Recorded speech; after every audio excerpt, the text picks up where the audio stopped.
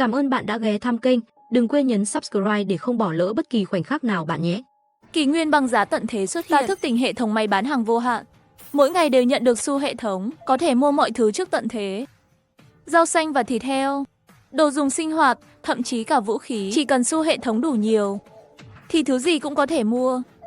Hôm nay nhận được 20 đồng, vui lòng kiểm tra, hiện dư 25 đồng. Đúng 0 giờ, hệ thống đã phát xu ngày thứ 3. Tuy mỗi ngày chỉ có 20 đồng ít ỏi, nhưng ít ra vẫn có hy vọng sống sót. Hesi, chỉ là xu hệ thống rốt cuộc đổi kiểu gì? Ta đã thử đủ mọi cách. Tiền mặt trong nhà, nhẫn vàng, đồ gia dụng, thiết bị điện không cái nào đổi được. Sáng sớm hôm sau, dùng vài đồng mua thực phẩm, nấu một nồi cháo thịt. Bỗng nhiên có tiếng gõ cửa. Người đến là hàng xóm Vương Mông, một bác sĩ ngoại khoa. Tiểu Phàm, vết thương của cậu cần tháo chỉ rồi. Một tuần trước, cùng cha mẹ ra ngoài tìm vật tư thì bị cướp. Để bảo vệ ta, cha mẹ đều bị sát hại. Tiểu Phàm mau chạy đi, con trai đừng trả thù, phải sống cho tốt. Mang theo vết thương chạy về nhà, may mà Vương Mông kịp thời cứu chữa, đưa ta từ quỷ môn quan trở về. Mông tỷ, chị đến rồi. Vào đi, tôi vừa mới vào nhà, đột nhiên chân chị trượt một cái, suýt chút ngã nhào. Chị sao vậy? 2 ngày rồi tôi chưa ăn gì cả. Tôi hơi bất ngờ, dù sao chị cũng là bác sĩ duy nhất khu này, sống nhờ chữa bệnh đổi vật tư, mới sống sót tới giờ. Cháo tôi vừa nấu, chị ăn chút gì trước đi. Thế cậu thì sao? Cứ ăn đi, tôi còn dự trữ mà. Vương Mông nhận lấy bát, nhìn tôi đầy biết ơn, rồi bắt đầu ăn ngay. Ăn xong rồi, chị ấy mở túi y tế, bắt đầu tháo chỉ cho tôi. Ủa, cậu còn tìm được thuốc sao? Lúc trước đi tìm vật tư, tôi có chuẩn bị sẵn. Băng bó rồi, cậu đã khử trùng trước khi nấu chưa? Nấu rồi thì được. Lát nữa sẽ hơi đau đấy, cậu cố chịu chút nhé. Không sao, chị tháo đi. Chốc lát sau xử lý xong vết thương. Sao chị lại rơi vào cảnh 2 ngày không có gì ăn vậy? Còn nhớ thầy Vương tầng 5 không? Nhớ, ông ấy sao rồi? Ông ấy bị thương, chân bị rạch một vết dài 20 cm. Hôm đó ông ấy mang về một túi đồ ăn lớn, nhưng người nhà ông ấy không ai chịu lấy đồ ra chữa trị. 2 hôm trước xác ông ấy bị ném ra ngoài. Tôi lắc đầu thở dài. Vết thương đó tìm Vương Mông vẫn có thể chữa được, nhưng cũng hiểu không thể chữa miễn phí mãi được. Lúc cha mẹ tôi còn sống luôn quan tâm chị ấy, cho nên tôi là người duy nhất được chị ấy chữa miễn phí. Ngày càng nhiều gia đình từ bỏ cứu chữa. Tôi vốn không tích trữ thực phẩm, mất luôn nguồn thực phẩm duy nhất, nên 2 ngày trước là cạn lương thực. Mông tỷ, tiếp theo chị định thế nào? Nếu không ai đến nhờ tôi chữa bệnh, tôi định tham gia đội của khu, ra ngoài tìm vật tư. Mấy tháng nay tôi chỉ quanh quẩn trong khu, chẳng biết gì về thế giới bên ngoài, cũng không biết có ai chấp nhận tôi không. Vương Mông hiểu rõ trong lòng, không có thiết bị y tế, thuốc men cũng đã dùng hết, chị ấy không còn nhiều tác dụng với đội. Thậm chí vẻ ngoài xinh đẹp còn có thể gây thêm nhiều rắc rối. Hiện tại tôi đã có hệ thống, Vương Mông lại là người quen biết lâu năm, đáng tin. Hơn nữa trong tận thế, tôi cần một bác sĩ bên cạnh. Mông tỷ, chị ở lại đi, tôi có tích trữ thực phẩm. Hơn nữa tôi cũng đã hồi phục, đến lúc đó tôi sẽ ra ngoài tìm vật tư. Chị trong nhà giúp tôi. Nghe tôi nói xong, nước mắt Vương Mông kìm nén bao lâu cuối cùng cũng rơi. Sau khi cha mẹ mất tích, trong khu này người duy nhất chị ấy tin tưởng được chỉ có tôi. Tiểu Phàm, cảm ơn cậu. Hi hi, cả khu tìm chị chữa bệnh đều phải trả phí, chỉ mình tôi là miễn phí. Chỉ vì điều này, tôi không thể để cậu gặp chuyện được. Chuyển qua ở đi, 2 người sống chung còn tiết kiệm được nhiều củi nữa. Tôi đi thu dọn đồ đạc dọn sang ngay. Sau khi Vương Mông chuyển đến, cả ngày chị ấy đều bận rộn chẻ củi, nấu ăn, dọn dẹp phòng ốc, chu đáo như một cô vợ nhỏ. Tôi đến, Vương Mông mệt mỏi cả ngày nên ngủ sớm.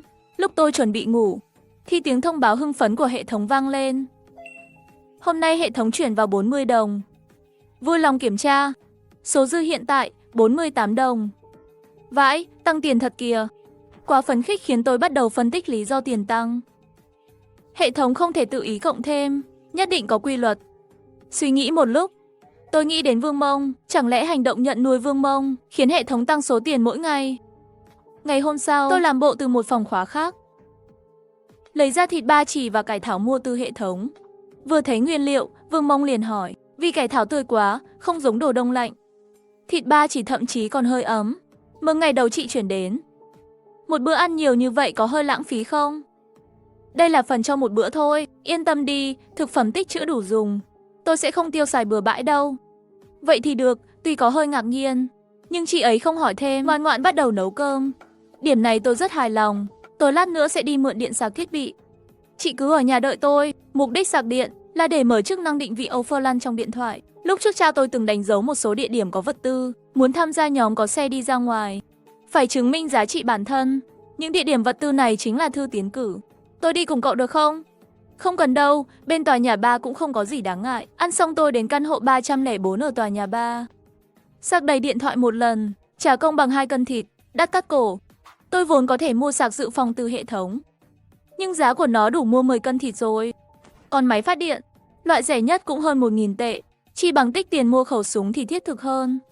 Chú Lưu, tình hình hiện tại bên tòa nhà 3 sao rồi? Đợt di dân lớn đã đi mất ngày mồng 1 tháng 3. Số người ở lại đầu tận thế, hơn 200 người, giờ còn chưa đến 50 người sống sót. Cái gọi là di dân lớn ông nói, chính là 3 tháng trước. Khi chuyên gia chính phủ xác định thảm họa tận thế lần này sẽ kéo dài ít nhất vài chục năm, nên đã ra một quyết định khó khăn. Tiến hành di dân toàn quốc, đích đến là các quốc gia gần xích đạo. Chính phủ mở đường đi trước, người dân muốn đi theo. Phải có xe địa hình vượt chướng ngại tốt. Hơn nữa còn phải là xe chạy bằng xăng, còn cần tự chuẩn bị thực phẩm dọc đường. Bên tòa 3 các người đoàn kết thế, mà sống sót chưa đến 50 người sao? Đoàn kết nghĩa là nhiều gánh nặng hơn, xe có thể dùng thì quá ít. Vật tư kiếm được chia đều. Đôi khi còn không bằng các người tự thân vận động. Tôi nói chuyện phiếm với ông ta một lúc, rồi quay về nhà, lấy bút ghi lại các địa điểm vật tư đánh dấu trên bản đồ. Sáng hôm sau, tôi đến cổng khu dân cư. Chào anh, đội các anh có người quen không? Tôi ở tòa nhà 6, chú Triệu còn nhớ tôi không? Cháu là Trần Phàm bên tòa 6, cháu có thể đi cùng đội các chú không? Lương thực cháu thu được có thể chia một nửa làm lệ phí. Nửa tiếng sau, tôi đã chặn lại 5-6 nhóm muốn xuất hành. Mỗi nhóm đều đã có nguồn lương thực riêng. Phần lớn không muốn chia sẻ cho người ngoài. Đúng lúc đó, một giọng nói gọi tôi lại. Cậu là Trần Phàm phải không? Là tôi, cậu là ai? Người đó lại gần nhìn kỹ. Là Từ Lượng đầy phấn khích. Hồi nhỏ tụi tôi từng chơi chung. Sau bị tôi đánh một trận thì không qua lại nữa. Tôi cứ tưởng hắn đến kiếm chuyện, nên đã chuẩn bị tinh thần. Phàm ca, là em đây. Xin lỗi chút nhé. Cô gái kia tên là Bạch Tiểu Linh. Năm đó chính là vì Từ Lượng bắt nạt cô ấy, tôi mới ra tay dạy dỗ hắn. Ngẩn người gì vậy? Ha ha. Chẳng lẽ cậu nghĩ bị đánh một trận hồi nhỏ tôi vẫn còn ghi hận à? Cậu xem đi, giờ Tiểu Linh vẫn ở với bọn tôi, sống rất ổn đấy thôi, thẳng thắn ghê. Đi tìm vật tư à? Tụi tôi chỉ có một chiếc xe nát, chen chút một tí cũng đủ chỗ, cùng đi cho vui. Được thôi, mấy người đi cùng Từ Lượng tôi cũng đều quen, xem như giải tỏa ân oán cũ.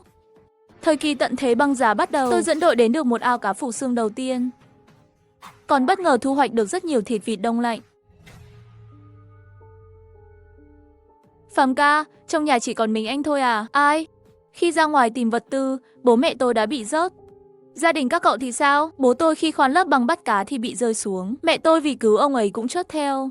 Những người khác cũng bắt đầu kể về hoàn cảnh gia đình, đều chớt do tai nạn hoặc bệnh tật. Chỉ có bố mẹ tôi là bị người ta rớt. Sao các cậu lại ra ngoài lập đội riêng? Trước khi khởi động, chúng tôi vì tranh giành đàn lợn chớt ở trang trại khu Nam, đã đánh nhau với một nhóm người, chớt mất 7-8 người. Về sau vì phân chia vật tư không đều, mọi người cãi nhau tan rã, rồi chia thành nhiều nhóm nhỏ. Chúng tôi không hợp với người già, nên tự lập nhóm riêng. Chuyện như vậy nửa năm cũng rất bình thường. Gần đây các cậu đi hướng nào? Đi về phía đông thành phố, khu rừng cách 30 km, thu thập củi, thuận tiện khai hoang. Khai hoang là gì? Là khám phá những nơi chưa ai từng đến. Vừa vất vả lại nguy hiểm. Nếu đã lập đội rồi, tôi biết một cái ao cá, có lẽ sau tận thế không nhiều người biết. Mọi người ánh mắt sáng lên, nhiều ao nhỏ phủ tuyết dày, trắng xóa cả một vùng, đến cả chủ ao cá cũng khó tìm được. Phàm ca, hút thuốc đi, cậu còn kiếm được thứ này, khó lắm đó, ha ha ha. Tất cả đều còn trẻ, nhanh chóng tán được bạn gái. 3 tiếng trôi qua vèo vèo. Đến nơi tôi nói rồi. Quy tắc cũ, Tử Dương, cậu đứng đây trông xe. Mọi người tiếp tục tiến vào, tìm trong tuyết nửa tiếng. Gần như không chịu nổi thì tôi nhìn thấy vài cây ống sắt đứng trong tuyết. Chính là chỗ này rồi, lấy một ít củi làm ấm trước. Mọi người ấm lên. Tôi bắt đầu chỉ huy theo trí nhớ, bắt đầu đồng loạt hoạt động.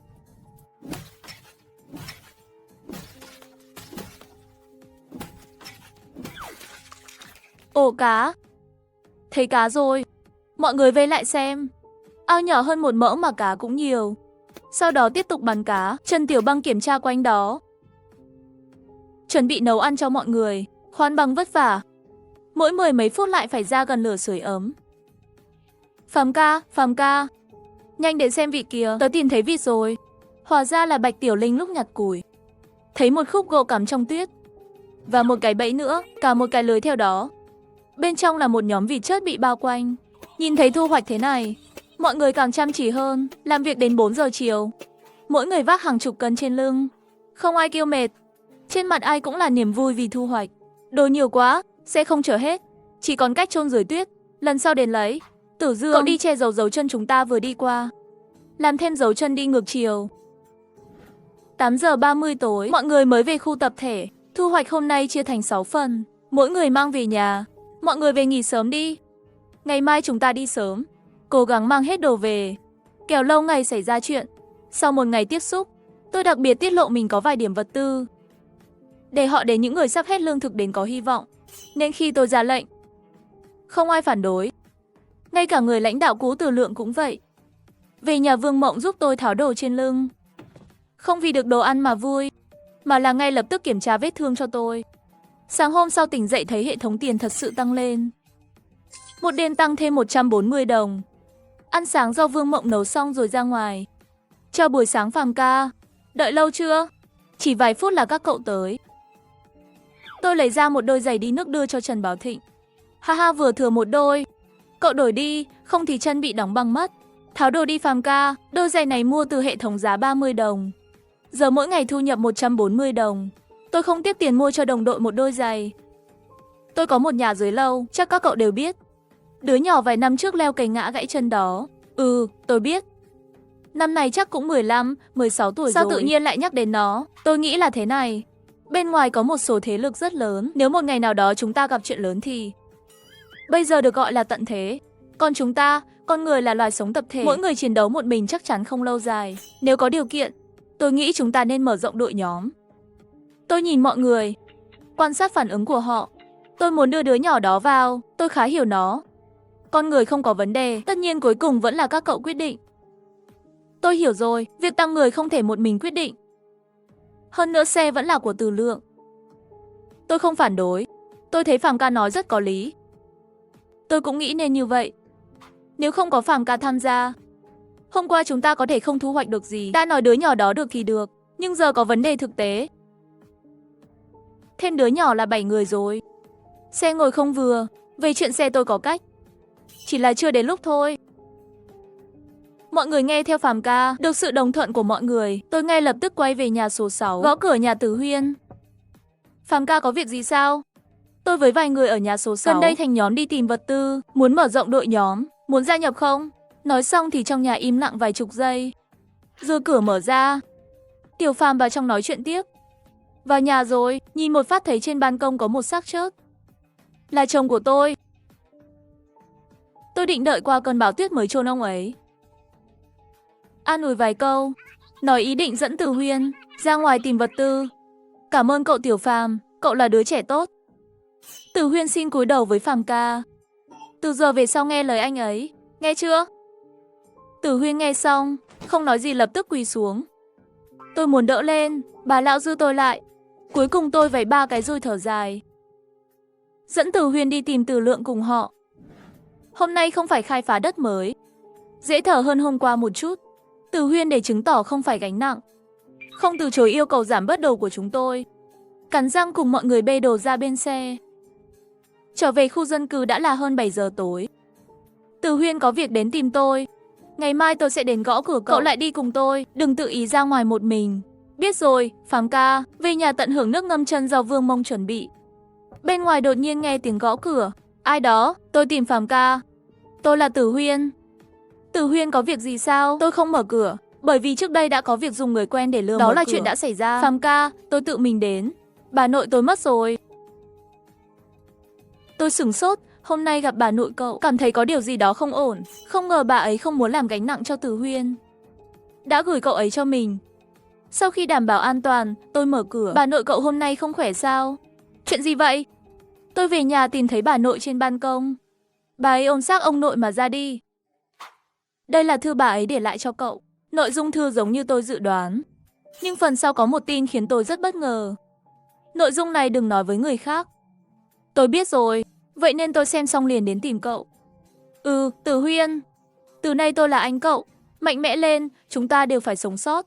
Súng và xe chạy xăng chính là niềm tự tin lớn nhất để sinh tồn trong tận thế. Chỉ với một khẩu súng lục, tôi đã thu được 6 chiếc xe chạy xăng cùng rất nhiều vật tư.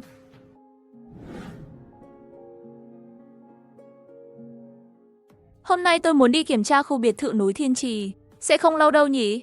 Tôi lo không kịp về trước bình minh. Đi đó để tìm một vật. Chắc không mất nhiều thời gian đâu.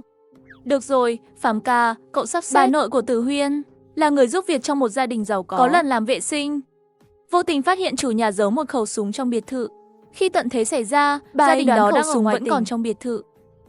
Bình thường đi đâu lấy xăng? Có biết chỗ Gaza đối diện khu đỉnh Thịnh không? Có chút ấn tượng. Chủ Gaza không biết lấy dầu ở đâu nhiều vậy. Giờ mọi người quanh đây đều đến đó lấy xăng. Đi đổ xăng họ tính phí sao? Đổi không 8 cân thịt lấy 1 lít xăng. Tôi nghe xong trong lòng tưởng tượng một chút. Tỷ lệ giá cả cũng giống như trước tận thế. Cũng làm tôi thôi nghĩ đến việc dùng hệ thống mua vật tư để bán lại. Ý định đó tiêu tan rồi. Về chuyện dầu, tôi cũng định nói với cậu. Nhà tôi còn lại 4 thùng dầu cuối cùng. Chỉ đủ đi được 800 cây số thôi. Ngày mai chúng ta phải tính chuyện tiếp dầu rồi. Gaza đó kinh doanh công khai như vậy. Không sợ bị ai động đến sao? Gaza có hơn 10 người canh cổng sắt. Không phải ai cũng có thể dễ dàng động vào họ. Cộng thêm người trong vòng vài km đều dựa vào họ để lấy xăng. Động vào họ chắc chắn sẽ gây phẫn nộ. Tử Lượng nói đúng rồi. Giống như Vương Mông vậy. Tại sao lâu như vậy không ai làm hại anh ta cũng cùng lý do đó. Dù không thể cho anh ta thức ăn, cũng không cho phép bác sĩ duy nhất trong khu mất mạng. Bất giác đã đến khu biệt thự núi Thiên Trì. Phàm ca bây giờ tính sao? Tử Lượng, Tử Dương, theo tôi lên trên. Những người khác ở lại canh xe. 3 người mang theo 3 cái rìu cứu hỏa, trang bị nhẹ. 10 mấy phút đến nơi. Biệt thự đã mục nát. Toàn bộ khu biệt thự không còn một căn nhà nguyên vẹn. Sau khi tận thế đến, có rất nhiều người muốn báo thù và khôi phục. Điều đầu tiên họ nghĩ đến là chiếm đoạt khu giàu có. Sống ở đây chẳng khác gì bia đỡ đạn.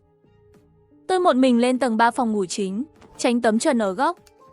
Với tay mò mẫm, khi cảm nhận được cảm giác kim loại trên tay, biết mình đã chạm được đồ, một khẩu súng lục cùng một hộp đạn, cảm giác an toàn tràn đầy.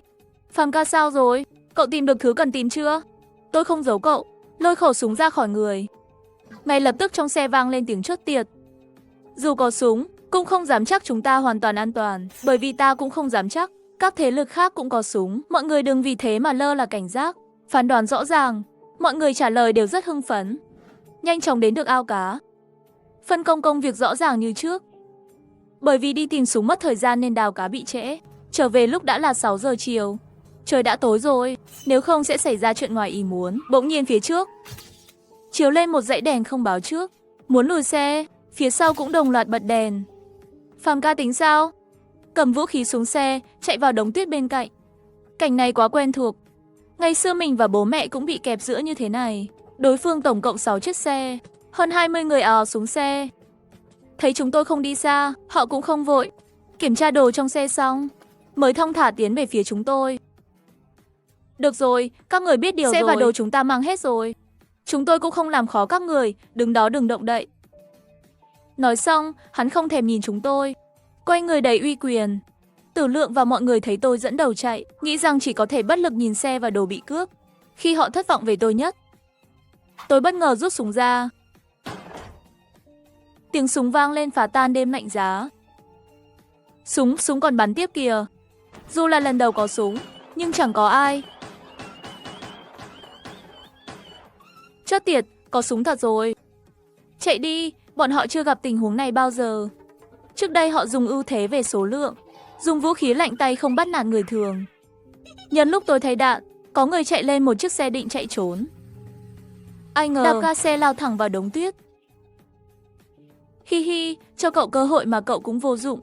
Còn đứng đấy làm gì? 2 người các cậu đi đưa hắn lại đây. 2 người được tôi gọi tỉnh khỏi ngẩn ngơ. Là 2 người lính cứu hỏa giận dữ lao tới. Anh lớn tha mạng, tôi chỉ làm theo lệnh thôi. Xin ông tha cho tôi. Tôi phớt lờ lời cầu xin của hắn, hét lớn với những người trốn sau xe. Các người định đối đầu với tôi suốt đêm sao?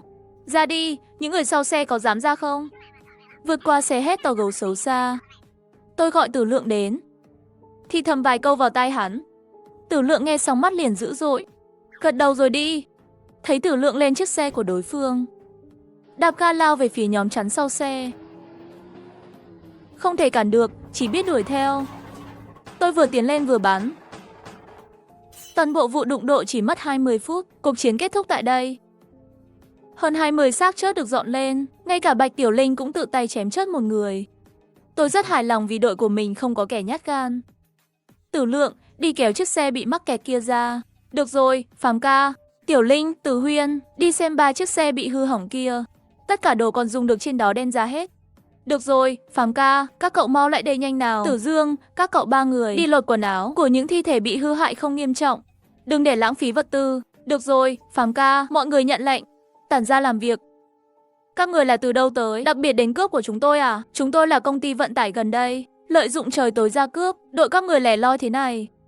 Anh lớn, xin tha cho tôi đi. Thật sự không phải cố tình nhắm vào các người. Chưa kịp nói hết câu, tôi đã đâm dao găm vào thái dương hắn một cách mạnh mẽ. Dọn dẹp chiến trường xong, sắp xếp lại chỗ đứng. 9 giờ tối mới bắt đầu quay trở về. Hiện tại trên 4 chiếc xe, mọi người đều có bộ đàm, tổng cộng cướp được 8 cái.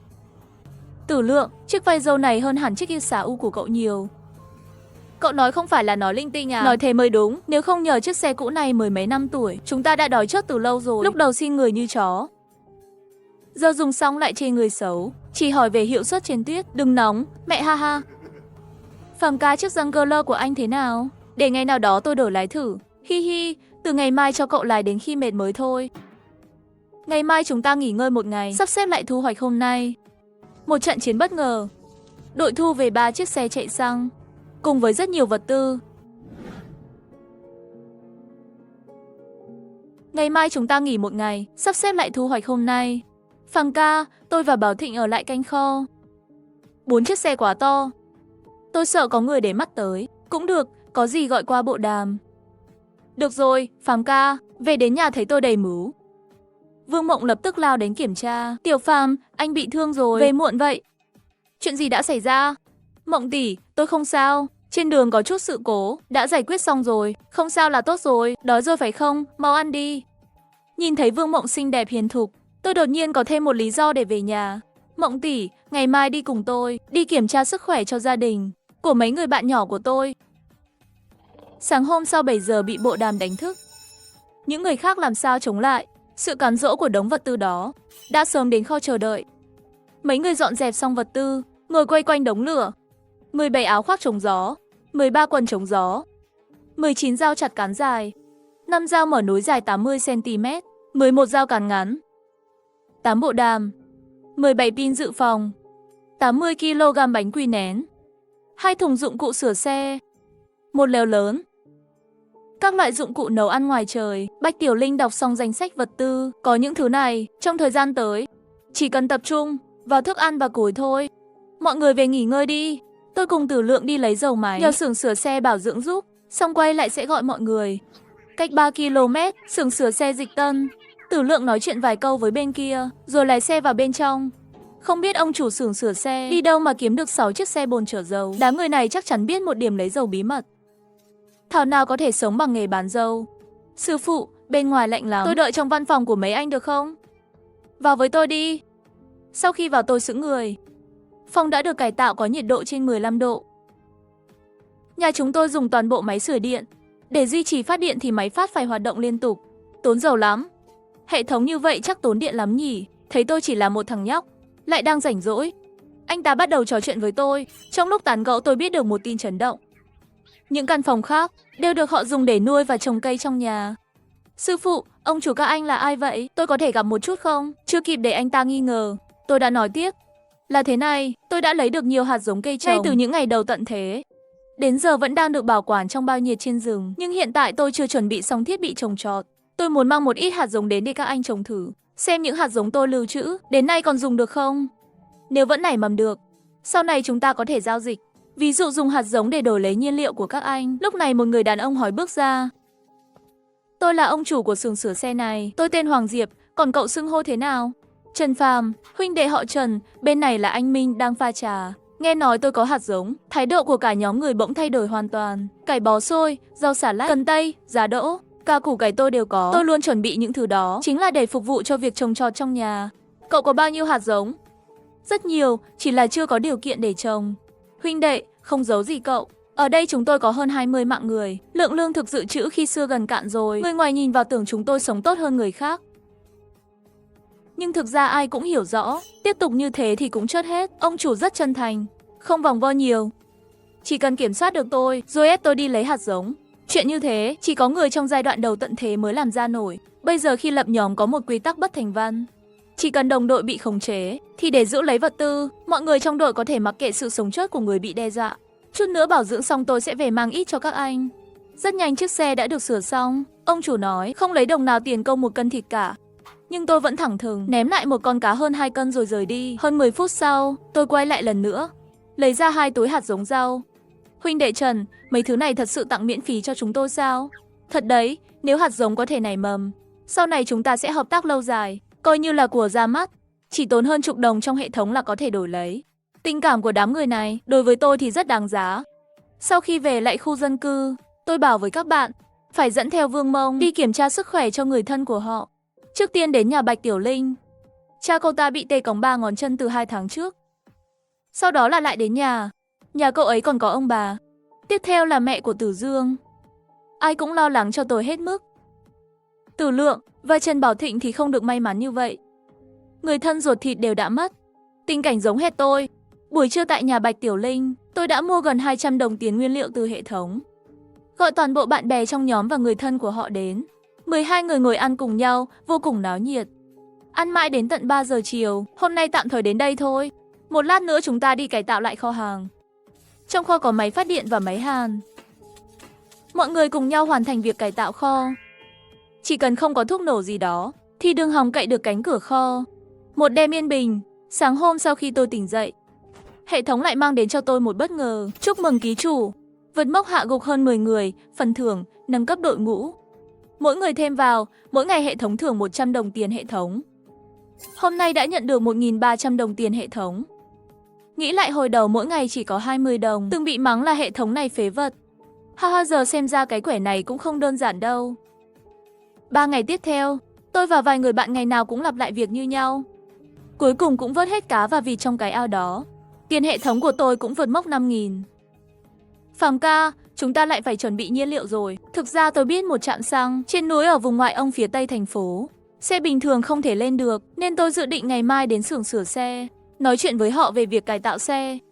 Tiểu Phàm, hôm nay lại có người đến nhờ tôi chữa bệnh. Người ở tòa 18 là một cựu quân nhân. Nhưng triệu chứng của mẹ anh ta có vẻ là viêm phổi. Tôi cũng không có cách nào. Ban đầu tôi không để tâm lắm, nhưng khi nghe đến thân phận của người đó thì trong lòng tôi có suy tính khác. Có thể kéo được quân nhân được huấn luyện bài bản vào nhóm mới tăng khả năng trả thù thành công. Tôi lập tức hỏi Vương Mông về cách trị bệnh này. Cậu ấy nói triệu chứng mới xuất hiện 2-3 ngày nay. Nếu lạc quan thì trước tận thế chỉ cần loại thuốc kháng sinh vài chục đồng là chữa khỏi. Còn nếu nghiêm trọng thì đành chịu. Cậu còn nhớ tên thuốc không? Vương Mông nói ra tên của 2 loại thuốc. Tôi giả vờ ra dáng từ phòng khóa lấy ra đúng 2 loại thuốc đó. Trò chuyện vài câu xã giao với đối phương, biết được vợ con và cha của anh ấy đều đã mất. Chỉ còn lại người mẹ. Tôi có thể trả công chữa trị bằng 1 cân gạo thôi. Không cần, bọn tôi không thiếu chút này. Nếu cậu đã không còn lương thực, tại sao vẫn muốn cứu mẹ mình? Trước đây tôi đã hiến dâng tất cả cho Tổ quốc. Chưa từng báo hiếu được gì, bây giờ chỉ còn lại mẹ tôi. Tôi không thể để bà chết trước tôi. Mọi người có mặt đều bị câu nói ấy chặn đến tận sâu trong lòng. Nửa tháng trước, cha mẹ tôi và cha mẹ anh ấy trên đường vận chuyển vật tư về, bị người ta để ý, họ đều chết trong cuộc xung đột đó. Chỉ còn tôi sống sót trở về. Đám người đó là của công ty đòi nợ. Tôi biết bọn chúng, nghe nói chúng còn giữ nhiều tù nhân. Phần lớn là phụ nữ. Tôi có cách lấy được một khẩu súng. Tôi cần vài người như cậu cùng tôi tiêu diệt bọn chúng. Dù sao thì sớm muộn gì cũng chết. Nếu trước khi chết có thể rớt được chúng thì tôi không ngại. Ai nói sớm muộn gì cũng chết. Tôi có cách để sống sót qua thời kỳ này. Còn về phương pháp gì, bây giờ chưa tiện tiết lộ. Xin tiên sinh Trần cứu mẹ tôi. Từ nay mạng của Chu Hiền Đức này là của ngài. Cuộc nói chuyện giữa tôi và Chu Hiền Đức cũng khiến Từ Lượng và mấy người khác hiểu ra tại sao mỗi lần tôi chỉ dẫn Từ Huyên đi tập bắn. Thì ra là vì chúng tôi có kẻ thù chung. Anh Phàm chưa bao giờ xem chúng tôi là người ngoài. Nếu anh muốn đi báo thù, tính cả tôi nữa. Còn tôi cũng sẽ đi. Tôi gật đầu với mọi người. Sau đó lấy ra bộ đàm cuối cùng, đưa cho Chu Hiển Đức. Cái này, cậu cầm lấy. Thời gian tới hãy đi tìm vật tư cùng bọn tôi. Trước khi đi, tôi để lại ít đồ ăn. 10 cân gạo, 2 con vịt, 5 con cá. Con trai à, Tiểu Phàm là đứa trẻ tốt. Đã nhận ơn của nó, sau này phải báo đáp người ta đàng hoàng. Nghe rõ chưa? Mẹ, con biết nên làm gì. Nửa đêm, tính cả mẹ con Chu Hệ thống phát đúng giờ, cho tôi 1.500 xu hệ thống. Tôi mở danh sách vũ khí, X47 giá 3.500 xu khiến tôi động lòng. Tiếp tục tích lũy thêm một thời gian nữa là có thể nghĩ đến chuyện báo thù. Ban ngày, tôi hẹn các đồng đội, lấy 4 chiếc xe đã cải tạo xong. Tất cả xe có xích chống trượt đều được đưa về Gaza. Anh Phàm, có bộ xích này rồi, chúng ta có thể đến. Nhiều khu vực chưa ai khai thác, ngày mai chúng ta sẽ đến trạm xăng ở vùng ngoại ông xem thử. Mọi người về nghỉ sớm đi. Tôi và Bảo Thịnh đều không còn người thân, những ngày này toàn ngủ trong Gaza. Tư Lượng nói làm tôi bỗng nhận ra một điều. Có lẽ có thể tập hợp mọi người lại, xây dựng một nơi trú ẩn, vừa cải thiện điều kiện sống, vừa giúp mọi người không còn lo lắng. Về nhà, tôi mở hệ thống lên, quả nhiên có một nơi trú ẩn, nhưng khi thấy giá cả thì tôi lập tức từ bỏ. Một căn trú ẩn tốn đến cả triệu xu hệ thống, chắc để dành đến 5 khỉ mới đủ. Có vẻ phải nghĩ cách khác thôi. Ngay tận thế băng giá ập đến, tôi thức tỉnh hệ thống máy bán hàng. Mỗi khi thêm một người vào đội, điểm thưởng hàng ngày từ hệ thống cũng tăng lên. 50 điểm là ăn được một bữa lẩu, 500 điểm là đổ đầy một bình xăng, 2.000 điểm là đổi được một khẩu súng. Người khác còn đang đói rét run rẩy, còn cuộc sống ngày tận thế của tôi mới chỉ bắt đầu. Một đoàn 4 chiếc xe cải tạo đi tới hồ chứa ở phía nam thành phố, vì vị trí hẻo lánh. Đường đi cũng rất gồ ghề, khiến nhiều người nhìn thấy đều ngần ngại không dám tiến lên. Xe jeep của Tử Dương thử đi trước, mọi người đợi ở đây nhé. Dù đã lắp xích chống trượt, nhưng dốc quá lớn. Sau hơn nửa tiếng, cuối cùng chiếc xe đầu tiên đã leo lên thành công, còn lại thì đơn giản hơn, chỉ cần nối dây kéo lại với nhau. Dùng xe trước kéo xe sau làm lần lượt đưa 3 chiếc xe còn lại lên cùng. Anh Phàm nói thấy trên vài cái cây có dấu vết dây buộc, như kiểu đã từng có người dùng cách này leo lên, có vẻ như đã từng có người lên đây bằng phương pháp này. 6 cây số tiếp theo, mọi người mất hơn 3 tiếng mới lại đến bờ hồ chứa nước. Khi đến đây mới phát hiện một đội xe khác đang đóng quân lại. Có thể thấy xe họ đã đậu ở đây rất lâu rồi. Chào bạn, tôi có thể lên nói chuyện không? Chỉ cần một người lên thôi, chúng tôi không có ác ý, bị mắc kẹt ở đây, không thể ra ngoài. Các bạn đến đây bao lâu rồi? Nửa tháng rồi, may mà hồ này có đủ nước mưa, nên chúng tôi mới duy trì được đến giờ. Lúc vào có một đoạn dốc xuống khoảng 300 mét. Quả thực rất lạnh, khi về thì phải leo dốc lên. Xe của họ không thể leo lên được. Hiện tại chúng tôi đã bắt được khoảng 600 cân cá. Nếu có thể giúp chúng tôi thoát ra ngoài, chia cho các bạn một nửa, được không? Được, nhưng tôi phải xem xét tình hình đã. Khi chúng tôi đi sẽ mang các bạn theo. 10 mấy phút sau, trong căn nhà nhỏ bên hồ, mọi người ngồi quanh đống lửa. Tôi đã biết được, người đứng đầu nhóm này tên là Tần Nguyệt. Trước khi tận thế là đội trưởng đội xe buýt. Còn những người khác là những người sống sót trong khu nhà tập thể công ty ấy. Dẫn tôi đi xem nơi các bạn đào cá. Đường vào núi khó đi, khó khăn trong việc khai thác, biết vậy chúng tôi đã không vào đây. Quả thật không đáng. Nhưng dấu hiệu đều cho thấy Tần Nguyệt không nói dối. Khi tôi định giúp họ quay về, đổi lấy 300 cân cá làm thù lao, nhóm người này lại bắt đầu cãi nhau. Không có xe thì làm sao chúng ta sống được? Tôi thà ở lại đây còn hơn. Tần Nguyệt, nếu muốn đi thì 300 cân cá đó tự cậu đem đi. Phần của chúng tôi không được động đến. Ra ngoài rồi còn tính cách khác. Ở đây chỉ có một con đường chết thôi. Gia đình bên ngoài các người không quan tâm sao? Nhưng không thể lấy nửa số cá cho Tần Nguyệt được. Chúng tôi đã vất vả đào bởi mấy chục ngày mới có được chút thành quả này. Sao một câu của anh lại muốn vứt đi một nửa như vậy? Ông Trần, chắc ông coi tôi là trò cười rồi. Tôi phải giải quyết vấn đề nhà mình trước. Xin ông đợi chút, giờ về còn sớm mà. Tôi sẽ đi một vòng quanh hồ, xem có gì thu hoạch thêm không. Các người cứ rớt đi, chẳng qua là đưa chúng tôi đi một chuyến thôi mà. Nếu muốn chia một nửa thành quả của chúng tôi, anh thật vô nhân tính. Một cái tát đập mạnh vào mặt người phụ nữ quát tháo kia. Chuyện tranh cãi giữa chúng tôi có liên quan gì đến ông Trần? Tần Nguyệt dù đã đánh anh ta, nhưng ý định là để bảo vệ anh ta. Dù sao khẩu súng tôi có, trước khi vào nhà đã bị lộ rồi. Tần Nguyệt, đồ khốn nạn kia, lúc này không giúp chúng tôi, nói chuyện lại theo phe người ngoài. Tao với mày quyết một phen, để dỗ tôi. Tần Nguyệt và nhóm người đã ra tay giữ anh ta lại. Nhìn cảnh người phụ nữ thê thảm, tôi chỉ biết cười khổ lắc đầu, rời khỏi căn nhà nhỏ. Tần Nguyệt lập tức chạy ra xin lỗi. Hy vọng ông Trần đừng để bụng chuyện đó. Thời cuộc này dễ khiến người ta phát điên. Tôi không nhỏ nhen vậy đâu, nếu các anh muốn đi trước 3 giờ.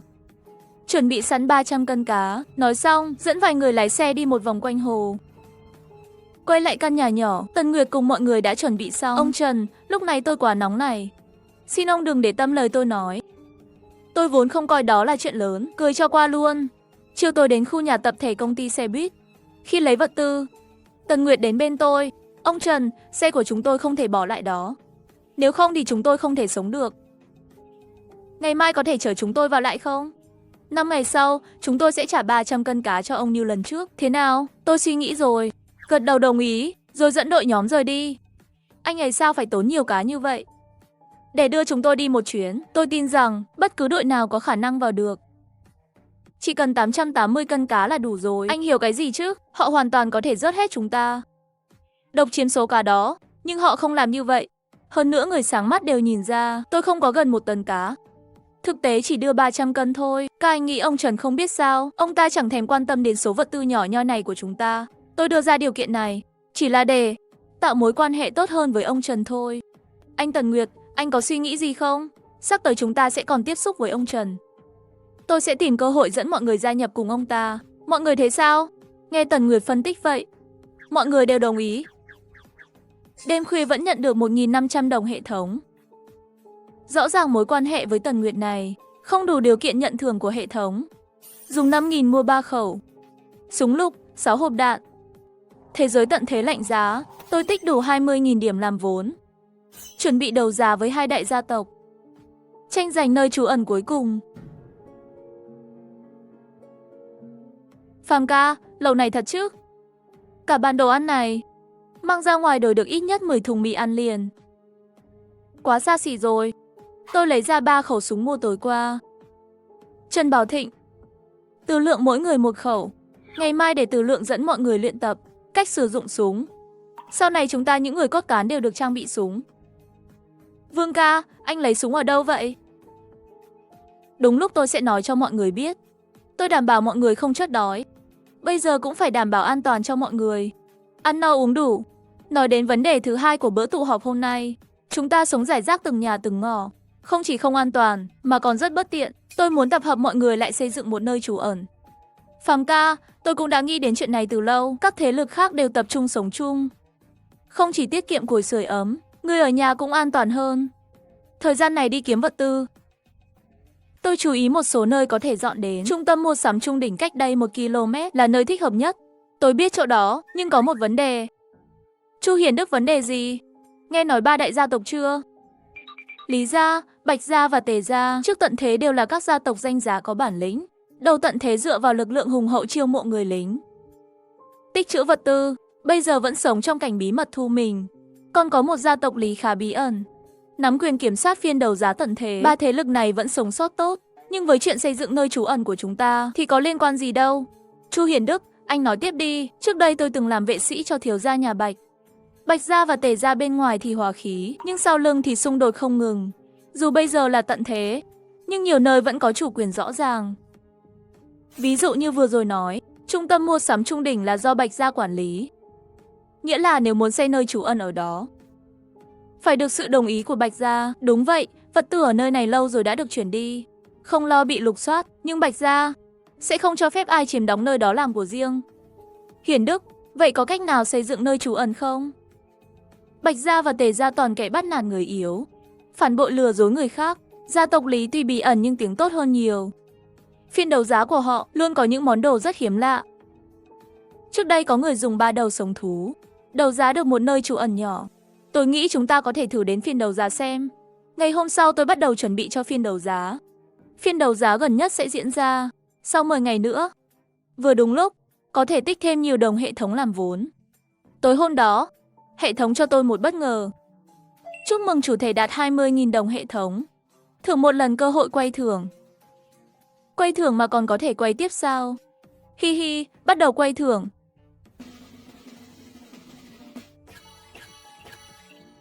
Chúc mừng chủ thể, trúng phần thưởng chọn 1 trong 3. 1. Nhận được một chiếc nhẫn không gian. Dung tích 100 mét khối. Thời gian trong không gian ngừng trôi. 2. Thuốc tăng thể chất. Chức năng cơ thể tăng lên 3 lần. 3. Súng ách đến 47 kẻ 100 hộp đạn.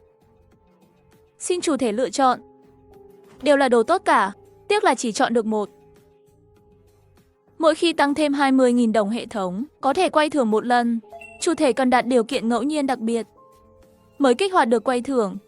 Vậy thì chọn nhẫn không gian vậy. Hi hi, đây là thứ thiết bị chuẩn của đại ca tận thế, cực kỳ thực dụng.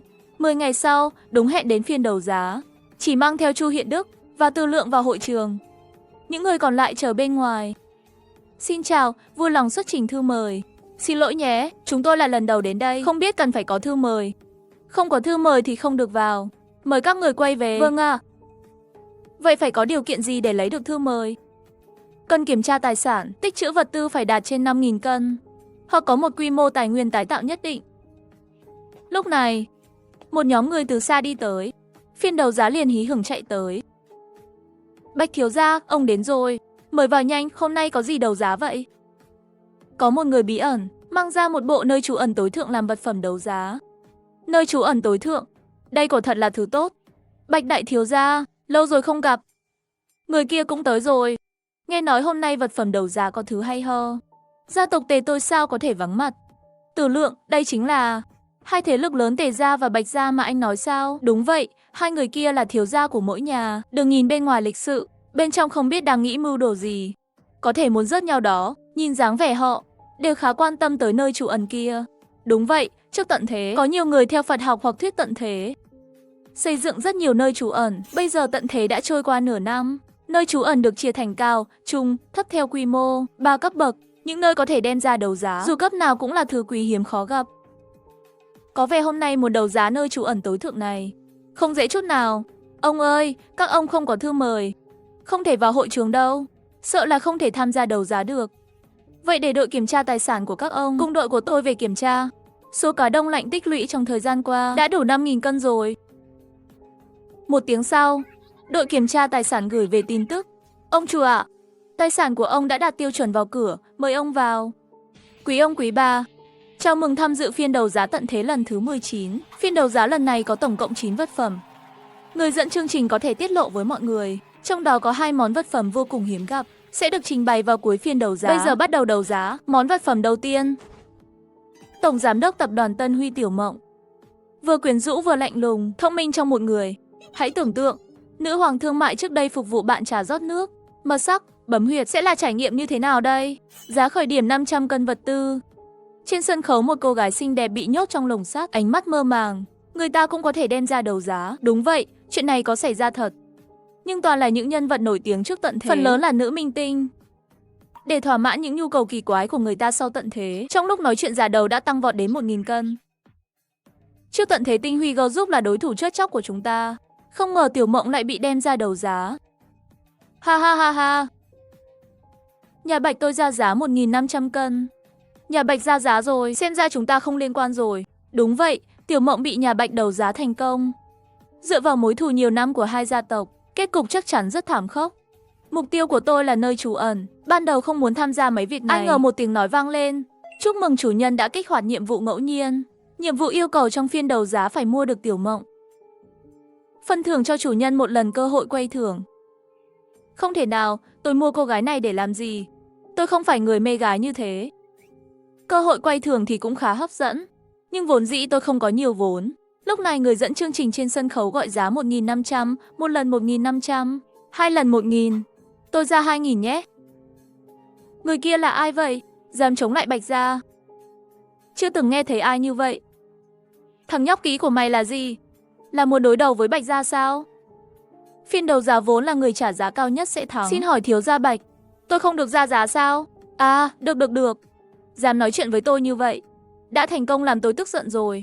Người dẫn chương trình, nhà Bạch tôi ra 2.500 cân. Quả không hổ danh nhà Bạch, dùng 2.500 cân vật tư để đấu giá một người con gái.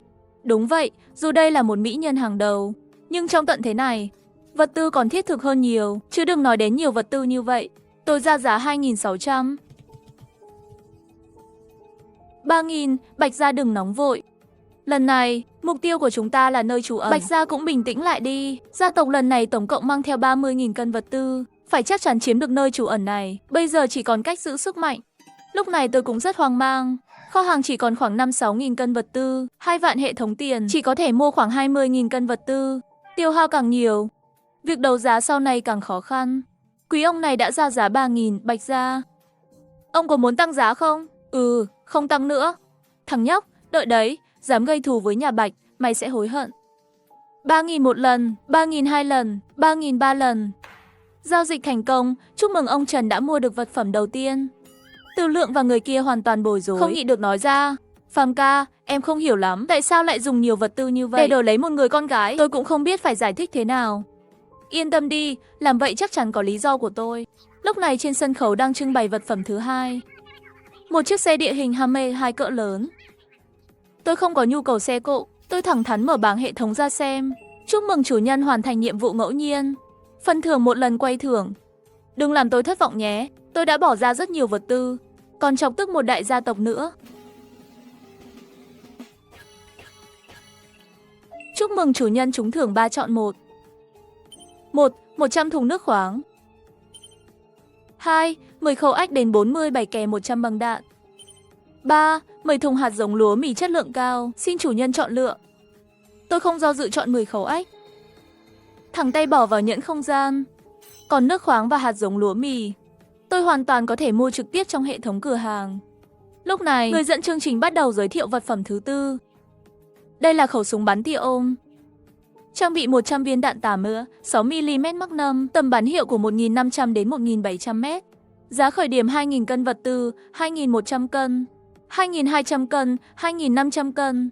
Chỉ trong chốc lát, giá đã được gọi lên 3.000 cân, mà vẫn tiếp tục tăng giá.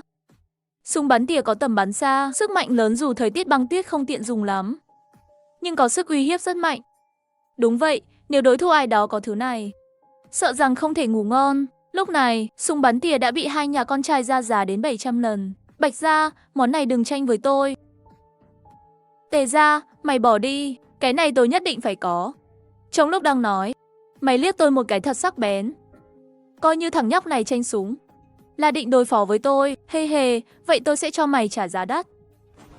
Tôi ra 8.000. Thời kỳ tận thế băng giá đến rồi, tôi tích góp đủ 20.000 điểm để làm vốn, chuẩn bị tham gia đấu giá cùng hai đại gia tộc, tranh giành nơi trú ẩn tối thượng. Ngươi thật sự muốn đối đầu nhà họ Bạch ta đến cùng sao? Công tử Bạch, người sáng suốt đều thấy rõ, ngươi đấu giá khẩu súng đó là để nhằm vào ta cũng chỉ vì tự vệ thôi, thật sự là bất đắc dĩ. Bạch Trạch tức đến run người. Lúc này Tề Kỳ Vũ lại bắt đầu khiêu khích. Bạch Trạch, không phải ngươi nói chắc chắn thắng à? Sao giờ không tiếp giá nữa? Ha ha ha ha. Tề Kỳ Vũ đúng là muốn ngồi xem hai bên tranh đấu đây mà. Tề Kỳ Vũ im miệng lại. Ta ra giá 9.000, 10.000, ta chỉ có thể ra đến đó thôi. Công tử Bạch, nếu ngươi còn tăng giá nữa thì ta xin rút lui. Ngươi có chắc ngươi có đủ vật tư không? Không đưa ra được vật tư thì nhà đấu giá sẽ xử lý, không cần ngươi lo. 10.000 điểm, khẩu súng này thuộc về ta rồi. Giang Hải chúng ta khi nào lại có nhân vật như thế xuất hiện vậy? Dám đối đầu trực tiếp với nhà họ Bạch. Phải đấy, khẩu súng này giá trị cùng lắm là 5.000, vậy mà bị đẩy lên hơn 10.000 rồi. Ngay lúc đó, tôi lại nói 11.000. Này này, không phải anh nói sẽ không trả giá nữa sao? Hi hi, tôi chỉ lừa anh thôi, đồ ngốc. Và tôi nói cho anh biết, phát súng đầu tiên từ khẩu này, tôi sẽ dành tặng anh. Bạch Trạch nghe vậy không khỏi rùng mình. Tề Kỳ Vũ đứng bên âm thầm quan sát. Tên Bạch Trạch này, cứ liên tục bị người ta qua mặt như vậy. Ha ha, đấu càng căng càng tốt. Tốt nhất là cả hai bên đều tổn thất. 13.000, có ai muốn ra giá tiếp không? 14.000, 15.000, 16.000, 17.000, giao dịch thành công, nhường cho người đó. Tiếng búa đấu giá vang lên, Bạch Trạch lúc này mới bừng tỉnh khỏi cơn tức giận. Không đúng, không thể như vậy được, tên kia chơi chiêu rồi, không tính, phải đấu lại. Công tử Bạch, ý ngài là gì vậy? Ngài cũng biết rõ quy tắc đấu giá mà. Chẳng lẽ ngài muốn phá vỡ quy tắc? Bạch Trạch hiểu rất rõ, không thể đắc tội với nhà đấu giá, nếu không sẽ trở thành kẻ thù của cả ba phía. Được rồi, tôi chịu thua. Nhóc con, chờ buổi đấu giá kết thúc đi, chúng ta còn gặp lại. Tiểu Phàm, chúng ta gây thù với nhà họ Bạch vậy có ổn không? Đã đụng một lần thì sợ gì lần thứ hai. Chờ phiên đấu giá kết thúc, lập tức Team Bầu Thịnh cùng bọn họ chuẩn bị chiến đấu. Yên tâm, tôi có vũ khí bí mật. Mấy món đấu giá tiếp theo tôi đều không quan tâm. Cho đến món thứ 8, sau đây là vật phẩm đỉnh cao của phiên đấu giá lần này. Nơi tránh nạn tối thượng, bao gồm 5 tầng trên dưới đất, diện tích sử dụng 1.000 m², có thể chứa được 30 đến 40 người sinh sống, trang bị hệ thống điều hòa nhiệt độ, sử dụng điện năng lượng mặt trời, cấp độ phòng thủ Anh, cấp độ tấn công Si. Giá khởi điểm 20.000 đơn vị vật tư, khởi điểm đúng 20.000. Chúng ta những người nhỏ bé chỉ có thể xem cho vui thôi. Mọi người có mặt ở đây chắc cũng chẳng còn nhiều chip đấu giá rồi nhỉ. Tôi ra 20.000, ai còn dám tăng giá không? Gia đình Tề tôi tự động bỏ cuộc. Bạch Trạch chỉ còn 10.000. Những người khác thì càng không đáng ngại. Còn cậu ta kia, tôi không tin hắn có thể vượt qua 20.000 đơn vị vật tư. Nhưng hắn rất tự tin. Như thể nơi tránh nạn tối thượng đã nằm trong túi hắn rồi. Hi hi, chắc là khiến công tử Tề thất vọng rồi đây. Tôi, Trần Phàm, ra giá 20.100. Gì mà tăng 100? Anh chỉ tăng có 100 thôi mà. Công tử chẳng phải đã nói rồi sao? Ai tăng giá thì anh cũng tăng theo. Có nói gì là không được tăng 100 đâu. Cậu ta rốt cuộc là ai? Vừa mới đắc tội với nhà họ Bạch, giờ còn dám đối đầu với tôi nữa. Được, tôi, Tề gia, nói được làm được. Không phải gia đình Tề bỏ cuộc. Cậu ta đã tìm chớt rồi. Thì tôi sẽ giúp cậu ta hoàn thành ý định đó. Ngoài hội trường, tôi sẽ trực tiếp lấy lại món đồ này. Hôm nay lão già giao cho tôi, đội vũ trang dưới quyền chỉ huy của tôi. Gia đình Tề bỏ cuộc, còn ai muốn tăng giá không? Người dẫn chương trình hỏi. Hắn cũng không ngờ, vật phẩm đỉnh cao của châu Á lại chỉ được bán đúng giá khởi điểm, nếu không ai tăng giá. Vật phẩm này thuộc về ông Trần Phàm. Tiếp theo là món hàng cuối cùng, một tấm bản đồ. Nghe nói địa điểm được đánh dấu trên bản đồ có rất nhiều vật tư và một kho vũ khí, nhưng địa hình rất hiểm trở. Và còn có bẫy bên trong, cho đến nay chưa ai khám phá thành công. Giá khởi điểm 2.000. Món hàng cuối cùng lại là một tấm bản đồ kho báu. Ai dám liều lĩnh chứ? Còn có cả tia laser, không khéo tiêu tốn vật tư lại mất mạng. Chốt vì gan lớn, sống vì gan nhỏ. Bản đồ cuối cùng vẫn bị Tề Kỳ Vũ mua với giá 8.000 vật tư. 9 món hàng hôm nay đều đã bán hết. Sau đó, bên tổ chức đấu giá sẽ bàn giao cho mọi người. Mong mọi người tuân thủ quy định đấu giá, không gây rối trong khu vực. Nếu có mâu thuẫn cá nhân, ngoại trừ đấu giá tự giải quyết. Có vẻ tiếp theo sẽ là một trận chiến ác liệt. Ra ngoài khu vực, tôi lấy vật tư từ không gian rồi phát cho mọi người. Rồi mua thêm 2 vạn cân gạo từ hệ thống. Cho vào xe, cùng với một phần cá đông lạnh. Tổng cộng 23.100 cân. Anh em, tôi sẽ giải thích rõ với mọi người về những thứ này sau. Trần Phàm, vũ khí bí mật mà cậu nói chính là cái này. Đúng vậy, Hiền Đức ca, anh từng làm lính nên hiểu về súng. Trước tiên cho mọi người làm quen, rồi mang vật tư trở lại đấu giá. Sau khi nhân viên kiểm tra vật tư, ông Trần, số gạo này của ông từ đâu ra? Ý ông là gì? Gạo này không thể dùng để giao dịch sao? Nhưng ông hiểu lầm rồi.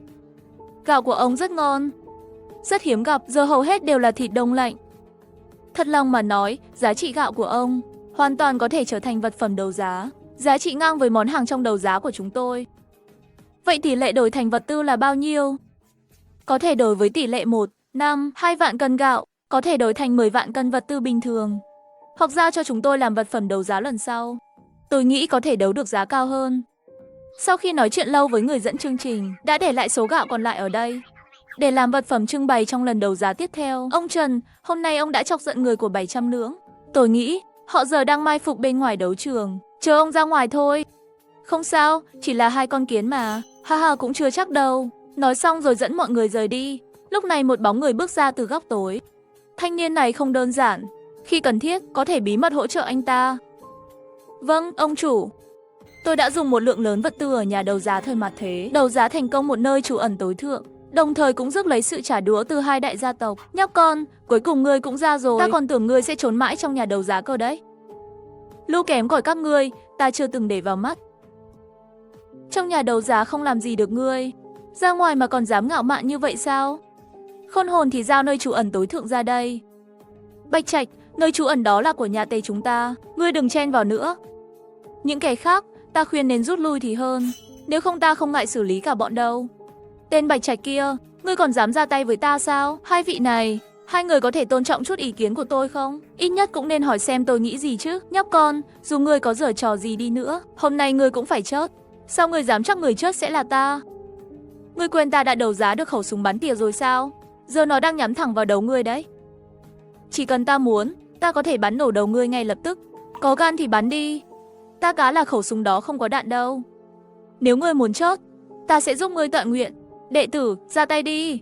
Bạch Trạch vừa dứt lời, súng đã nổ vang. Nhưng ta vẫn đứng yên tại chỗ. Người ngã xuống lại là vệ sĩ của Bạch Trạch. Đại Cường, ngươi đang làm gì vậy? Ngươi bắn cái gì thế? Hi hi, có vẻ như xạ thủ bắn tỉa của công tử Bạch không chính xác lắm nhỉ. Mê mơ, con đứng đó làm gì? Đại Cường, mau hạ gục tên kia cho ta. Tiếp đó lại vang lên 2 tiếng súng nổ. 2 tên vệ sĩ lập tức ngã gục. Chuyện gì vậy? Rốt cuộc ngươi đang làm gì thế? Sở dĩ xảy ra chuyện này là vì ngay sau khi rời khỏi nhà đấu giá, ta đã cho Chu Hiền Đức đi tìm vị trí tay súng bắn tỉa, dễ dàng chiếm được vũ khí của đối phương, rồi thiết lập lại vị trí bắn. Xin lỗi nhé, có vẻ như tình thế đã thay đổi rồi. Giờ ta là thợ săn, còn các ngươi là con mồi. Bạch Trạch, chúng ta hợp tác đi. Tên nhóc này nguy hiểm quá rồi, giải quyết hắn trước đã, rồi nói chuyện sau. Hợp tác trước đi, nói sau. Hai bên vẫn giương vũ khí lên, lao thẳng về phía chúng tôi. Chuẩn bị vũ khí, chiến đấu. Mấy người đồng loạt rút ra khẩu ách. Dù chưa được huấn luyện, nhưng khoảng cách gần, người lại quá đông, chỉ trong chớp mắt đã bị hạ gục. Những người còn lại lập tức phản ứng. Sao bọn họ lại có nhiều ách cấp 4 như vậy? Hoàn toàn không hợp lý. Thầy ơi, vậy còn đánh kiểu gì được nữa? Còn sống sót đã là may rồi.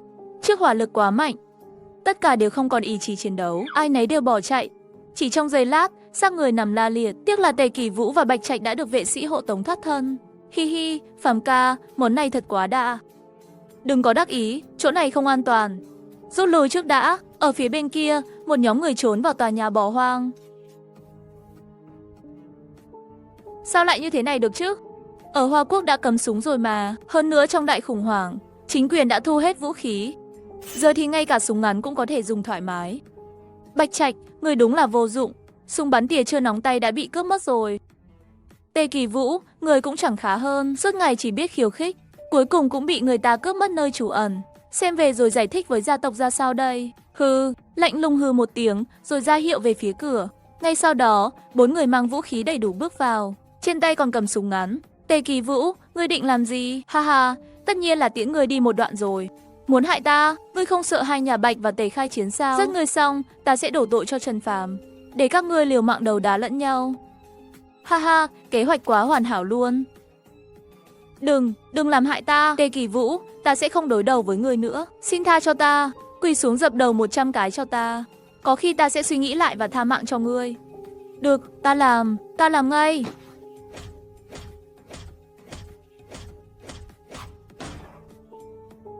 Hừ, ngây thơ thật đấy. Cơ hội tốt thế này sao ta có thể bỏ qua được.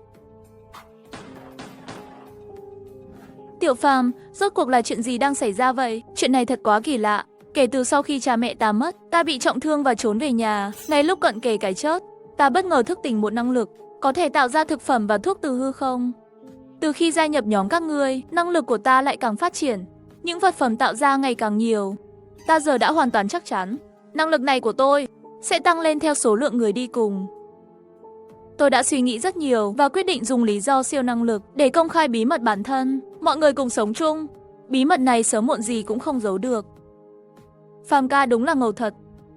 Tốt quá rồi, Tiểu Phàm, chúng ta lại có hy vọng rồi. Sở dĩ tôi nói với mọi người là bởi vì năng lực này có thể cảm nhận được ai thật lòng đi theo mình. Nếu không, tôi cũng không dám nói với tất cả. Chính là sự chân thành của các bạn khiến tôi tin tưởng. Tiểu Phàm, cậu yên tâm, cậu là hy vọng của chúng tôi. Dù có phải hy sinh tính mạng, tôi cũng bảo vệ cậu đến cùng. Đúng đấy Phàm ca, cậu cứ yên tâm. Từ khi chúng tôi đi theo cậu, cuộc sống mỗi ngày đều khá hơn. Cậu còn quan trọng hơn cả mạng sống của tụi tôi. Mọi người đều vô cùng phấn khởi, thấy sự chân thành ấy. Tảng đá trong lòng tôi cuối cùng cũng được dỡ bỏ. Hôm nay nhóm kia, tuy nhờ vào hỏa lực mạnh mà giành được thắng lợi, nhưng sau này chưa chắc, chúng ta không gặp đối thủ mạnh hơn. Anh Hiền Đức, em muốn lập một đội vũ trang riêng, anh sẽ là đội trưởng. Được thôi Tiểu Phàm, anh nghe theo sắp xếp. Đúng rồi, anh còn vài người anh em cũ. Nếu cần thiết, anh sẽ tìm cách liên lạc họ. Tốt quá rồi, năng lực của anh hôm nay mọi người đều thấy rõ. Có thêm những người như anh, chúng ta sẽ an toàn hơn rất nhiều. Hệ thống nhiệm vụ khiến tôi tại buổi đấu giá đã trả giá cao mua một nữ tổng tài xinh đẹp, không ngờ lại thu hoạch được bất ngờ. Tại sao anh lại mua tôi?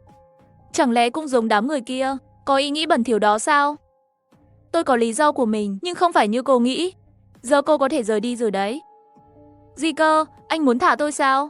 Chứ còn sao nữa, giữ cô lại, tôi còn phải tốn thêm phần vật tư cho một người. Được, cảm ơn anh, sau này có cơ hội tôi sẽ báo đáp anh. Tiểu Mộng mang theo tâm trạng nghi ngờ, cẩn thận bước ra khỏi phòng. Cô ấy cứ đi mãi, mà không ai ngăn cản. Không khỏi cảm thấy kỳ lạ, anh ta mua tôi, rồi lại thả tôi đi. Rốt cuộc anh ta muốn gì? Đầu Gia đối đầu với Bạch Gia, mà còn toàn thân thoát lui. Có lẽ anh ta có thể giúp tôi báo thù. Bên phía khác, tôi dẫn người đến khu trú ẩn vừa mua tại buổi đấu giá, lên xuống các tầng kiểm tra nhiều vòng.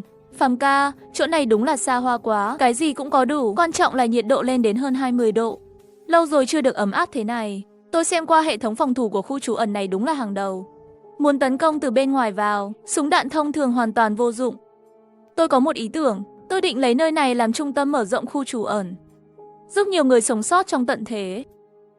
Phân thưởng của hệ thống là càng nhiều người càng tốt, dù không rõ vì sao lại như vậy, nhưng chắc chắn là có lý do. Có lẽ tôi chính là vị cứu tinh được chọn. Phàm ca, sau này người đông lên, làm sao đảm bảo kim thủ chỉ của anh không bị phát hiện?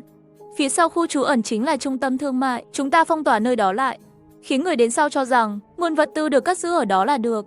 Mê mông, cách này rất hay. Bí mật trên người tôi sớm muộn cũng không thể giấu mãi, chỉ cần chúng ta đủ mạnh thì không cần sợ ai nhòm ngó. Tiểu Phàm, tôi đã liên hệ được 3 chiến hữu đáng tin. Có họ ở đây, sẽ càng đảm bảo an toàn cho cậu và mọi người sau này, còn cả mối thù của cha mẹ cậu nữa. Chu Hiền Đức chưa từng quên lời hứa năm xưa với tôi. Nếu huynh ấy là người mà anh tin tưởng, thì hãy liên hệ bảo họ đến đi. Mọi người cùng bàn bạc về việc xây dựng khu trú ẩn an toàn và một số hạng mục liên quan, cùng với việc cần nhân sự thiết kế xây dựng ban đầu và các nhu cầu thiết yếu như trồng trọt, chăn nuôi, y tế, bảo trì máy móc. 5 năm, ngày mai chúng ta sẽ đăng tin tuyển dụng trước. Hay cần lương thực đổi lấy một lao động trưởng thành, làm việc 10 tiếng đồng hồ, thức ăn gồm 60% là gạo, 20% thịt, 20% đồ chay, chi phí khoảng 9 đồng hệ thống, đủ cho 3 người ăn trong một ngày. Khi trở về kho thì trời đã xế chiều. Tiểu Phàm, sau khi các cậu đi không lâu thì Tiểu Mộng đã quay lại, nói là muốn gặp cậu. Đi xem thử đi. Không phải tôi đã thả cô đi rồi sao? Sao lại quay lại? Tôi muốn ở lại chỗ anh. Mê mông, cho tôi một lý do. Ở đây tôi không nuôi người vô dụng. Hơn nữa anh cũng thấy rồi đấy, tôi không thiếu phụ nữ. Tôi có một kho bí mật, bên trong có đủ lượng lớn lương thực và một lô vũ khí nóng. Cô có những thứ đó thì người muốn bán mạng vì cô chắc chắn không thiếu. Sao lại bị bắt đem đi đấu giá? Là vị hôn phu của tôi, vì muốn có được kho bí mật đó, bất chấp bao năm gắn bó, xúi giục thuộc hạ của tôi phản bội, cướp đi bản đồ kho báu của tôi. Nhưng không có tôi, họ không thể vào được. Tôi thà chết cũng không hợp tác. Hắn ta tức giận nên đưa tôi đến nhà đấu giá. Bản đồ kho báu chẳng lẽ chính là vật cuối cùng ở buổi đấu giá? Đúng vậy, cha tôi rất tin vào ngày tận thế, luôn tích trữ lương thực và vũ khí nữa. Hi hi, người khác bỏ ra 8.000 cân vật tư đổi lấy bản đồ kho báu, kết quả lại để tôi nhặt được món hời. Cùng lúc đó, tại biệt thự nhà Tề, nhóc này, bản đồ kho báu mà em đấu giá được không phải là đồ giả chứ? Không đâu, buổi đấu giá sẽ không dùng hàng giả để lừa người. Ngày mai em sẽ dẫn một đội người đến xem lại. Tại biệt thự nhà Bạch, Bạch Khánh Quân vẻ mặt nghiêm túc. Đã điều tra ra thiếu gia rốt cuộc là chất như thế nào chưa? Gia, nghe người chạy thoát trở về kể lại, hôm đó sau khi rời khỏi nhà đấu giá, thiếu gia đã chặn người mua khu trú ẩn. Không ngờ đối phương hỏa lực quá mạnh, chưa kịp giao chiến đã bị đánh tan. Lúc tìm thấy thì thiếu gia đã bị bắn vào đầu, có lẽ bị đối phương tìm thấy rồi sát hại. Là ai? Ở đâu? Thông qua người của ta trong nhà đấu giá, đã tra được địa chỉ khu trú ẩn tối thượng đó. Tốt, lập tức sắp xếp đi. Ta phải báo thù cho con trai ta. Vài ngày sau đó, Từ Lượng và mọi người bận rộn tuyển dụng lao động, còn lập cả trung tâm giao dịch của khu trú ẩn. Mọi người có thể dùng vật liệu xây dựng đổi lấy lương thực. Một là tiết kiệm nhân lực ra ngoài tìm vật tư, hai là để khu trú ẩn nhanh chóng nổi tiếng. Hôm nay có thêm 8 người gia nhập, giữ lại 7 người làm việc. Một người tôi đã đuổi đi vì hoàn toàn không biết làm gì, chỉ toàn là kẻ lười biếng, lén lút ăn. Hiện tại đã có 6 xe vật liệu xây dựng được kéo về để giao dịch với chúng ta. Tôi gật đầu. Số người ít hơn so với dự đoán của tôi, nhưng không sao cả. Theo thời gian trôi qua, số người nghe đến danh tiếng của khu trú ẩn sẽ ngày càng nhiều. Gần đến hoàng hôn, Tần Nguyệt mang theo 3 xe thép đến đổ lấy vật tư. Mấy hôm trước đã nói với anh ấy về việc gia nhập khu trú ẩn. Lão Tần, ngày mai đưa cả nhà qua đây đi. Người không thể ra ngoài thì giúp xây dựng khu trú ẩn. Ai có thể ra ngoài thì đi tìm vật tư. Còn Nít nhà anh, tôi cũng sẽ giúp chăm sóc. Anh Trần Phàm cứ yên tâm. Lũ nhỏ nhà tôi đứa nhỏ nhất cũng đã 10 tuổi rồi. Đứa lớn nhất thì sắp 20, không có ai ăn bám đâu. Những việc trong khả năng, chúng đều làm tốt cả. Hôm nay cũng không còn sớm, mau về đi thôi. Trên đường nhớ chú ý an toàn. Người của công ty xe buýt vừa rời đi, Chu Hiền Đức mang theo 3 đồng đội cùng gia quyền đến. Sau khi tìm hiểu sơ qua tình hình của họ, tôi đã đồng ý để họ gia nhập. Nửa đêm đúng 0 giờ, tôi đầy mong chờ mở bảng hệ thống ra. Chúc mừng ký chủ nhận được phần thưởng hàng ngày 15.000 đồng hệ thống. Quả nhiên lại tăng gấp đôi rồi. Hiện tại tổng số người gia nhập đội là 30 người, tính cả bà nội đã qua đời của Tứ Huyên. Mê mơ, sao lại thiếu 500 vậy? Không phải tôi tính toán chi ly chuyện thiếu 500 đồng, mà là tôi muốn hiểu rõ cơ chế. Không ngờ phát hiện lần này lại đóng vai trò quan trọng về sau.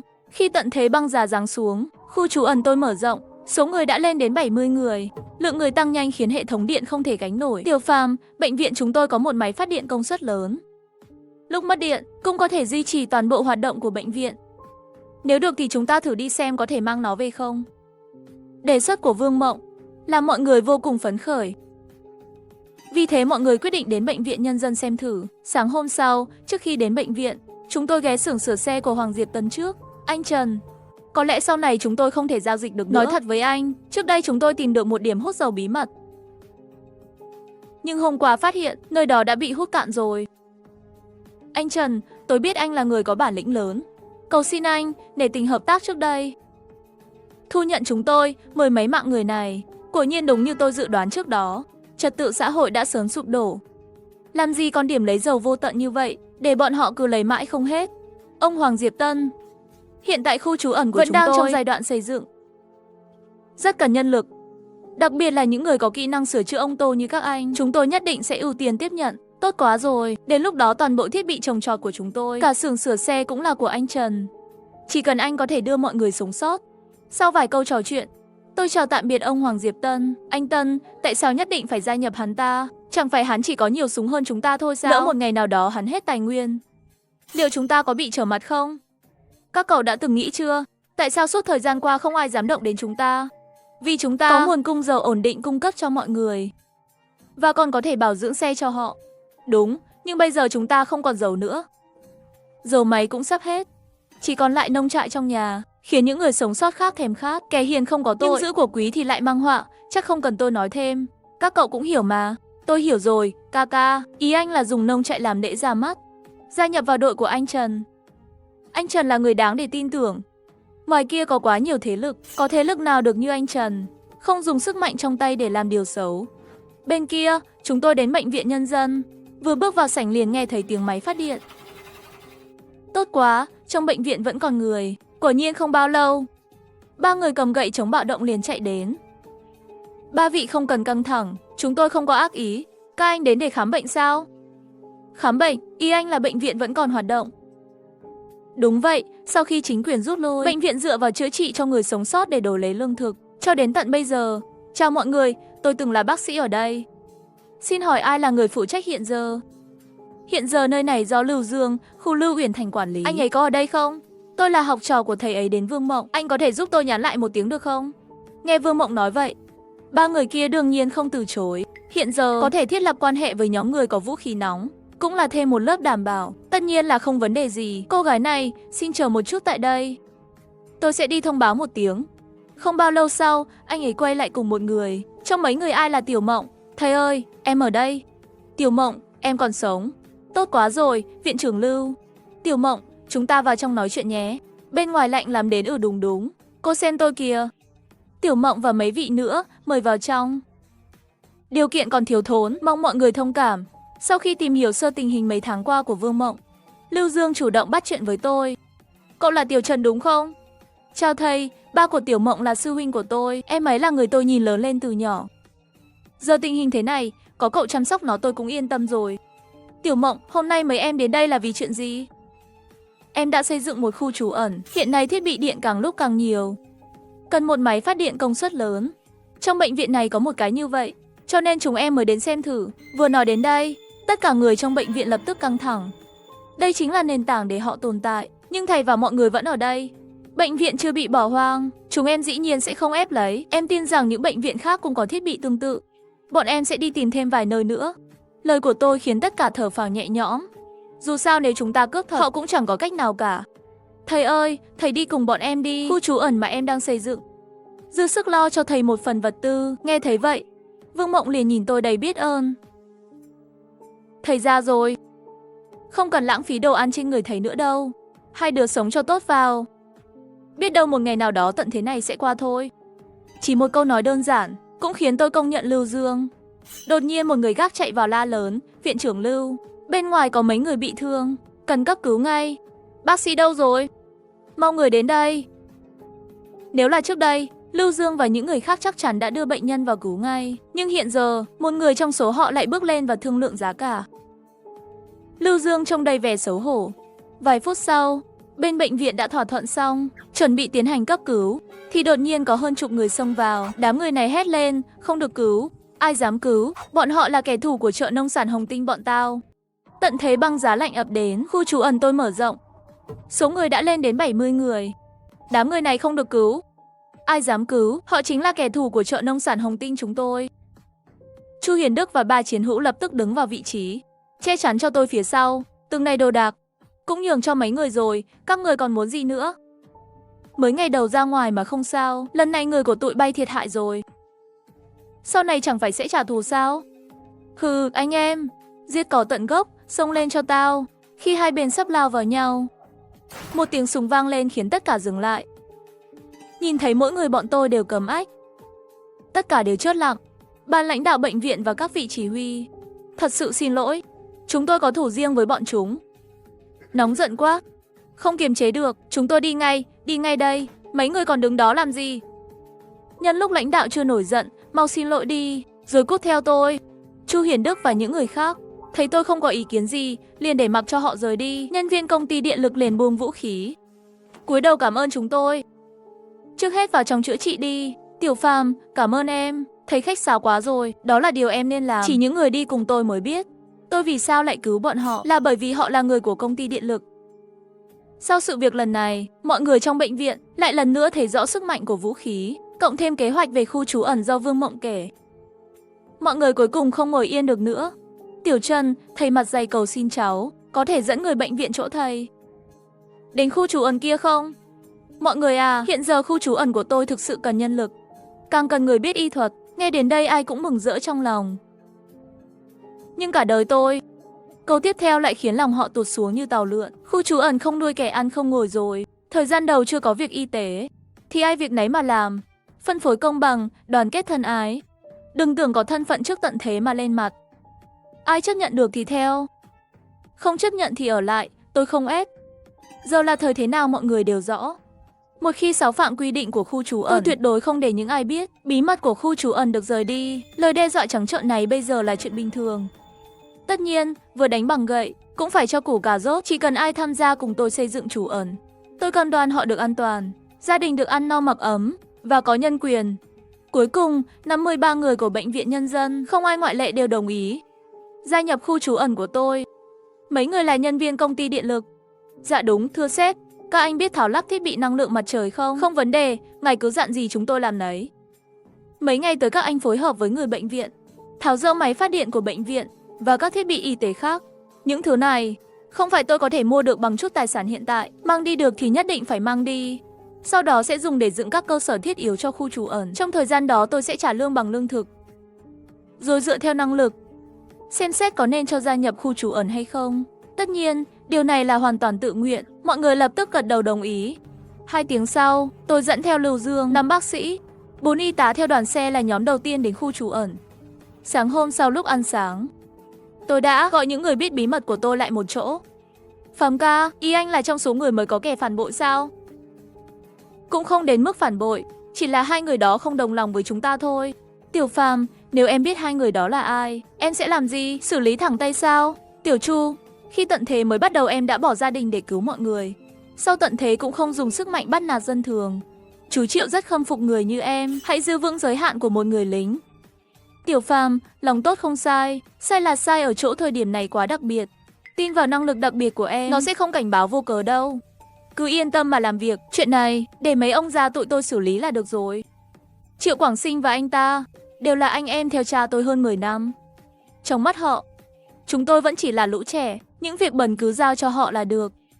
Tôi và Chu Hiền Đức nhìn nhau, chỉ một ánh mắt là hiểu rõ. Đây là một cách bảo vệ khác của các bậc cha chú. Tuần tiếp theo, mọi việc đều diễn ra đâu vào đấy. Nhưng phần thưởng hệ thống mỗi ngày vẫn chỉ là 295.000. Vì vậy trong khu trú ẩn xảy ra 2 sự cố ngoài ý muốn. Một là người thân của nhân viên công ty xe buýt, khi dùng cần cầu nâng vật liệu xe lên tầng 2, anh ta đứng phía dưới và bị đè chớt. Một người khác là bác sĩ, nghe nói bất cẩn trượt ngã, đầu va phải vật nhọn và tử vong. Trong khu trú ẩn không ai nghĩ đến việc bị sát hại. Dù sao điều kiện thi công hiện tại đúng là rất tạm bợ.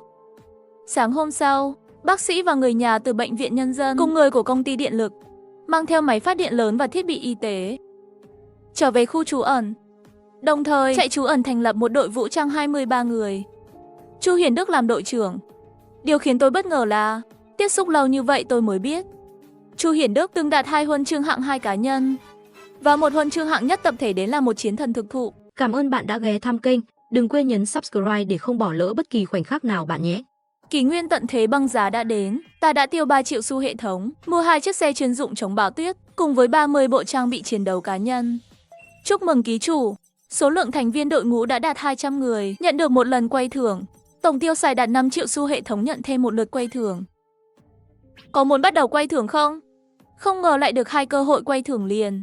Coi như không uổng công vất vả thời gian qua, hôm nay tổng số người trong trại cuối cùng cũng đạt 200. Quả nhiên hệ thống lại nâng cấp phần thưởng, tăng vọt thêm hơn 2 triệu xu hệ thống. Ban đầu định mua xe bọc thép hầm hố iPhone, nhưng nhìn cái giá từ 3,5 đến 20 triệu xu thì ta lập tức dẹp bỏ ý định đó. Nghèo, vẫn là quá nghèo.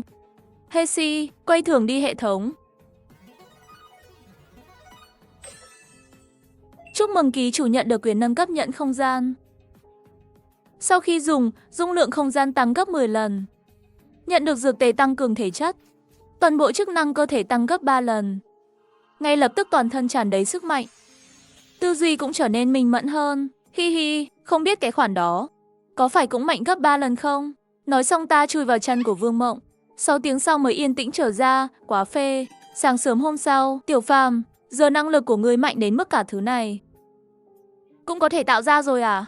Đúng vậy, năng lực của ta đã tăng, vừa hay tạo ra được 2 thứ to lớn này. Ta định dẫn cô ấy, Tiểu Tiểu đến kho nhà cha cô ấy xem thử. Tiểu Hoàn tối qua bắt được 2 kẻ khả nghi. Ta nghĩ ngươi sẽ rất có hứng thú đấy. Là ai? Người nhà Bạch ra sao? Bạch Trạch bị rớt rồi. Cha hắn Bạch Khánh Quân cho là chúng ta làm. Xem ra là tiểu tử Tề Kỳ Vũ muốn đổ tội rớt người rồi. Xuất phát đến địa điểm có bản đồ kho báu. Nhược điểm duy nhất của xe tuyết là tốc độ tối đa chỉ có 60. Nhưng ưu điểm là luôn duy trì được tốc độ 60. Nếu là trước đây, kiểu điều khiển thế này chắc bị ta chê lên chê xuống. Nhưng giờ thì thoải mái, nghiền nát mọi đoạn đường gập ghềnh, phê vãi cả linh hồn. Tử Lượng, cậu lái lại về đúng đường được không? Tử Lượng chỉ cười nhẹ, rồi lái xe từ đống tuyết bên đường trở lại đường chính. 3 tiếng sau, vượt qua ngọn núi cuối cùng cũng đến nơi. Không ngờ lại gặp người quen cũ. Đại công tử, cánh cửa này vẫn không mở được à? Một lũ phế vật, 2 ngày rồi, vẫn không phá nổi một cánh cửa nào. Những người còn lại tức giận không thể kìm. Nhà Tề đã làm hỏng 7 chiếc xe địa hình, thương vong hơn 10 người, mất công mới tới được đây. Kết quả bị một cánh cửa chặn suốt 2 ngày. Giờ lương thực mang theo cũng gần cạn kiệt. Nếu không vào được, tất cả sẽ chỉ còn chờ chết. Hi hi, đại công tử tự cho mình thông minh, giờ sống cũng khá thê thảm. Dùng ngần ấy vật tư mua tấm bản đồ vô dụng kia. Đừng nói là phá không nổi, dù có phá được, bên trong toàn là bẫy. Họ vào cũng chỉ có đường chết. Lui sang kia, đi chào hỏi bạn bè cũ của chúng ta đi. Bạch đại công tử, lâu không gặp rồi. Là ngươi thật sự tới đây làm gì? Tất nhiên là tới lấy vật. Ý gì thế? Tấm bản đồ kho báu là ta đã đấu giá được. Nơi này dĩ nhiên cũng thuộc về ta. Ngươi bị điên à? Đã là lúc nào mà còn dạy tao quy tắc chứ? Hay là ngươi muốn đấu đến cùng với tao? Ha, ngươi ở hạng nào chứ? Đừng có đem chuyện sống chết ra nói với tao. Ngươi không thể rớt ta, bố ta sẽ không bỏ qua cho ngươi. Yên tâm, chẳng mấy chốc sẽ đưa cha ngươi tới đoàn tụ với ngươi. Những người kia nào nghĩ được, kẻ luôn coi người khác là đồ chơi, lại chết một cách như vậy. Nhận diện hoàn tất, tiểu chủ. Chào mừng về nhà. Cha ta thuê công ty an ninh hàng đầu thế giới xây dựng hệ thống bảo vệ cho nơi trú ẩn này. Người ngoài chưa được ủy quyền đột nhập là chết chắc. Tiếc là ta đã tin nhầm người, hại chết cha mẹ rồi cũng hại chết chính mình. Nơi trú ẩn xây trong hầm tránh bom, không gian rất rộng. Bước vào kho, cảnh tượng trước mắt khiến mọi người kinh ngạc. Vô vàn lương thực và thuốc men, vật tư sinh hoạt, xe cộ, tàu thuyền có đầy đủ. Hàng chục thùng súng đạn. Điều đáng kinh ngạc nhất là còn có cả chiến đấu cơ và xe bọc thép. Cha ngươi thật mạnh mẽ, ngay cả trước tận thế. Muốn thu thập được những thứ này, không phải chỉ có tiền là làm được. Dựa vào những vật tư này, xây dựng một đội quân cũng dư sức. Dù một không gian đã tăng gấp 10 lần sau khi nâng cấp, nhưng cũng chỉ chứa được một phần rất nhỏ của vật ở đây. Sau đó trở về và đến điểm đến thứ hai của hôm nay, hội sở giải trí. Ca, cậu có chắc mấy chiến hữu này đứng đắn không? Lúc trước họ nói sống trong tòa nhà này. Tôi cũng không biết ở đây có một câu lạc bộ. Đi thôi, vào xem thử đã. Một phòng tổng thống 40 mét vuông chật ních hơn 20 người. 8 người đàn ông, 17 người phụ nữ. Những cô gái này là tiếp viên hoặc phục vụ ở đây. Chúng tôi vì phải lo gia đình, nên lúc lớn di cư không thể theo kịp đại đội. Ban đầu tập trung sống cùng nhau cũng khá ổn. Nhưng có một ngày đi tìm vật tư về nhà, phát hiện người thân đều bị rớt. Đau lòng nhất là chúng tôi không biết ai đã làm việc đó. Sau đó khi tìm vật tư thì đến cái hội sở này. Họ mời chúng tôi cùng chia sẻ máy phát điện, tiện thể nhờ bảo vệ giúp họ. Nghe xong câu chuyện của mấy người, Chuka bắt đầu trình bày điều kiện và yêu cầu của nơi trú ẩn. Nghe tới điều kiện trú ẩn, đôi mắt mấy cô tiếp viên lóe lên ánh vàng tham vọng. Nhưng khi nói chỉ tiếp nhận các quân nhân và không đồng ý nhận các tiếp viên vào thì cả phòng im bặt.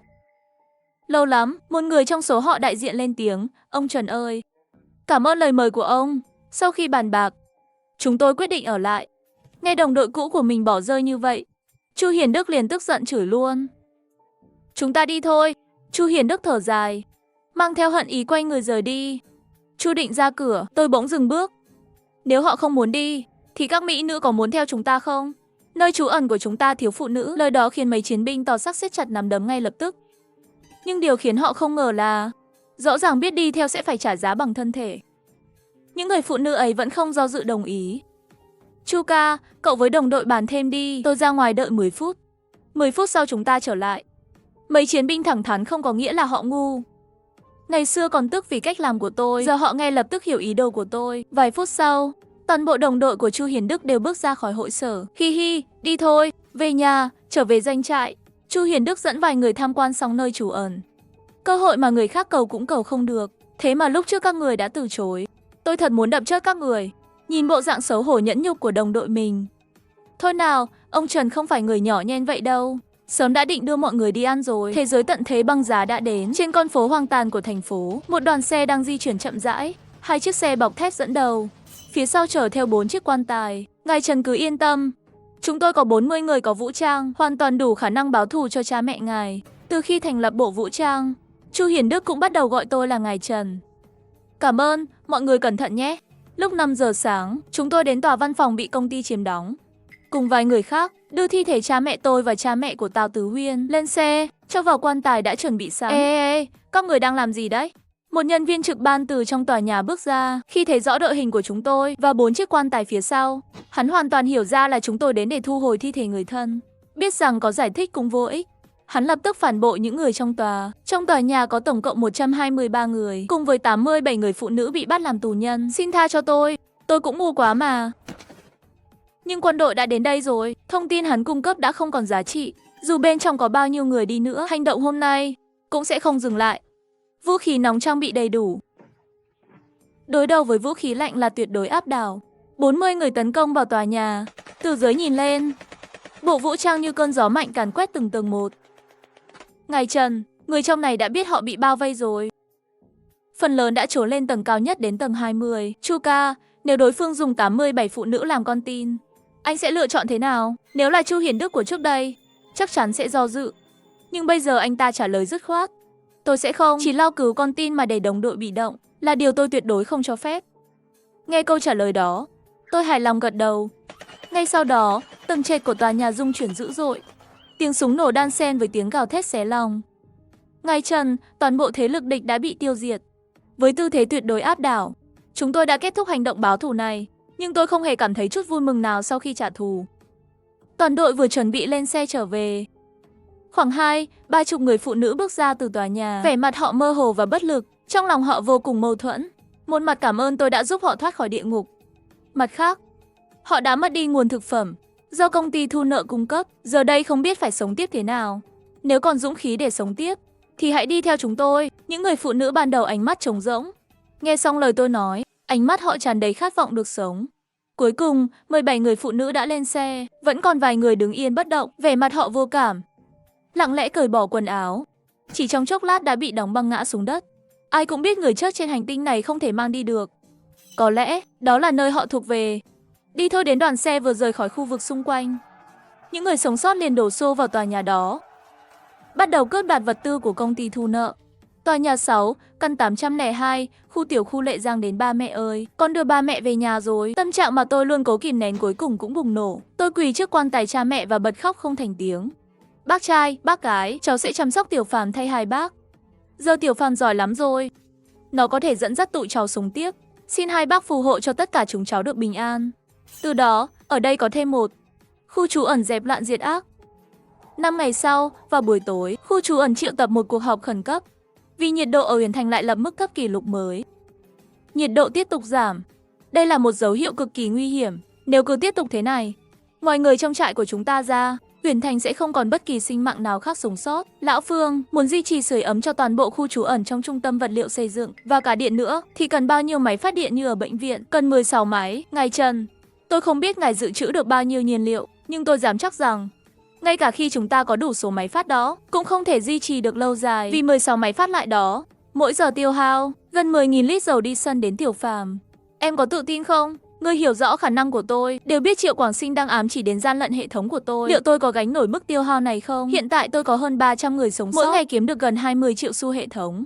16 máy phát điện vận hành một ngày, tiêu hao nhiên liệu chỉ khoảng hơn 1 triệu xu, có thể chấp nhận được. Nhưng nếu muốn mua thêm 16 máy phát quy mô lớn như vậy, tổng giá phải lên tới 980 triệu. Nếu 4 khu nhà được trang bị đầy đủ hệ thống năng lượng mặt trời, thì tương đương với bao nhiêu máy phát điện 2.000 kW vậy? Sản lượng điện tương đương diện tích mặt đất bên ngoài 4 khu khoảng 900.000 m². Với khí hậu hiện tại, tối đa chỉ tương đương sản lượng của 65 máy phát điện. Nhưng chỉ dựa vào hệ thống năng lượng mặt trời trong tương lai, cũng hoàn toàn có thể duy trì sưởi ấm và cung cấp điện cho cả 4 khu nhà. Ngài Trần không cần quá lo lắng.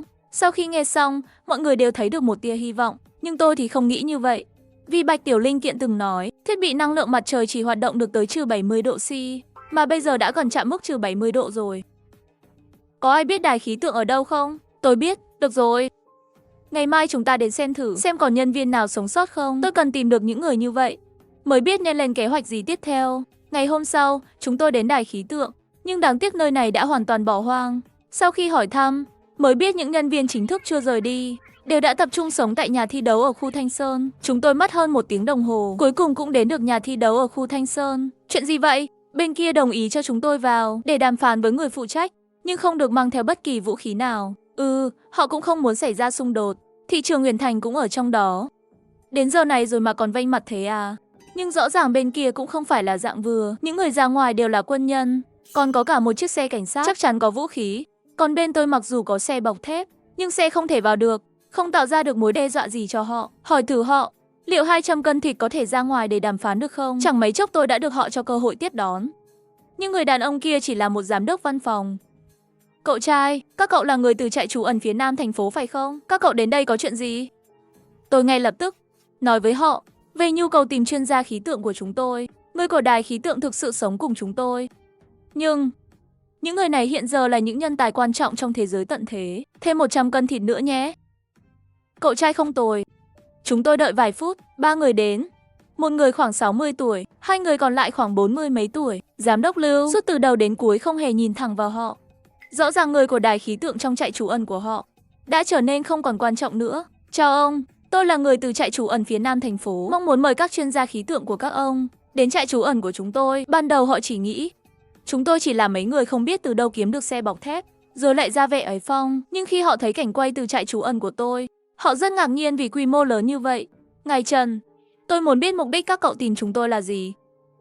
Hiện tại nhiệt độ vẫn đang giảm, tôi cần nhân viên khí tượng tiếp tục công việc giám sát khí, tạo ra kế hoạch có nên di chuyển hay không. Lúc này tôi sẽ cố gắng thu hút nhiều người có thể đi cùng chúng tôi. Cái này sẽ càng có lợi cho tất cả mọi người. Sau khi nghe vậy, bỗng nhiên họ cảm thấy kính trọng tôi hơn. Được rồi, chỉ cần cậu nói có thể dẫn theo những người không thể rời đi, tôi sẽ đi cùng cậu. Haha, chào mừng ông gia nhập cùng chúng tôi. Ông về nhà chuẩn bị cho gia đình đi, chúng tôi sẽ đợi ông bên ngoài. Ông vừa nói gia đình. Đúng vậy, chúng tôi không thể bỏ mặc gia đình của những thành viên này. Lúc này, khóe mắt của Hào Triều Dương bắt đầu ướt đẫm, bởi vì vừa nãy anh đã chuẩn bị sẵn tinh thần để lại gia đình ở đây. Chỉ một mình dẫn theo vài chuyên gia ra đi, chỉ để tạo điều kiện cho nhiều người khác có thể di chuyển. Anh không nói nhiều, đội bạn ở câu lạc bộ chờ sẵn để đi. Không biết nguyên giám đốc cục nông nghiệp Tôn Ngọc Dũng có còn ở trong trại trú ẩn không? Ông ấy là họ hàng xa của tôi cũng chợt nhớ ra ông ấy có thể đang ở đây. Giám đốc Tôn à, có đấy, nhưng phải trả 100 cân thịt. Ông Trần, tôi không có ý đó. Ý tôi là giám đốc Tôn hiện đang bệnh nặng. Có thể không ra ngoài gặp ông được. Tôi có thể cho người của tôi vào đón ông ấy ra được không? Yên tâm, chúng tôi sẽ không mang vũ khí vào. Giám đốc Lưu đồng ý ngay. Tôi lập tức gọi Chu Hiển Đức, giải thích tình hình cho anh ta. Chu Hiển Đức ngay lập tức dẫn theo vài người đi vào trại trú ẩn chính thức. Cảm ơn bạn đã ghé thăm kênh. Đừng quên nhấn subscribe để không bỏ lỡ bất kỳ khoảnh khắc nào bạn nhé. Trần tiên sinh, trong lúc thế này mà vẫn có thể giang tay giúp đỡ dân thường, khiến cho phía chính quyền chúng tôi cảm thấy vô cùng hổ thẹn. Người này dù hóa thành cho tôi cũng nhận ra, Tiêu Vệ Minh đến sư trưởng quân đoàn Thập Thành, chính là nhờ ông ta lên nắm quyền 10 năm trước, mà các công ty quanh đây mới bị đàn áp, thay bằng người của phe cánh ông ta tiếp quản. Sư trưởng hết lời khen ngợi, sau đó còn trò chuyện tới tận 5 phút, lời nói lẫn ý ngoài lời đều là đang thăm dò xem tôi có sẵn lòng gia nhập chính quyền hay không. Tôi sẽ nghiêm túc cân nhắc đề nghị của ông Tiêu. Lúc này, Chu Hiển Đức cõng một người được cuốn chăn, đi ra khỏi khu trú ẩn, mê mông. Tiểu Trần vẫn còn người thân trong chính quyền chúng ta à? Tôi không trả lời thẳng, mà nhìn về phía Chu Hiển Đức, đợi người kia lên xe rồi mới quay đầu nhìn Tiêu Vệ Minh. Thái độ không còn dè dặt nữa. Sư trưởng, người tôi cần tìm đã đến rồi, hẹn gặp lại sau. Tiểu Lưu, người cậu ta đưa đi là ai vậy? Đối với việc người ở khu trú ẩn rời đi, Tiêu Vệ Minh hoàn toàn không ngăn cản, giảm bớt nhân khẩu vô dụng, vốn là nguyên tắc mặc định của bọn họ. Một vài người của cục khí tượng, con người cuốn trong chăn kia là cựu cục trưởng cục nông nghiệp đến Tôn Ngọc Dũng. Vừa dứt lời, sắc mặt Tiêu Vệ Minh lập tức thay đổi, đập mạnh một cái lên bàn. Tôn Ngọc Dũng là ai? Phó thị trưởng Viên Ưng Thành, là người của phe đối địch với ông ta. Nếu không xảy ra biến cố năm đó, vị trí thị trưởng chắc chắn không đến lượt ông ta. Phái người giám sát động thái của thế lực đó, chỉ cần có chút động tĩnh, phải lập tức báo cáo lại cho tôi. Lúc này tôi nắm chặt lấy bàn tay gầy gò của Tôn Ngọc Dũng. Nhìn vị trưởng bối từng như anh em với cha tôi, thậm chí còn hơn cả anh em ruột. Khi cả hai nhà đều gặp nạn, ông vẫn dốc toàn lực giúp đỡ cha tôi. Giờ đây lại thành ra thế này. Con ngoan, con còn sống là tốt rồi. Tiểu Phàm sẽ chữa khỏi cho con mà. Không sao đâu, về tới doanh trại đã 5 tiếng rồi.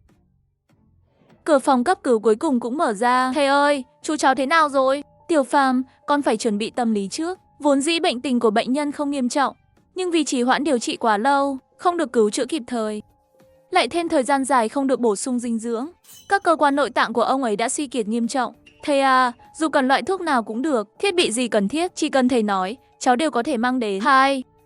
Tiểu Phàm, thầy chỉ có thể cố gắng kéo dài thêm chút thời gian cho ông ấy thôi. Nghe đến đây, tôi lập tức hiểu rằng đã lực bất tòng tâm rồi. Tiểu Phàm nói, có cháu ở đây. Nam tử Hán đại trượng phu, khóc lóc sướt mướt thì ra cái thể thống gì. Kể cho chú nghe chuyện cái khu trú ẩn này xem nào. Tôi từng chi tiết kể lại toàn bộ quá trình trải qua của mình. Tốt lắm, ông trời thật có mắt với thằng danh này.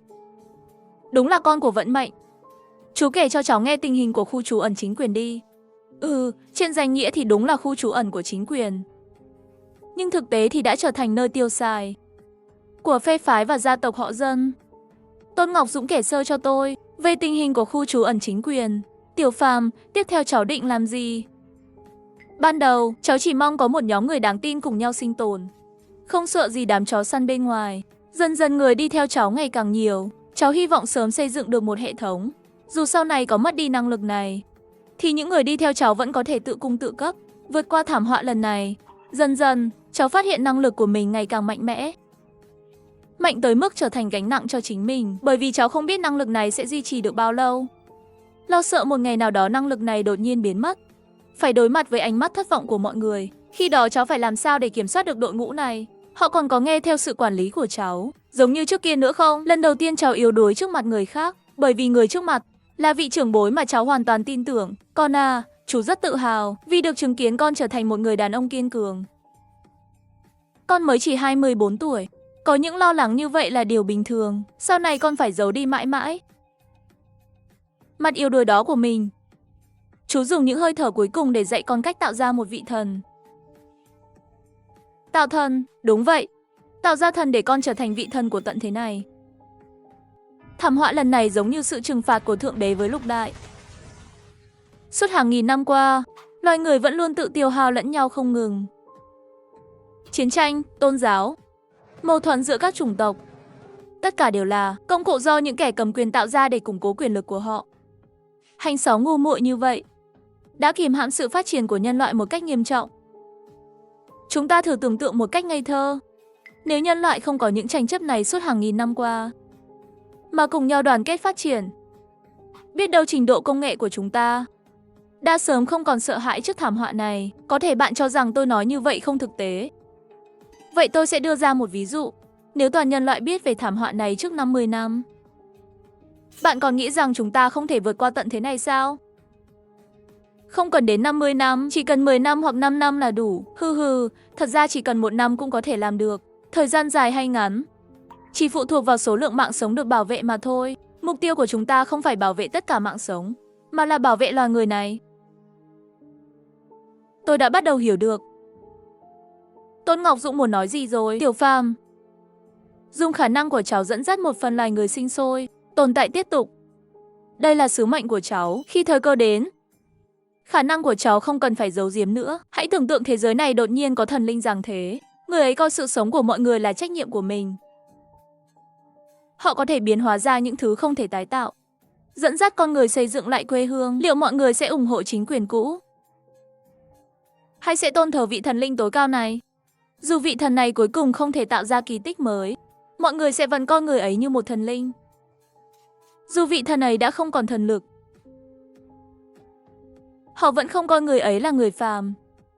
Đừng nghĩ rằng đã lâm vào tình trạng bệnh tật, tinh thần không còn minh mẫn. Tôi biết rõ mình đang nói gì.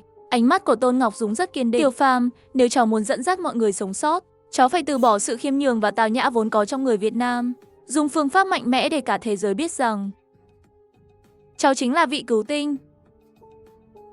Cháu là thần linh duy nhất trên thế giới này. Để đạt được mục tiêu này, dù trong quá trình đó cháu trở nên lạnh lùng, vô tình, trở thành giả dối, cháu vẫn phải kiên quyết đi tiếp. Hãy mạnh dạn thực hiện. Nhân cơ hội này tạo ra một thế giới lý tưởng. Hãy nhớ rằng từ lúc này trở đi, cháu chính là thần. Mặc dù tôi vẫn bình tĩnh bên ngoài, nhưng trong máu tôi có ngọn lửa đang cháy. Hai người im lặng một thời gian dài. Rồi cửa phòng mở. Một người phụ nữ khoảng 30 tuổi, có vẻ mệt mỏi bước vào. Trịnh Kiệt, vào đi. Nói xong, cánh cửa phòng bí mật được mở ra. Một người phụ nữ xinh đẹp khoảng 30 tuổi, có vẻ hơi tiều tụy bước vào. Tiểu Phàm, đây là thư ký cũ của chú đến Trịnh Kiệt. Chào anh Trần. Tôi có một vài người thân cận trong nội bộ khu tị nạn chính phủ, nhưng tôi chỉ đưa Chu Hiền Đức ra ngoài là vì tôi không muốn Tiêu Vệ Dân nghi ngờ tôi. Chút nữa tôi sẽ ghi lại một đoạn video. Sau khi những người đó xem video, họ sẽ cam tâm tình nguyện đi theo cháu. Nếu không phải vì tận thế này, cuộc phản kháng mà chúng tôi chuẩn bị bấy lâu đã có thể bắt đầu. Thật tiếc. Những ngày sau đó, tôi gần như ở lại phòng bệnh của Tôn Ngọc Dũng. 7 ngày sau, Tôn Ngọc Dũng ra đi. Ông ấy đã dùng 7 ngày cuối đời để dạy tôi một bài học. Bài học đó ảnh hưởng sâu sắc đến tương lai của tôi. Trong thời gian đó, Tôn Ngọc Dũng đã gặp riêng Chu Hiền Đức 2 tiếng đồng hồ. Không rõ họ đã nói gì, chỉ biết từ hôm đó, đi đến đâu tôi cũng có người theo sát. So với trước kia, ý thức bảo vệ của Chu Hiền Đức tăng lên rất nhiều. Hiện tại, toàn bộ khu vực sảnh 1 của khu tị nạn đã có điện trở lại. Dưới sự chỉ đạo của tôi, một nhà lều tạm để sưởi ấm được dựng lên bên ngoài. Nhiệt độ trong nhà lều giữ ở khoảng 10 độ Bách phân. Những người sống sót thường xuyên đến đó trú tạm, chờ cơ hội. Hành động nhân đạo của tôi có thể giảm đáng kể số người chết trong vùng. Ngày hôm đó, khi tôi xuất hiện trước cổng khu tị nạn, tất cả mọi người đều tự giác nhường lối. Hiện tại, khu sảnh 1 của khu tị nạn đã hoàn thành xây dựng, có thể chứa 350 người. Chúng tôi sẽ sớm công bố thông tin tuyển chọn, nhưng ai không được chọn đợt đầu cũng đừng nản lòng. Số lượng người được vào sẽ tăng theo từng đợt mở rộng. Chúng tôi sẽ cố gắng để ai cũng có cơ hội sống sót. Gia đình nào có trẻ em dưới 13 tuổi có thể gửi vào khu tị nạn.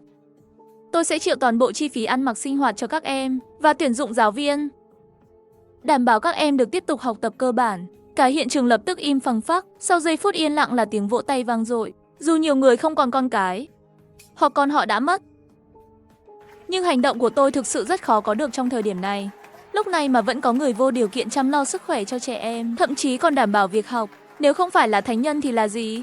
Sáng hôm sau, 561 học sinh từ trường trung học Dung Thành được đưa vào khu tị nạn, thậm chí còn cung cấp giáo dục. Nếu không phải thánh nhân thì là gì? Sáng hôm sau, 561 học sinh trường trung học Ưng Thành vào trú ẩn tại khu tị nạn, trong đó 285 nam sinh đều gia nhập bộ phận vũ trang.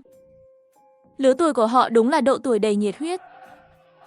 Sau khi đào tạo, Họ sẽ trở thành lực lượng chủ chốt của bộ phận vũ trang. Buổi chiều trong văn phòng, tôi muốn dùng thực phẩm đổi lấy vài người từ khu tị nạn chính phủ. Sau lần trước đưa chủ Tôn về, có lẽ Tiêu Vệ Minh sẽ đề phòng chúng ta hơn. Nếu lần này đi, họ hoặc hét giá cao, hoặc thậm chí không thả người. Anh nghĩ nên xử lý thế nào tốt hơn? Ý anh là chúng ta có thể cần dùng đến vũ lực để đe dọa, mới có thể đưa người ra ngoài được. Lo lắng sẽ không biết đối mặt với lính canh ở đó như thế nào. Kiến Châu thẳng thắn như vậy, tôi gật đầu thừa nhận. Đối phương cũng là quân nhân như tôi, nhưng nếu biết khu tị nạn chính phủ hiện nay đang hành xử như tay sai cho kẻ ác, tôi chẳng còn gì phải băn khoăn. Giữa mâu thuẫn cá nhân và nghĩa lớn, tôi biết phải chọn thế nào rồi. Còn việc này anh cần gì? Xe tăng chủ lực tôi cung cấp có dùng được không? Trịnh Kiệt bên cạnh ngạc nhiên mở to mắt. Xe bọc thép đã đủ uy hiếp. Khu tị nạn lại còn có xe tăng chủ lực. Chỉ có tôi và Chu Hiền Đức biết điều đó. Anh hỏi là anh có thể biến ra xe tăng chủ lực không? Tôi hiểu ý anh. Xe tăng đó nằm ở sảnh 3. Tôi sẽ đi mở khóa cho anh vào lấy. Nếu dùng nòng pháo của nó hướng về khu tị nạn chính phủ, tôi nhất định sẽ đưa người ra ngoài hết.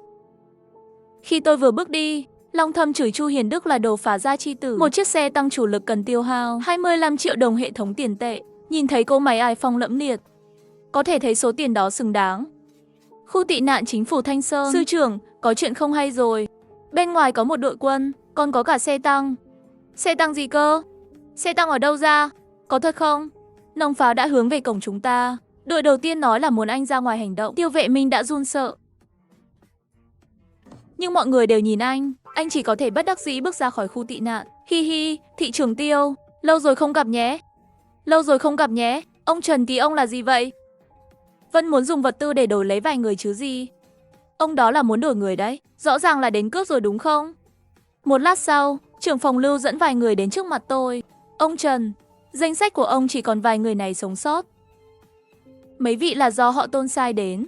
Các người lên xe cùng người của tôi trước đi. Sư trưởng, trong số vật tư này có gửi kèm. Đừng nói tôi không biết điều nhé. Hẹn gặp lại. Tiêu Vệ Minh nhìn đống thịt 10 cân vừa để lại, cảm thấy vô cùng nhục nhã, nắm chặt tay, nghiến răng nhổm ra 3 chữ: Tôn Ngọc Dũng. Quay lại doanh trại, mấy người đi như dân quê lên thành phố, sững sờ suốt chặng đường. Bỗng một giọng nói trong trèo gọi họ lại. Bộ trưởng Đồng chào giám đốc. Thị trưởng Lâu chào đón các vị về nhà. Đương nhiên họ nhận ra, chỉ là lúc đó chưa dám nhận, bởi vì người trước mặt tuần trước còn bết bát như họ, giờ lại ăn mặc lịch sự, chỉnh tề. Cùng với sự gia nhập của mọi người, khu tị nạn bắt đầu đi vào nề nếp. Lần lượt thành lập bộ phận vũ trang, bộ phận xây dựng và kỹ thuật, bộ phận nông nghiệp và bổ nhiệm quản lý các bộ phận. Chỉ cần gắn bó với việc xây dựng khu tị nạn, các anh có thể tự do tưởng tượng. Tôi hứa với các anh, vật tư các anh cần tôi đều có thể cung cấp. Hiện tại số người trong khu tị nạn đã vượt quá 1.000, mỗi ngày có thể cung cấp hơn 60 triệu đồng hệ thống. Rất có tự tin. Ông Trần, khu tị nạn chính phủ đã cử người đến trú ngụ gần đó. Khu dân cư đó đã phong tỏa chúng ta 3 ngày rồi, tăng cường hỗ trợ cho những người sống sót bên ngoài, từ thỉnh thoảng một bát cháo thịt đến 2 phần mỗi ngày. Bộ trưởng Châu, ông Trần muốn giúp ông tăng thêm nhân lực. Tăng thêm nhân lực cho tôi. Khu tị nạn chính phủ cử người giám sát chúng ta, chỉ là muốn dò xét xem chúng ta có lực lượng thế nào. Nếu họ muốn biết, chúng ta sẽ cho họ thấy. Bên trong khu tị nạn chính phủ, phần lớn là những người bình thường có lương tri, bị ép không thể thoát ra, cộng với vũ khí trong tay nhóm Tiêu Vệ Minh, nên đành phải chịu đựng. Những người bị cử đến giám sát chúng ta, sớm muộn cũng sẽ truyền tai. Những điều kiện tốt ở đây cho người không thể thoát ra ngoài, như vậy, chỉ càng làm cho họ thêm quyết tâm thoát khỏi đó. Vậy người nào sẽ là kẻ nổi loạn đầu tiên? Chắc chắn là những người lúc đầu ở trong Ưng Thành, gia nhập khu tị nạn chính phủ. Những quân nhân đó, nếu họ dám nổi loạn, thì chứng tỏ họ không muốn làm tay sai cho kẻ ác. Cả về phẩm chất lẫn tính cách đều đã được kiểm chứng. Ha ha ha, không ngạc nhiên khi lần đầu vào khu tị nạn chính phủ, khi dẫn ông Tôn đi, ông Trần đã để lại cho tôi một bộ đàm.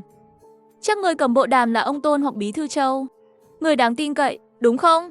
Ngày mai sắp xếp người của anh đến khu tị nạn, cách đó 3 km, nhận thông tin từ họ, đảm bảo hoàn thành nhiệm vụ. Trong một khu dân cư cách khu tị nạn 1 km. Sao những người đi đường sống sót ngoài kia ăn uống còn hơn chúng ta? Chúng ta làm vậy để làm gì? Hay anh muốn bỏ vợ con lại, bị bọn họ hành hạ, một mình đi theo họ? Hừ, mấy thằng chó đẻ đó làm được à? Có chút sức mạnh đi, ít nhất bọn họ trên mặt còn không dám làm chuyện quá đáng. Đúng vậy, nghe nói bên ngoài có người tự phong làm hoàng đế rồi, tin anh hơi lỗi thời rồi. Lực lượng anh nói đã bị người trong khu tị nạn của Trần Phàm tiêu diệt rồi. Chưa đầy 5 phút, chiêu đại hơn 50 người đã bị đánh sụp. Người tự xưng hoàng đế kia mắc kẹt. Trước khi Chi S còn hét lớn, hoàng đế băng rồi. Ha ha ha, đúng là cười Chi S tôi rồi. Nói thật, người trong khu tị nạn này giống chính phủ hơn. Nếu một ngày tôi đưa bố mẹ tới được đây, chắc chắn sẽ xin họ gia nhập. Hay chúng ta về bàn với lớp trưởng. Tôi tin đa số mọi người cũng nghĩ giống chúng ta. Thế thì về làm thôi. Dù sao hai thứ bên khu tị nạn chính phủ đó tôi cũng đã không chịu nổi rồi. Cùng lúc đó, lớp trưởng bên khu tị nạn chính phủ đã tra ra chỉ huy đội không chết do tai nạn mà là bị anh ta giết, vợ tôi đấy. Người đó giật mình, không biết trả lời sao. Không cần nói nữa, tôi hiểu rồi. Người khác đã liên lạc được chưa? Liên lạc được rồi, họ đã muốn nổi loạn từ lâu rồi. Ngày mai che chắn cho tôi liên lạc bên ngoài, rồi lên kế hoạch tiếp. Lớp trưởng làm vậy có phải quá nguy hiểm không? Vợ và con gái tôi đều ở đây mà. Ở lại đây sớm muộn gì cũng chết. Cố một lần thì vẫn còn đường sống. Tôi tin ông Tôn, ông ấy không cần thiết phải lừa chúng ta đâu. Nói là làm, cố gắng hết mình. Sáng hôm sau, tôi vừa đến văn phòng thì ông Trần báo có 350 người đã qua phỏng vấn đậu. Họ đã đến trình diện, hiện đang sắp xếp cho họ rửa mặt và ăn uống. Ai đó đưa cho tôi một chiếc máy tính bảng. Trong đó là hồ sơ chi tiết từng người, công tác tuyển dụng rất chu đáo. Tiếc là trong số này, phần lớn chỉ có kỹ năng đơn giản, chưa có nhân tài thực sự đỉnh cao, bởi vì người loại đó đã bị chính phủ đưa đi từ lâu rồi. Ông Trần nghi ngờ trong 350 người này, có 4 người là trà trộn từ khu tị nạn chính phủ vào. Điều tra tình báo thì không sao, dù sao chúng ta còn cố tình để lộ thông tin cho họ biết. Tôi lo là họ đến để ám sát. Bị Tiêu Vị Minh từ chối 2 lần rồi.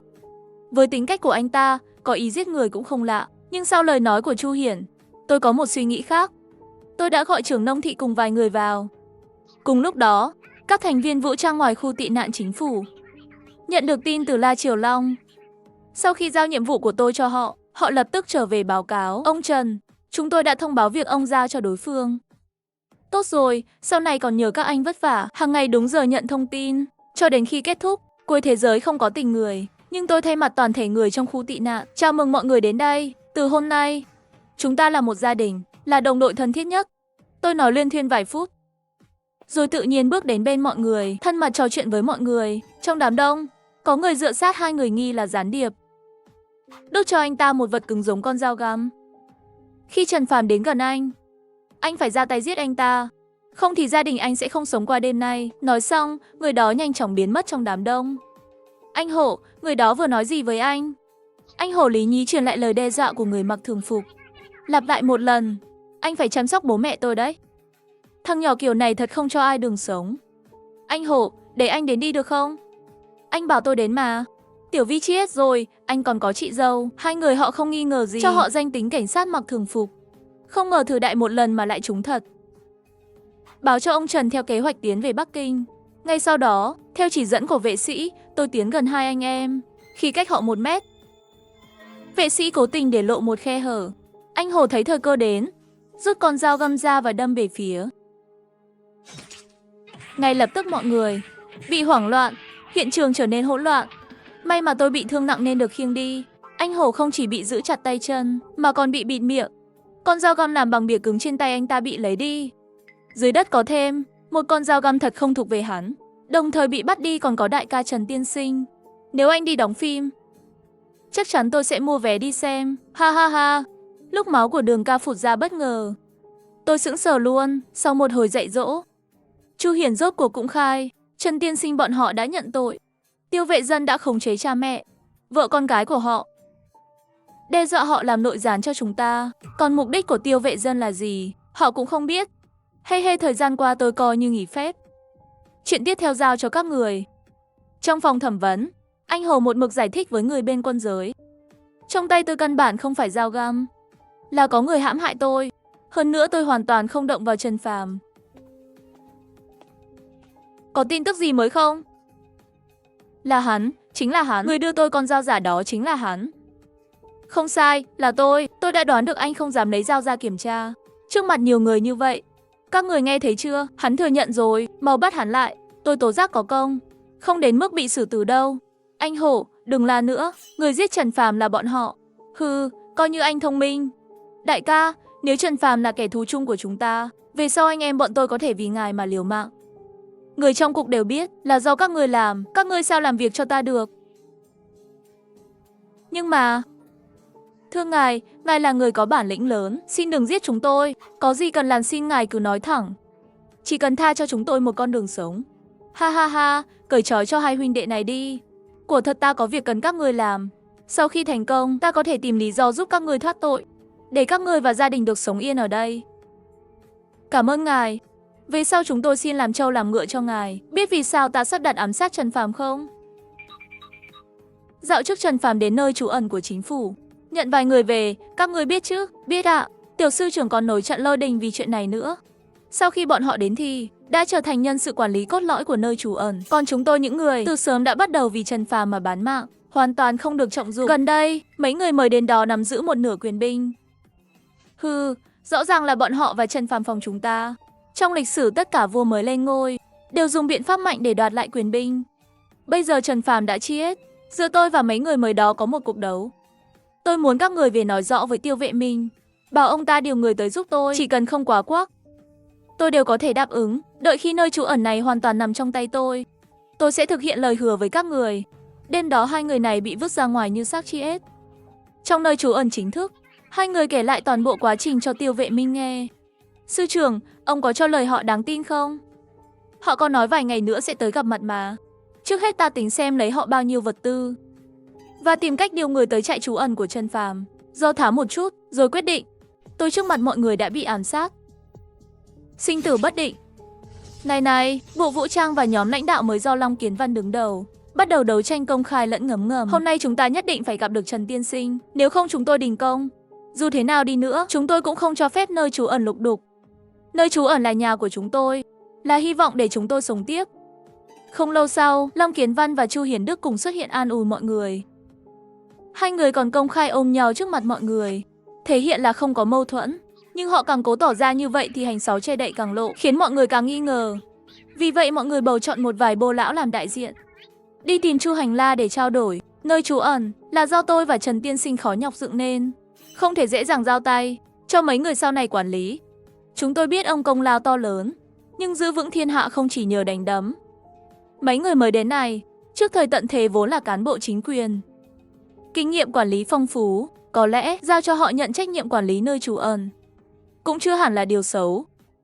Ông thấy sao?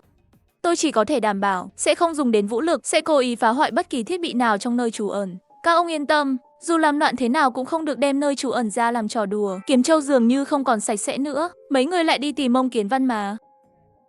Hắn chỉ là một viên đại đội trưởng, biết cách quản lý sao? Biết cách phân bổ tài nguyên không? Các ông yên tâm giao mạng sống của mọi người cho một kẻ hành động theo cảm tính được sao? Mấy người từ miệng họ không lúc nào thoát khỏi chuyện sinh tử của Trần Phàm. Những người sống sót khác biết rằng tiếp tục gây lộn như vậy sẽ không tốt cho toàn bộ nơi trú ẩn, vì thế lại dấy lên bất ổn. Chúng tôi phải được gặp Trần tiên sinh một lần. Nơi trú ẩn này chúng tôi chỉ công nhận mỗi Trần tiên sinh một người, mạng của chúng tôi đều do ông ấy cứu. Nếu tôi nói, nếu Trần tiên sinh không còn nữa, nhiệm vụ trước mắt là phải điều tra ai đã sai khiến người đó giết Trần tiên sinh, báo thù cho Trần tiên sinh. Đúng, việc gấp hiện giờ là báo thù cho Trần tiên sinh, chứ không phải ăn cắp lục lọi ở đây. Liên tiếp 4 ngày, những chuyện bên trong nơi trú ẩn đã truyền đến tai người ở nơi trú ẩn chính thức. Trưởng đội Tiêu, tôi thấy chuyện này có lẽ đã ổn rồi. Tiêu Vệ Minh gật đầu. Bây giờ ông ta đã hoàn toàn tin rằng Trần Phàm đã chết. Chu Hiền bao giờ đến? Ngày mai được không? Ngày mai xem hắn có thể đưa ra điều kiện gì. Hai người đó không phải ai khác, chính là hai chủ gia tộc nhà Bạch và nhà Tề. Con trai của họ đều chi ết vì tôi, sau đó lại bị đội trừ gian của tôi đánh đến không kịp chống cự, đành phải đầu hàng Tiêu Vệ dân. Trần tiên sinh mau giải quyết đi, tôi thả lao mình chắn đạn. Cũng không muốn bị mọi người trách mắng như vậy. He, yên tâm đi, lúc tới sẽ trả cho ông một sự trong sạch. Chu Hiền Đức nhìn Mông Kiến Văn mặt vẫn bình thản, bất đắc dĩ cười. Nông dân già còn thua mấy người làm quan, các ông thật có bản lĩnh. Ha ha, được thôi. Lập kế hoạch lại một lần nữa, ngày mai không được có chút mệt mỏi nào. Ngày hôm sau Chu Hiền Đức lái 4 chiếc xe xích đến nơi trú ẩn chính thức. Trên xe có 3.000 cân hàng thực phẩm, khiến Tiêu Vệ Minh cùng những người kia vui mừng khôn xiết. Bộ trưởng Chu phải không? Tuyệt chiêu nhỉ, liên quan tới cả người đã cứu mạng mình mà còn dám làm như vậy. Sư trưởng, 3.000 cân lương thực này làm tiền đặt cọc. giúp tôi đoạt lấy quyền quản lý chạy tránh trên farm, sau đó sẽ thêm 7.000 cân, tổng cộng 10.000 cân, được không? Bộ trưởng Chu, thù lao không thành vấn đề. Trước hết nói về kế hoạch của anh đi, các người sẽ cử người đến trại xử lý gây rối. Lý do là khi người của các anh đi tìm vật tư, đã xảy ra xung đột với người của chúng tôi. Có người chi ết, cần có câu trả lời. Bây giờ muốn lấy lòng dân như vậy, chắc chắn sẽ ra mặt đàm phán trực tiếp. Lúc đó người của các anh giả làm thân nhân, mất kiểm soát rồi giết hắn. Quá trình này người của tôi sẽ không cản trở. Bộ trưởng Chu làm vậy, chắc chắn quyền quản lý sẽ nằm trong tay anh. Đừng để xáo phạm quy tắc vợ chồng nha. Chỉ cần hắn chi hết. Nhưng nếu hắn không nghe tôi sẽ cho hắn im miệng ngay. Kiếm Châu dường như hết cách rồi. Tiêu Vị Minh cũng không còn do dự. Ha ha ha, đã vậy. Bộ trưởng Chu, việc này nhờ anh rồi. Tôi Tiêu này xin thua. Trước tiên đi làm khó sư trưởng. Tôi phải về rồi. Đợi đã Bộ trưởng Chu. Về chuyện thù lao còn chưa thương lượng xong. Lúc nãy không phải đã nói rõ rồi sao? 10.000 cân lương thực làm thù lao mà. Bộ trưởng Chu, đó là anh một mình đưa ra điều kiện thù lao. Bên tôi, vẫn chưa kịp mặc cả với anh nữa mà, thôi đi. Sư trưởng, ông vui lòng nói rõ đi, muốn bao nhiêu? 20.000 cân lương thực, 1.000 cân hạt giống rau, 500 con gà, vịt sống, 20 con lợn, không được thiếu dù chỉ 1 cân. Không thể được, tuyệt đối không thể. Nếu Bộ trưởng Chu không thành thật, thì lần này giao dịch thôi. Hy vọng Tân thị trưởng xử lý tốt việc này. À, để tránh Bộ trưởng Chu thực hiện được, cuộc gặp hôm nay đã được ghi hình toàn bộ. Hừ, Bộ trưởng Chu cũng không muốn trên phàm, trong trại tránh biết chuyện này đâu. Tôi muốn giao khoản cuối. Ngày hôm nay nếu chuyện này để dân trong trại biết, xe tăng và xe bọc thép của tôi sẽ khiến trại tránh chính thức mất đi một phần. Tiêu Vị Minh không tức giận trước lời đe dọa của Chu Hiển Đức. Ngược lại, Chu Hiển Đức càng như vậy, càng chứng minh hắn đã cùng đường. Bộ trưởng Chu nói đùa đấy, tôi Tiêu này một lời là một lời. Tiểu Lưu tiễn Bộ trưởng Chu ra ngoài. Trong kho vài người vệ sĩ Tiêu tụ tập trước cửa kho, ăn những thực phẩm hôm nay Chu Hiển Đức gửi tới. Một vài phụ nữ ngồi lên đùi họ, tự do nói những lời tục tĩu. Còn bên kia, trong tầng hầm, một đám đông như bầy đàn tụ tập trên chăn. Cảnh nằm ngủ trên nền đất khiến người ta sửng sốt. Một thanh niên khoảng 30 tuổi đặt một cái nồi bên cạnh chăn. Trong nồi đang nấu, chiếc thắt lưng của anh ta đã rách nát không còn nguyên vẹn. Anh ta đã nấu được 2 ngày, nhưng mãi chưa nỡ ăn. Mỗi lần chỉ uống vài ngụm, nước canh tỏa ra mùi thối của thắt lưng, rồi lại thêm vài viên tuyết lạnh vào.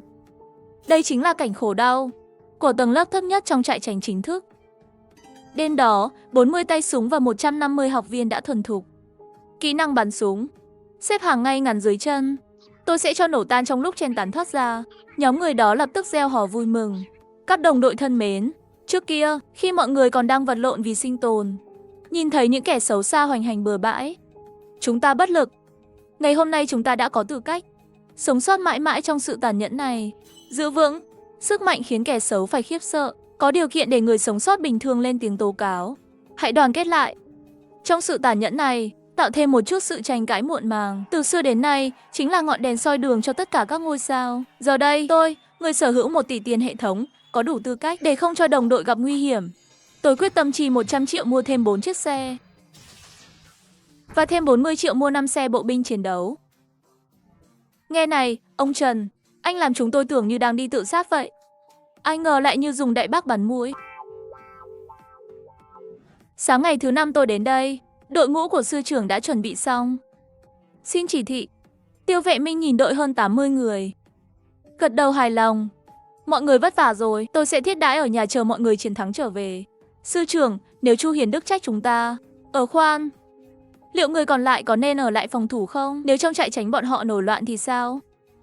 Không biết làm sao bây giờ, bên trong những người này, gần đây không biết bị tác động gì.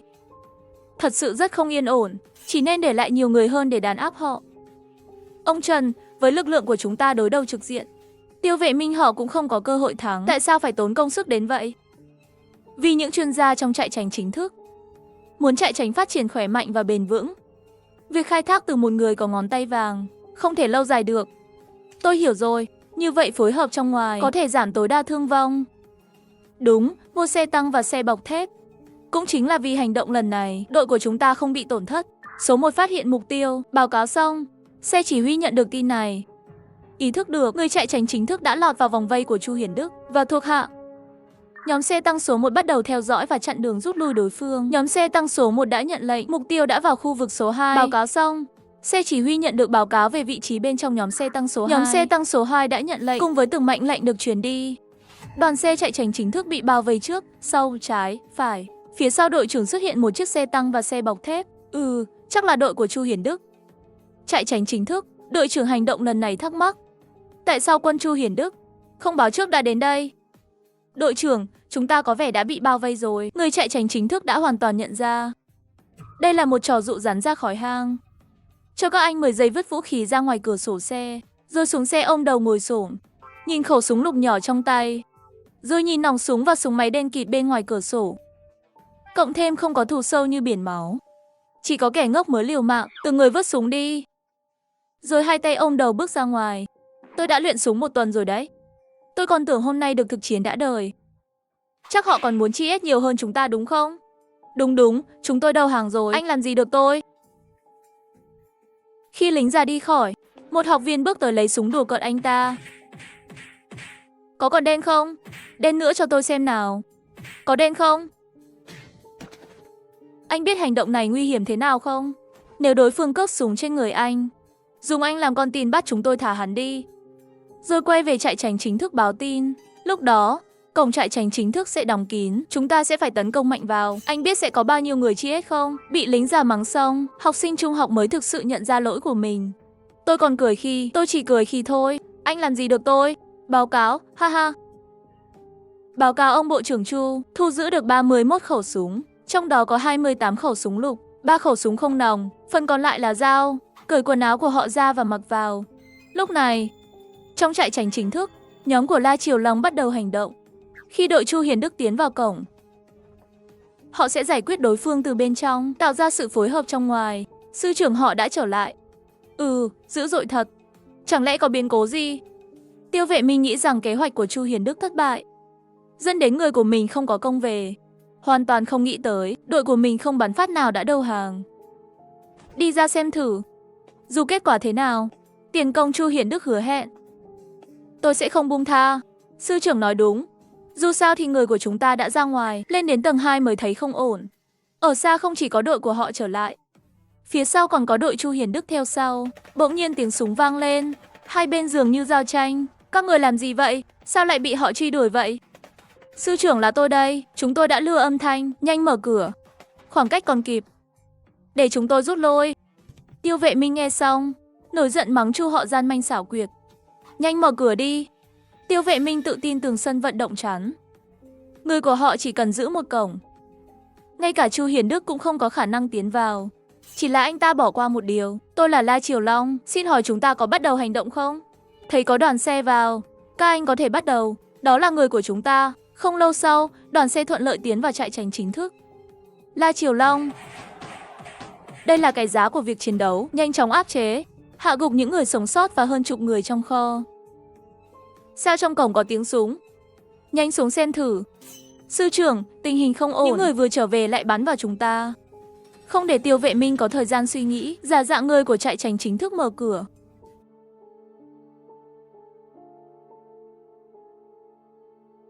Cảm ơn bạn đã ghé thăm kênh. Đừng quên nhấn subscribe để không bỏ lỡ bất kỳ khoảnh khắc nào bạn nhé. Các người đã bị bao vây rồi, ngoan ngoãn đầu hàng đi. Nếu không thì đừng trách vô tình, những người quay lại này chắc chắn là giả mạo. Xong rồi, mọi thứ đều xong rồi. Thị trưởng Tiêu, chúng ta đầu hàng đi. Tất cả im miệng cho tôi. Tôi muốn nói chuyện với Chu Hiển Đức. Tiêu Vệ Minh, đừng chống cự vô ích. Vứt súng xuống lầu, sau đó giơ tay lên đầu và đi xuống. Ý anh là gì? Chúng tôi với anh không thù không oán. Dựa vào đâu mà dùng vũ lực xông vào? Còn vương pháp không? Còn pháp luật không? Lúc này La Triều Long đang dẫn theo đồng đội bị thương, tiến về phía Chu Hiển Đức. Trên vai buộc vải trắng là ký hiệu đã hẹn trước. La Triều Long báo cáo với Bộ trưởng Chu. Tốt lắm, các cậu đều rất giỏi. Tiếp theo giao lại cho chúng tôi. Chu Hiển Đức quay người lại, chuẩn bị ra lệnh cho lực lượng vũ trang tấn công lên tầng 2. Bộ trưởng Chu, chúng tôi đầu hàng, bây giờ sẽ vứt súng xuống dưới. Rất tốt, tất cả giơ tay lên đầu rồi đi xuống. Chẳng mấy chốc hơn chục người lục tục đi xuống.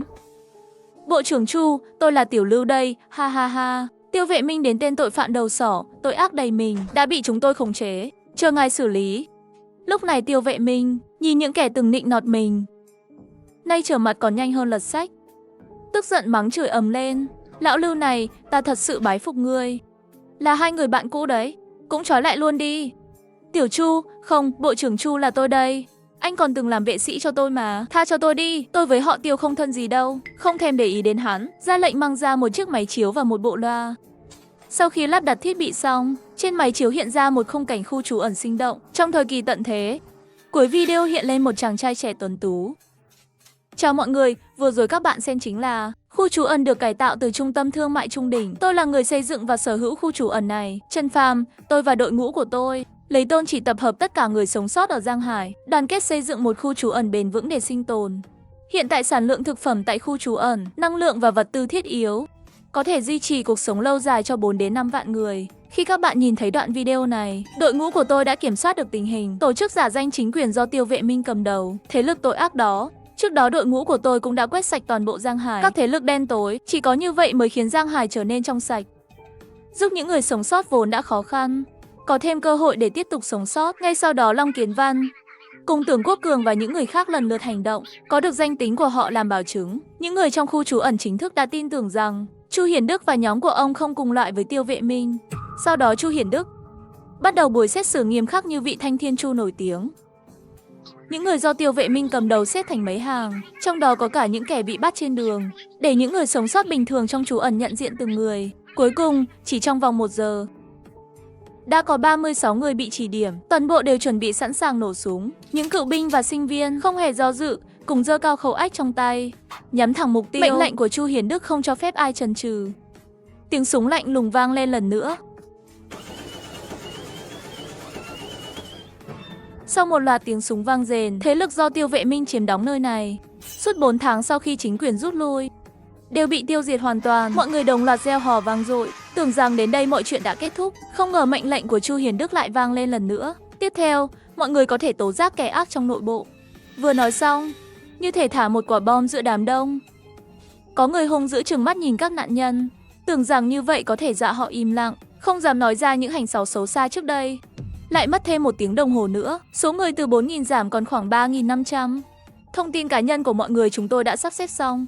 Tiếp theo tôi sẽ mang tài liệu trở về khu trú ẩn để chọn lọc những người cần thiết cho trú ẩn.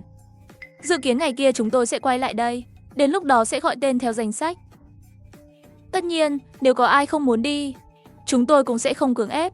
Cuộc nổi loạn trong trú ẩn bùng phát, người từng bị đồn là đã bị ám sát đến tôi đây, lại kỳ tích xuất hiện trước mắt mọi người. Ngài Thẩm, ngài không sao thật tốt quá. Đúng vậy, ngài là chỗ dựa tinh thần của chúng tôi. Không có ngài, chúng tôi thật sự không biết phải sống thế nào.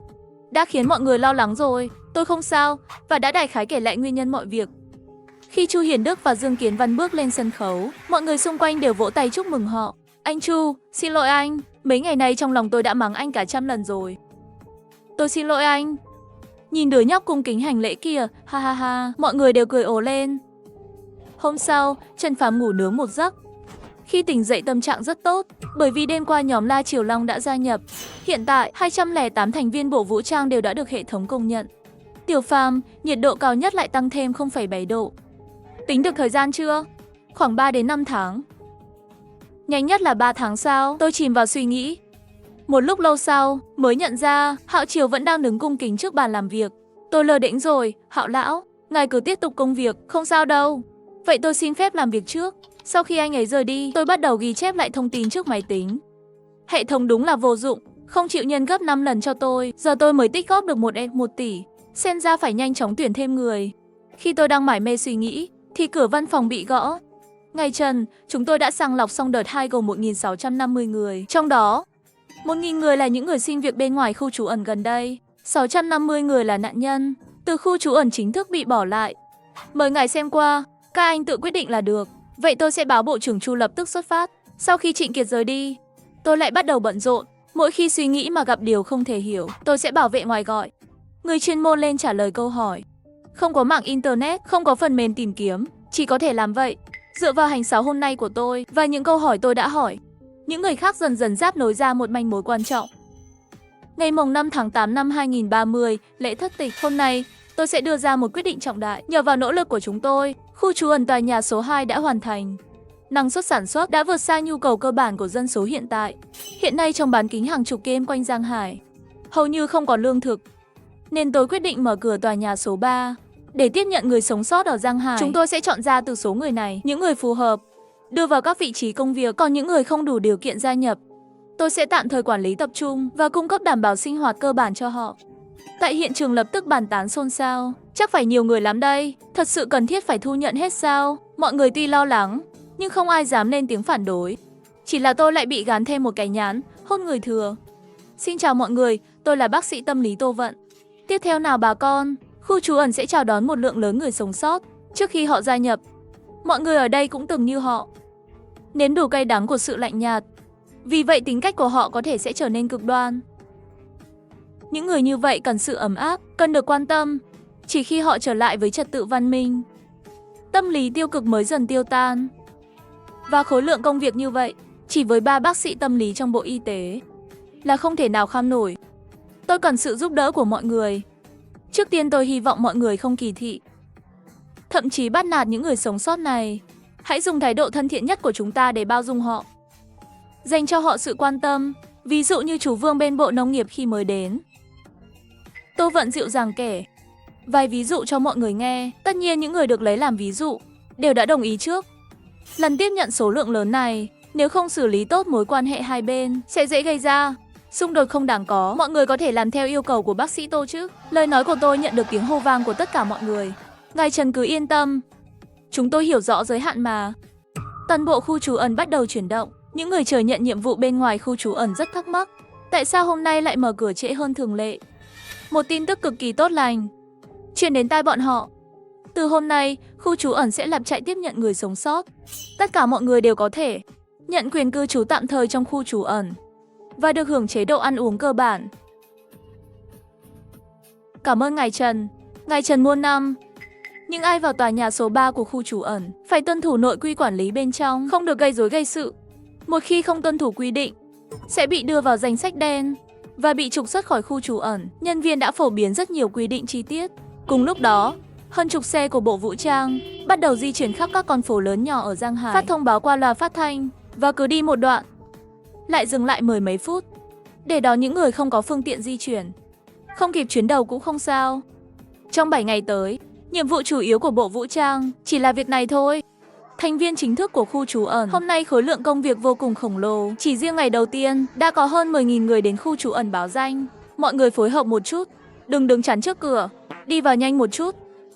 Sau này còn nhiều thời gian để tham quan. Ai tắm xong rồi thì mang quần áo đi giặt. Nhớ bật chế độ giặt nhanh. Ê cô gái, mặc quần áo vào đi, ngực to cũng không được như thế nhé. Tắm xong rồi thì xếp hàng đến Bộ Y tế kiểm tra sức khỏe. Hôm nay Bộ Y tế cũng bận bù đầu. Đừng vùng vẫy nữa. Trường hợp của anh buộc phải cắt bỏ chi. Đừng lo, ngài Trần đã nói rồi. Dù cơ thể có tàn tật, chúng tôi cũng sẽ tiếp nhận. Dưới sự lãnh đạo của Dung Kiến Văn, ngay từ ngày gia nhập khu trú ẩn, họ đã bắt tay vào xây dựng một bộ quy tắc vận hành và quản lý. So với việc quản lý cả một thành phố trước tận thế, quản lý vài nghìn người ở đây dễ dàng hơn nhiều. Điều tôi quan tâm nhất là phần thưởng hệ thống lúc 0 giờ tối nay. Xem những người này có thể mang lại bao nhiêu tiền hệ thống. Sau khi vượt mốc 10.000 người có được nhân 5 không, hôm nay nhận được 1.038 tỷ tiền hệ thống. Vui lòng kiểm tra, số dư hiện tại 2.123 tỷ. Tin tốt là chỉ một ngày đã nhận được 1 tỷ. Tin xấu là dù đội ngũ đã vượt 10.000 người, hệ thống vẫn không nhân 5 lần. Xem ra chỉ có thể thành thật phát triển dân số và công nghệ. Lúc tôi đang ngủ, cả khu trú ẩn vẫn hoạt động liên tục. Thành viên chính thức tự động chia làm 3 ca. Ngày thứ hai lại có thêm 6.700 người đến. Ngày thứ ba là hơn 2.300 người. Ngày thứ tư còn lại hơn 1.200 người. Ngày thứ năm thì tụt dốc thẳng xuống chỉ còn 22 người. Trước tận thế, dân số thường trú ở khu vực trung tâm Giang Hải là khoảng 4-5 triệu người. Tháng 3 năm nay, chính quyền đã tổ chức di rời quy mô lớn đến huyện Xích Đạo, đưa đi gần 3 triệu người. Kể từ thời điểm chính phủ rút lui, 1,5 triệu người còn lại ở Giang Hải có thể sống sót đến bây giờ chỉ còn lại 2-3 vạn người thôi. Trịnh Kiệt được phân công đến khu nhà số 3 kiểm tra. Khi tôi xuất hiện, hiện trường bùng nổ với những tiếng reo vui. Nhìn từng sinh mạng mới mẻ, tràn đầy niềm vui, lúc này tôi mới thực sự nhận ra việc mình làm có ý nghĩa lớn lao thế nào. Tiền bạc quyền lực, so với tâm trạng này thì chẳng đáng kể gì. Sau 2 tháng xây dựng, nguồn nước tại khu nhà số 3, cung cấp điện và sưởi ấm đã hoàn thành từ hôm qua. Xin lỗi mọi người đã chờ lâu. Không ngờ câu đầu tiên của tôi lại là lời giải thích hơi áy náy với mọi người. Trước đây không phải không tiếp nhận họ, mà là khu trú ẩn chưa đủ điều kiện. Nhưng ai lại trách tôi chứ? Nếu không có tôi dựng nhà kính, nếu không có tôi ngày nào cũng biến mất, họ đã không thể sống sót đến giờ. Hiện tại khu trú ẩn đã đạt quy mô dân số cấp xã. Thu nhập hệ thống hàng ngày của tôi là 1,67 tỷ, tổng số dư 8,5 tỷ. Sáng sớm hôm nay, báo cáo đo nhiệt độ của Hạo Triều Dương cho biết, Giang Hải đã xuất hiện nhiệt độ âm 70 độ.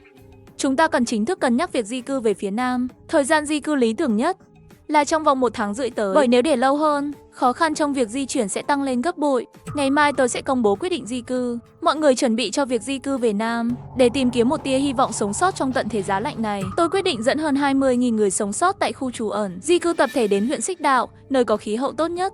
Anh Hàn, anh có thể đảm bảo khi đến Xích Đạo, nhiệt độ ở đó đủ cho chúng ta xây dựng một khu trú ẩn đủ lớn và có thể tự cung tự cấp không?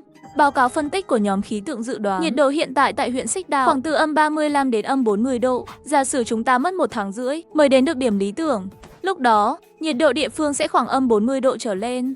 Các bạn còn nhớ thời tiết âm 40 độ chứ? Lúc đó rất nhiều hoạt động ngoài trời vẫn diễn ra.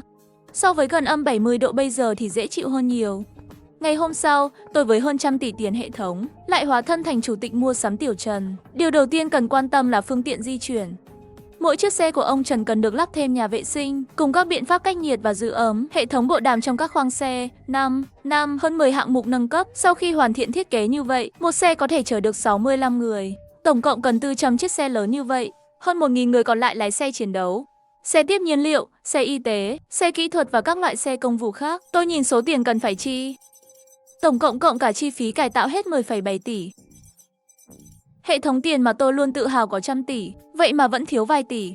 May mà có hệ thống, mỗi ngày có thể mang về cho tôi 1,7 tỷ. Thật sự mừng vì có hắc, nếu không thì chẳng làm nổi gì.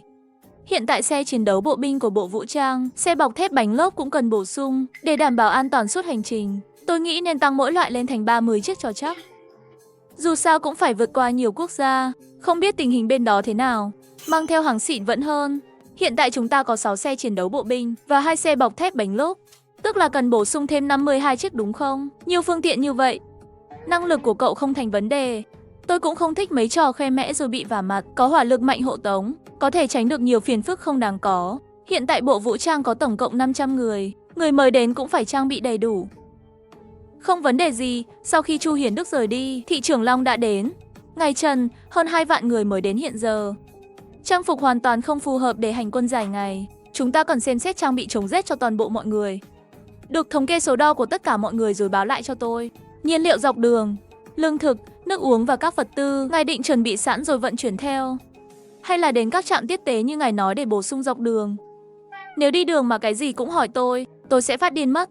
Đưa danh sách cho tôi, trước khi xuất phát chuẩn bị đủ cho 1 tuần, sau đó mỗi tuần bổ sung 1 lần. Sau khi nhận được chỉ thị, thị trưởng Long lập tức đi làm việc, hơn 11 tỷ đã chi hết sạch, hơn 2 tỷ của Bộ Nhân sự chẳng đáng là bao.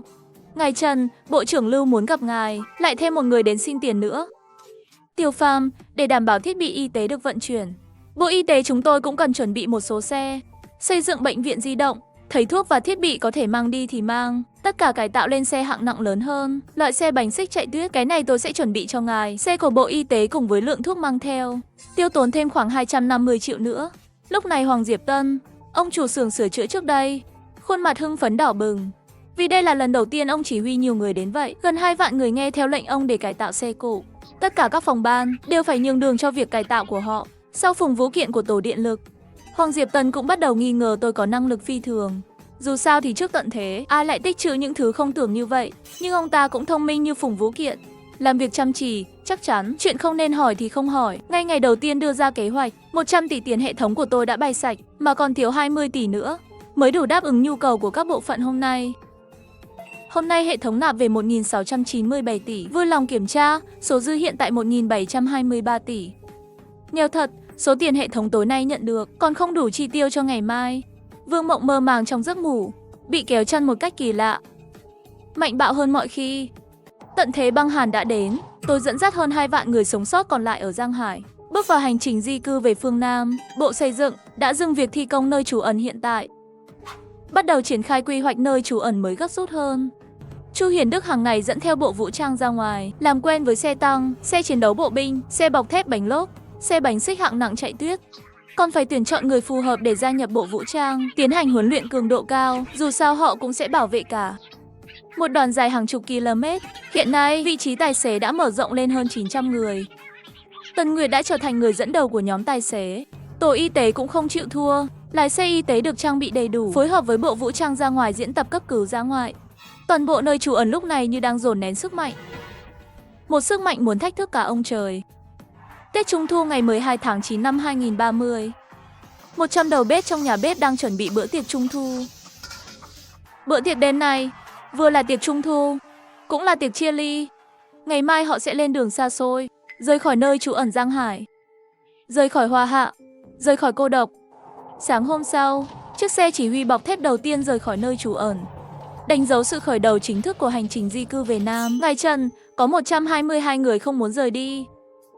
Chuyện gì xảy ra vậy? Sau khi biết rõ đầu đuôi sự việc, tôi lập tức đến bên những người không muốn rời đi. Mọi người đang làm gì vậy? Mau thu dọn đồ đạc lên xe cho tôi. Tất cả đều lặng lẽ cúi đầu. Những người này hầu hết đều là người khuyết tật. Ngài Trần, trong chúng tôi có bác sĩ, có người biết bảo trì thiết bị. Hệ thống năng lượng mặt trời vẫn hoạt động. Chúng tôi chỉ cần phần lớn công xưởng, giữ lại nông trại và vài phòng ở, cũng có thể sống sót được. Chúng tôi, đám người vô dụng này, tới nơi đó cũng không thể tham gia bất cứ việc xây dựng nào. Thà ở lại đây canh giữ nơi trú ẩn của mình. Lỡ như một ngày nào đó tận thế chi tiết này kết thúc, khi các anh quay về vẫn còn một mái nhà. Vừa nói xong, người đó quỳ xuống đầu tiên. Tôi đã nói, cho dù các người phải nằm cả đời, tôi cũng nuôi nổi các người trong nơi trú ẩn này. Không ai coi thường các người, tại sao các người lại coi thường chính mình? Còn đứng được ra làm gì? Cho dù phải trói, cũng phải trói hết những người này lên xe cho tôi. Dù thiếu một người, đoàn xe cũng không được xuất phát. Trong số những người khuyết tật này, có cả cựu quan chức cấp cao và tinh anh xã hội. Họ tưởng mình hiểu rõ lòng người, tưởng rằng tôi đến gặp họ chỉ là hình thức, chỉ để diễn cho những người sống sót khác xem. Nhưng giờ nhìn lại không hề có chút giả tạo nào. Ngay cả ngài Trần còn không chê chúng tôi còn làm mình làm mẩy gì nữa. Xin lỗi ngài Trần, chúng tôi đã gây phiền cho ngài rồi. Mọi người mau lên xe đi, từ nay sẽ cống hiến hết sức báo đáp ngài Trần. 9 giờ sáng, chiếc xe cuối cùng rời khỏi khu trú ẩn Giang Hải. Vợ ơi, mau ra đây xem, bọn ngu kia đi hết rồi. Đi sạch thật rồi à? Để tôi xem với. Mang miếng thịt ra đây, tôi vừa ăn vừa xem. Người phụ nữ đưa cho hắn một miếng thịt hầm lớn. Cái chân này là của đàn ông à? Tôi đã nói với bà bao nhiêu lần rồi, ăn phụ nữ trước mà không nghe. Chân đàn ông nhiều lông quá, lại còn lười không nhổ. Ở góc tối của một khu dân cư khác, cũng có một người đàn ông đang nhìn theo bóng xe đi khuất. Bọn người này cuối cùng cũng rời đi rồi. Cả thanh giờ thịt thà đầy đường đều là của tao. Hừ, tất cả đều là của tao hết. Sau khi đoàn xe rời khỏi khu trú ẩn, lập tức có người lái xe vào trú ẩn. Họ mong muốn có thể để lại một số vật tư cho mình. Mì ăn liền Chiết Giang là tôi phát hiện trước. Buông tay ra, đến giờ này rồi còn phân ai đến trước ai đến sau à? Sức mạnh mới là điều cốt lõi. Được rồi, không cho tao sống thì đều không ai sống được. Những người còn lại đều là bệnh nhân phổ thông, lúc đầu bị từ chối không được vào trú ẩn. Giờ đám người này tập hợp lại với nhau, không ai chịu nhường ai. Chẳng mấy chốc đã có hơn nửa người gục ngã. Khi nhiệt độ đạt đến một mức độ nhất định, chỉ có cái chi ít đang chờ đợi họ. Hơn 20.000 người sống sót bắt đầu hành trình đến Nam Kinh. Mọi người đều mơ ước sẽ xây dựng lại mái nhà khi đến nơi, nhưng không ai biết chuyến hành trình này sẽ là một cơn ác mộng. Câu chuyện thật sự mới chỉ bắt đầu. Một vài chiếc xe của đội tiên phong 3 tiếng trước đã đến Giang Châu. Sau một vòng tuyên truyền, thành phố nhỏ hơn 10 mấy vạn dân này chỉ có 21 người theo đoàn lớn. Cảm ơn các bạn. Xin hỏi đội này thuộc cơ quan chính quyền nào? Chỉ huy Giang Châu cũng có trong đội. Hiện là người quản lý nhóm chúng tôi. Nhưng chúng tôi không phải cơ quan chính quyền. Sau đó chiến sĩ đó kể lại câu chuyện của tôi. Đây tất nhiên là kịch bản do phó binh thuộc ban tuyên truyền giao, dùng để tiếp xúc tất cả người được cứu. Thật tuyệt vời. Lúc nào có cơ hội tôi nhất định sẽ. Cảm ơn ngài Trần. Chúng tôi hiện còn khoảng 20 đến 30 cân thực phẩm đã mang theo. Ngài xem để đâu cho hợp. Chiến sĩ đó nhìn qua. Đó là các loại thực phẩm trộn lẫn thành từng cục. Thậm chí có cả vài loại rễ cây không rõ tên. Trông thật không hấp dẫn chút nào. Nhưng chiến sĩ đó không hề coi thường họ. Nếu không gặp tôi, họ còn không có cơ hội ăn những thứ này. Thật biết ơn mọi người. Tạm để ở đây đã. Họ làm xong kiểm tra sức khỏe trên xe y tế, tắm rửa và thay quần áo cơ bản. 3 lần giận dữ, 1 giờ trưa, đến bước chân cuối cùng ở biên giới Trung đến Việt. Chỉ huy đội nhỏ tại trấn Nam Quan lúc này là Từ Lượng, đang đàm phán với người liên lạc địa phương. Tôi có thể nói chuyện với người phụ trách bên các anh không? Từ Lượng qua bộ đàm báo cáo cho tôi. Tôi đồng ý đối thoại với đối phương. Tôi là người chịu trách nhiệm đội này. Có gì cần hỏi không? Chào ngài chỉ huy, cảm ơn ngài đã cứu người trên đường di tản. Không giống những đội làm điều ác khác, chúng tôi còn khá nhiều vật tư. Có thể đổi lấy điều kiện ưu đãi hơn khi gia nhập không? Trước khi vào vùng lửa, đòi hỏi điều kiện tốt hơn cho đội mình cũng hợp lý. Đúng vậy. Nhưng trại lính này do tôi xây dựng. Vì vậy, chỉ tôi mới có quyền quyết định tuyệt đối. Còn lại đều bình đẳng, bao gồm cả những người giúp tôi quản lý người sống sót. Cũng vậy, đừng nhìn đội chúng tôi bằng con mắt của thời kỳ tận thế. Hãy thay đổi quan điểm. Đối phương nghe xong lời tôi, không biết nói gì. Lần đầu gặp, không thể kiểm chứng. Các anh mạo hiểm để lộ thông tin về vật tư, vẫn chủ động gặp tôi. Chứng tỏ các anh biết rõ, nếu không đi cùng chúng tôi, khi vật tư hết cũng chỉ có chết. Vậy các anh không có lựa chọn. Tôi tự tin nói với các anh, dù các anh có nhiều thức ăn đến đâu, với chúng tôi cũng chỉ là muối bỏ biển. Vận chuyển rất phiền phức. Hãy để lại cho những người không muốn đi ở lại. Lời này khiến họ sốc. Đã hơn 9 tháng tận thế, còn dám nói chuyện ngông cuồng thế. Hoặc là điên, hoặc là thực sự có thực lực. Chúng tôi có xe thiết giáp và vũ khí hạng nặng. Nếu muốn giành giật, chúng tôi đã không nói nhiều như vậy. Đối phương nghe xong biết ngay, đây là gặp đúng con tàu lớn. Tàu che của họ còn muốn đàm phán điều kiện. Xin lỗi ngài chỉ huy, tôi nói nhiều rồi, phiền ngài giải thích. Chúng tôi sẽ theo đội ngay. Tương lai hãy xem chúng tôi thể hiện thế nào. Tôi xin chào đón các anh gia nhập trước. Nếu không phải trận chiến này, đó sẽ là trận cuối cùng trước khi ra nước ngoài. Tôi cũng không muốn tỉ mỉ giải thích như vậy. Nếu tôi không thuyết phục được các anh, thì còn phải nhờ ông Trần ra tay. Về sau tôi lại bị mắng rồi. May nhờ có ông Trần. Nếu là người khác gặp các anh mà chần chừ, có thể không thèm bận tâm đến các anh. Thật xin lỗi. Ông Trần vừa nói rồi. Dù sao tận thế, lòng người khó đoán. Ha ha, chỉ đùa thôi. Ông Trần sẽ không trách tôi. Hãy dẫn đường đến nơi trú ẩn của các anh đi. Khi Từ Lượng đến nơi trú ẩn của họ, anh ngạc nhiên mở to mắt, bởi vì thành phố nhỏ này chỉ có vài vạn người. Họ còn sống sót hơn 600 người. Biểu cảm của Từ Lượng trong mắt người đó được hiểu là đội tôi không thể chứa nổi nhiều người vậy. Trưởng khu, chúng ta vẫn nên lái xe theo sau. Nhưng dầu xe chúng ta không còn nhiều. Đoàn xe của chúng ta đã chuẩn bị một số xe chống đặc biệt, chính là để chứa những người sống sót như các bạn. Tất cả lên xe đi. Lên hết xe. Ở đây chúng tôi có 35 chiếc xe. Chắc chắn không cần lái đi sao? Sắp tới chúng ta có thể phải vượt qua dãy núi. Xe của các bạn không đủ tốt. Mỗi người chỉ mang theo ít hành lý hoặc không mang cũng được.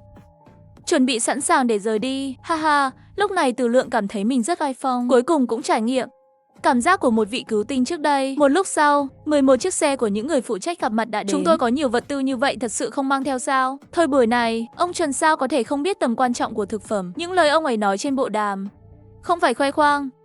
Các bạn cứ yên tâm lên xe đi. Khi phần lớn mọi người đã lên xe, Từ Lượng lại gặp lại cảnh lúc tôi rời khỏi nơi trú ẩn trước kia. Có vài người bị thương không muốn làm gánh nặng, lại khiến Từ Lượng trải nghiệm một lần cảm giác làm người thánh thiện. Mọi người đều phải đi, chúng tôi sẽ không bỏ lại bất kỳ người Hoa nào. Cảm ơn bạn đã ghé thăm kênh. Đừng quên nhấn subscribe để không bỏ lỡ bất kỳ khoảnh khắc nào bạn nhé. Đội ngũ hơn 2 vạn người di cư xuống phía Nam sau khi tiến vào biên giới nước Việt lại bị tập kích bởi những kẻ lạ mặt không rõ lai lịch. Báo cáo, phía trước xe chỉ huy phát hiện một ngôi làng. Trước cửa một số ngôi nhà có rất nhiều xe bỏ phế. Đa phần đều mang biển số nước Long Quốc ta. Xem ra người trong ngôi làng này thường xuyên ra ngoài làm những việc gây hại cho người khác. Nạn nhân, đa số là đội ngũ Long Quốc đầu tiên di cư xuống phía Nam. Hãy đi ngang qua loại làng như vậy, chỉ cần trong nhà họ giam giữ người Long Quốc, thì dân làng này sẽ không để sót một ai. Đến tận 4 giờ rưỡi chiều, đội ngũ đã sớm hơn 1 giờ, đạt tới điểm đánh dấu đầu tiên của kế hoạch. Bộ vũ trang cũng gửi đến chiến báo. Tổng cộng phá hủy 7 hang ổ của bọn buôn người. Bên trong ép giữ tổng cộng 97 phụ nữ Long Quốc chúng ta. Trong đó 34 người bị thiệt mạng do nhầm lẫn trong giao chiến.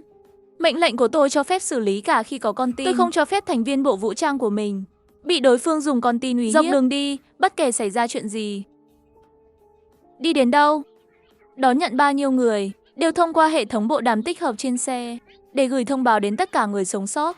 Nếu ngài không đến cứu chúng tôi, vốn dĩ mấy chúng tôi đã hoàn toàn giành được lòng tin của bọn chúng, định chờ lúc chúng ngủ say, châm lửa đốt căn nhà của chúng, cùng chúng chi ết chung.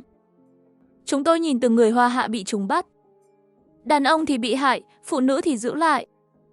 Đám người giam giữ tôi là những kẻ ác do vài ngôi làng lân cận tổ chức lại. Chúng đã hại ít nhất hơn 400 người. Cứu những phụ nữ bị bắt này. Thật ra tôi cũng có tư tâm của mình. Sau này khi nơi trú ẩn được xây dựng xong, việc duy trì và phát triển dân số cũng sẽ là trọng điểm. Ngày hôm sau giống như hôm qua, lại cứu được 51 phụ nữ bị bắt dọc đường. 4 giờ rưỡi chiều, đến điểm nghỉ thứ 2 theo kế hoạch. Sĩ quan Tiểu Trần báo cáo. Bộ khí tượng phát hiện, hôm qua khi tiến vào lãnh thổ nước Việt, nhiệt độ trung bình khoảng âm 63 độ. Hôm nay lại đi xuống phía nam thêm 200 km, hiện giờ là âm 59 độ. Xem ra quyết định di cư xuống nam là đúng đắn. Hê, so với thành Ủng gần âm 70 độ. Nơi này có thể xem là khí hậu dễ chịu rồi. 3 giờ sáng, đúng vào lúc ngủ trưa sâu nhất. Bộ đàm truyền đến báo cáo từ Bộ Vũ trang. Ông Trần, Bộ Vũ trang báo có hơn chục chiếc xe đang tiến về phía chúng ta. Tôi lập tức bật dậy mặc đồ rồi chạy đến xe chỉ huy. Đối phương còn cách quá xa, máy ảnh nhiệt của chúng ta vẫn chưa nhìn rõ được họ đang lái loại xe gì, nhưng họ không bật đèn xe mà vẫn chạy được. Đã chứng minh họ cũng có máy ảnh nhiệt. Đối thủ này không đơn giản. Toàn bộ thành viên Bộ Vũ trang đã vào xe chiến đấu. Chờ lệnh. Ban ngày họ chắc chắn đã biết hỏa lực của chúng ta. Trong tình huống này mà còn dám mò đến, thì không chỉ là thăm dò nữa. Tôi đề nghị cứ tiếp cận đối phương trước, để xem rõ xe của họ là gì rồi hãy quyết định. Được, anh sắp xếp đi. Tôi hoàn toàn không có kinh nghiệm chiến đấu kiểu này. Sẽ không làm chuyện ngoại lai, chỉ huy người chuyên nghiệp. Sau khi Chu Hiền Đức ra vài mệnh lệnh, chẳng mấy chốc, bộ đàm truyền về báo cáo của chiến sĩ Bộ Vũ trang. Bọn họ quay đầu bỏ chạy rồi. Chúng tôi đang truy theo, có nổ súng không? Xin chỉ thị đến đã nhìn rõ xe của đối phương chưa? Đối diện cũng là xe bọc thép. Đối phương nhìn thấy chúng ta chứng tỏ họ cũng có kính nhìn đêm. Không thể truy nữa. Nhìn sao cũng giống như dụ chúng ta vào bẫy. Tiếp tục đuổi chắc chắn sẽ gặp phục kích. Chúng ta vốn chỉ là đoàn di cư. Đối phương thực lực không kém, không cần thiết phải giao chiến. Kêu mọi người quay về đi. Chu Hiền Đức lập tức cho xe của Bộ Vũ trang quay lại. Đã bị họ chú ý rồi. Bất kể mục đích của họ là gì, thì nơi này cũng không an toàn nữa. Chúng ta rời đi ngay bây giờ. Khi đoàn xe chuẩn bị rời đi, biến cố xảy ra. Một quả pháo rơi trúng giữa đội hình xe. Chu Hiền chẳng kịp nghĩ nhiều, kéo tôi lên một chiếc xe tăng rồi lập tức rút lui. Bị tấn công quá đột ngột, Chu Hiền mặt nặng như chì. Lúc này La Siêu Long đến xe chỉ huy. Trong Bộ Vũ trang ngoài Chu Hiền Đức, thì anh ta là người có năng lực chỉ huy nhất. Chào ông Trần và mọi người. Lúc này không cần khách sáo nữa. Nói xem ý kiến của cậu. Đối phương ban ngày không dám đối đầu trực diện, mà chọn quấy rối vào ban đêm, chứng tỏ họ cũng không có đủ thực lực để đối đầu trực tiếp với chúng ta. Một mặt chúng ta không vào khu dân cư gây hấn họ, mặt khác chúng ta cũng không tấn công họ. Hoàn toàn không có lý do để họ nhắm vào chúng ta. Bắn một phát rồi im lặng luôn. Tất cả dấu hiệu cho thấy họ còn mục đích khác. Đúng vậy, chúng ta bỏ chạy thì họ chẳng được lợi gì. Chẳng lẽ vì chúng ta là người Long Quốc mà họ bắn một phát cho hả giận sao? Lúc này bộ đàm truyền đến tin tức. Toàn bộ người sống sót trên chiếc xe ban nãy đều đã tử vong. 3 tháng hơn sở hữu hệ thống. Tôi luôn thuận buồm xuôi gió, chưa từng chịu thiệt như thế này. Đây là lần đầu tôi gặp thất bại kể từ khi thức tỉnh hệ thống. Đội ngũ Nam Kinh bị tập kích. Một xe 66 người sống sót đều thiệt mạng. Báo cáo xe chỉ huy về tuyến đường. Cây cầu phía trước đã sập. Có cần đổi đường không? Cây cầu này đã sập. Chúng ta chỉ có thể đi đến cây cầu khác, nhưng qua cầu sẽ đi vào một khe núi. Đó là khe núi duy nhất ở vùng này. Hamaum, xem ra những người Việt bên kia không hiểu rõ binh pháp của chúng ta rồi. Đi tới cây cầu còn lại, nhưng tạm thời chưa qua cầu. Memang, anh nghi ngờ đối phương bố trí phục kích trên đó. Không phải nghi ngờ, mà là chắc chắn. Đoạn đường hai bên là núi dài khoảng 10 km. Một khi chúng ta đi vào, thì sẽ thành cá nằm trên thớt. Trước có sói sau có hổ. Phải làm sao đây? Nếu họ thật sự có đủ thực lực, thì nhân lúc ta không phòng bị đã tấn công rồi. Chỉ bắn một phát, chứng tỏ đạn dược của họ không nhiều. Bây giờ chúng ta chỉ cần nghênh chiến theo thế trận vòng cung. Ngay sau đó Chu Hiền Đức bắt đầu bố trí kế hoạch tác chiến. Hàng chục xe bọc thép và xe chiến đấu bộ binh không hề che giấu mà tiến vào vị trí. 5 xe tăng chĩa pháo vào cây cầu. 5 xe bọc thép hỗ trợ phòng thủ cho xe tăng. Quả nhiên trên khe núi bất ngờ sáng đèn xe. Có vẻ bọn họ định vượt cầu quay về thành phố Tăng Viện. 10 phút sau, nghe thấy tiếng pháo xe tăng, chứng tỏ đối phương đang quay về, thì bị xe tăng của ta chặn lại. Ngay sau đó, trong thành vang lên tiếng súng máy bắn áp chế. Trong thành phố đã giao chiến rồi. Quân lực của bọn họ của thật rất ít. Chống cự mang tính tượng trưng rồi đầu hàng. Những chiếc xe quay về phía đầu cầu bên kia, sau khi vài chiếc dẫn đầu bị xe tăng bắn nổ, thì những chiếc còn lại không dám vượt cầu nữa. 7 giờ sáng, trận chiến trong thành kết thúc. Bắt được 7 tù binh của đối phương. Cứu được 423 người Long Quốc. Tôi không có lấy một chút vui mừng vì chiến thắng. Một đội quân của Hồng Thị chỉ có bấy nhiêu binh lực thôi sao? Đây là bộ vũ trang, đưa vài tù binh mà bắt được tới đây. Quần áo trên người các anh lấy từ đâu ra? Bên kia không hiểu. May mà có vài người sống sót từ trấn Nam Quan nói. Người của họ. Dịch cho anh ta nghe. Đây là quân trang của quân nhân Long Quốc. Các anh là quân nhân Việt Quốc. Người đó gật đầu trả lời, có vẻ thật thà. Toàn bộ đội chỉ còn các anh thôi sao? Người vừa rồi còn thật thà giờ nghe thấy câu này. Hỏa hỏa. Đang mắng anh đấy. Mắng người mãi là không đúng. Chu Hiền Đức vì giữ gìn văn minh cũng đã đá anh ta một cái. Tại sao anh ta lại kích động như vậy nhỉ? Đội chúng ta gần 2 vạn người. Bị các người Long Quốc giết đến chỉ còn chưa đến 100 người. Mọi người cuối cùng đã hiểu. Tại sao lại có thể dễ dàng chiếm được đối phương mà không phải đổ mưu? Cũng hiểu được. Tại sao đối phương lại thiếu thốn đạn dược đến vậy? Nếu không phải họ đã trải qua một trận chiến quy mô như vậy, cuộc giao tranh giữa hai bên chắc chắn sẽ vô cùng khốc liệt. Người kia vẫn bị Chu Hiền Đức đá văng một cú. Bảo anh ta giữ miệng. Đừng nhìn tôi với ánh mắt dữ tợn như vậy, tôi sợ đấy. Ở đây không có dấu vết của chiến đấu. Các anh đã chiến đấu ở đâu? Tại sao lại giao chiến với đội quân Hoa hả? Kalu tá em tại biên giới Lào. Còn lý do tại sao thì chúng tôi cũng không biết. Lệnh từ cấp trên. Mọi người bị tin tức này làm cho sửng sốt.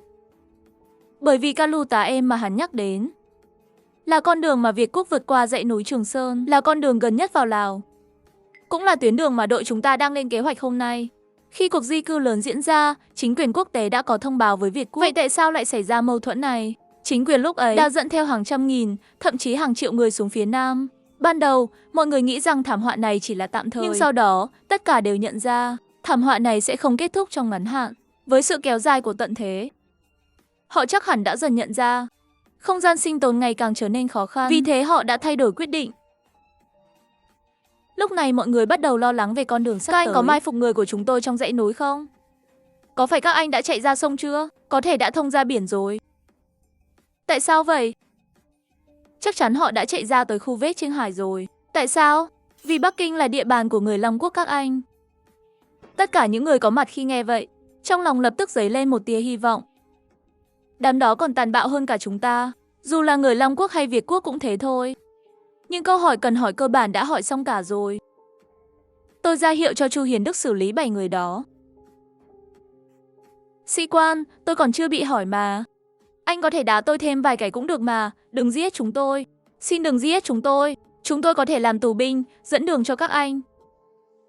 Đúng rồi, thưa sĩ quan, các anh chẳng phải định đi qua Bắc Kinh và Thượng Hải sao? Tôi biết vị trí nơi ẩn náu của bọn họ. Sắp xếp cho người anh em Việt Quốc này chút đồ ăn đi. Ha ha, vừa nãy tôi không đá cậu. Là vì tôi thấy cậu đúng là một nhân tài.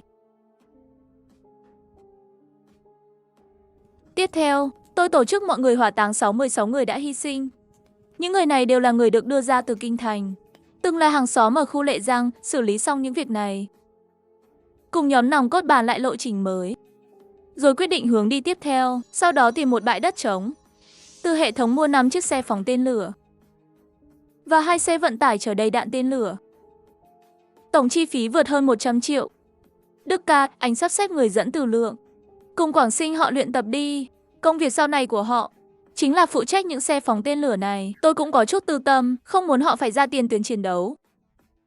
Chỉ là mấy người này càng thân với tôi thì lại càng chẳng tiếc đạn pháo. Chẳng biết tiết kiệm chút nào. Ha ha.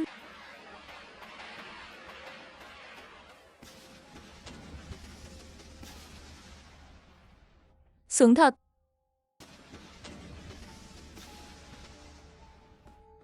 4 toa xe đạn tên lửa hết 50 triệu đó. 3 tiếng đồng hồ đã dùng sạch trơn mấy tên phá của giới đánh này. Buổi tối, mọi người tập trung trong xe chỉ huy. Bàn bạc ra kết quả chưa? Mọi người nói đi nào. Long Kiếm Văn đứng đầu phe bảo thủ cho rằng lực lượng vũ trang của chúng ta hiện nay vẫn còn quá yếu, không đủ để đối đầu với cả quốc gia Việt Quốc.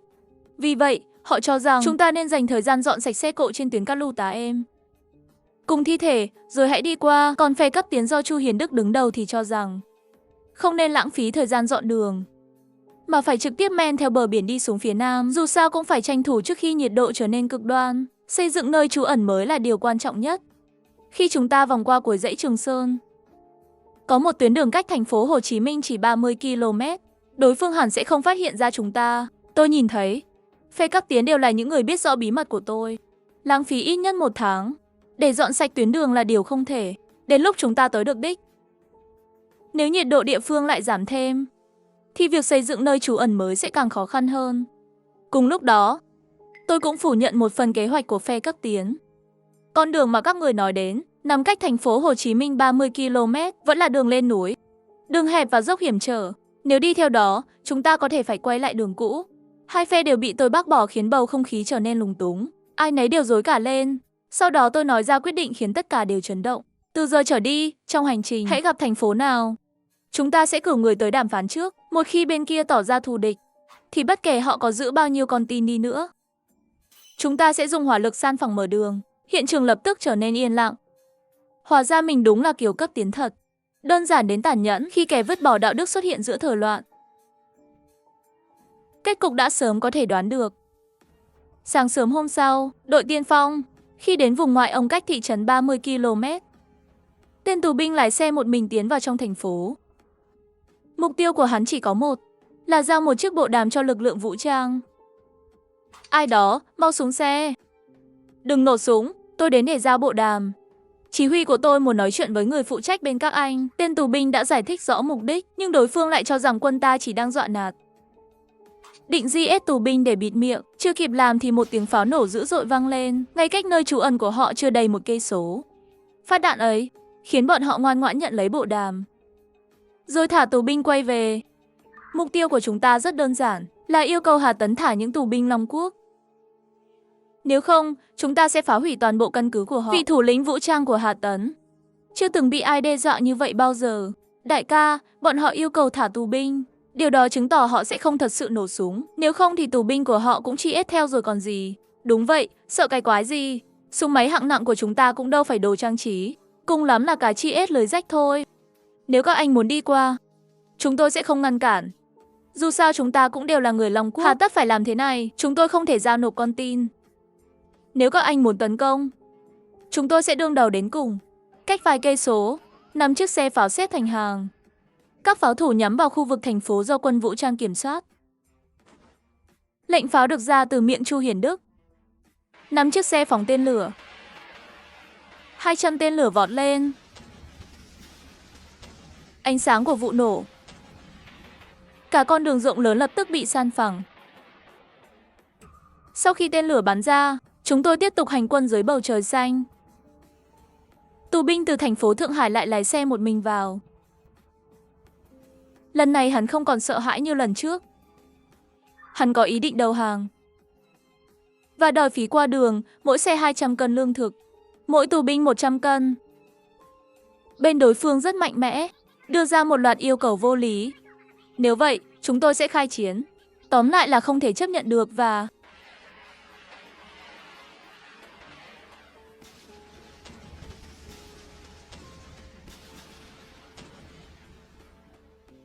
Tuy nhiên, quy mô đối phương lớn hơn kinh thành rất nhiều.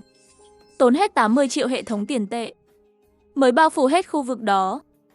Trong 5 ngày tiếp theo, đoàn quân tiến về phía nam hơn 700 km, đi qua 11 thành phố. Mỗi thành phố đều bị chinh phục theo cách của chúng tôi. Dù đã tốn hơn 300 triệu hệ thống tiền tệ, nhưng trong mấy ngày này, tôi cũng đã tích lũy được gần 20 tỷ hệ thống tiền tệ. Vậy nên khoản chi tiêu này không đáng kể. Chiều nay chúng ta sẽ đến thành phố Hồ Chí Minh. Mọi người nghĩ sao?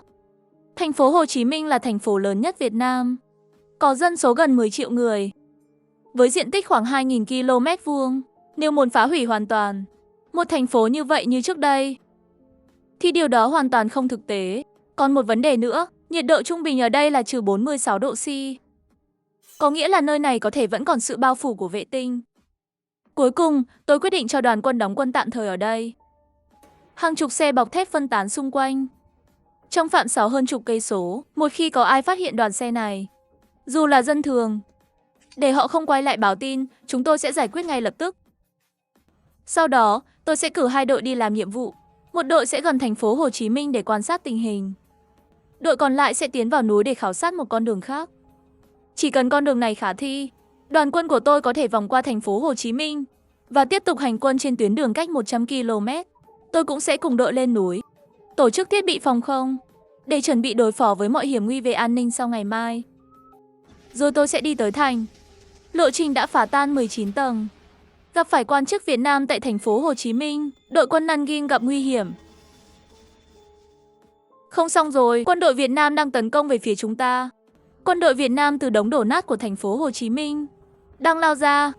Các loại xe quân sự, xe tăng đang tiến về phía đoàn xe của chúng tôi. Nhanh lên, tăng tốc rút lui. Đột nhiên, một tiếng rít sắc nhọn vang lên. Đội trưởng tiền quân gào lên, rồi bắt đầu phản công.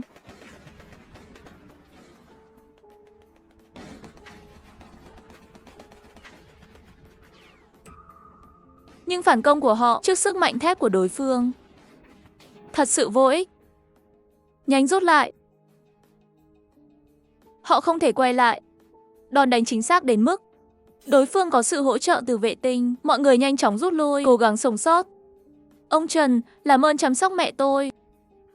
Kiếp sau tôi làm trâu làm ngựa. Long quốc vạn tuế, Long quốc dân tộc vạn tuế. Binh sĩ tiền quân nói chưa dứt lời thì đã hy sinh.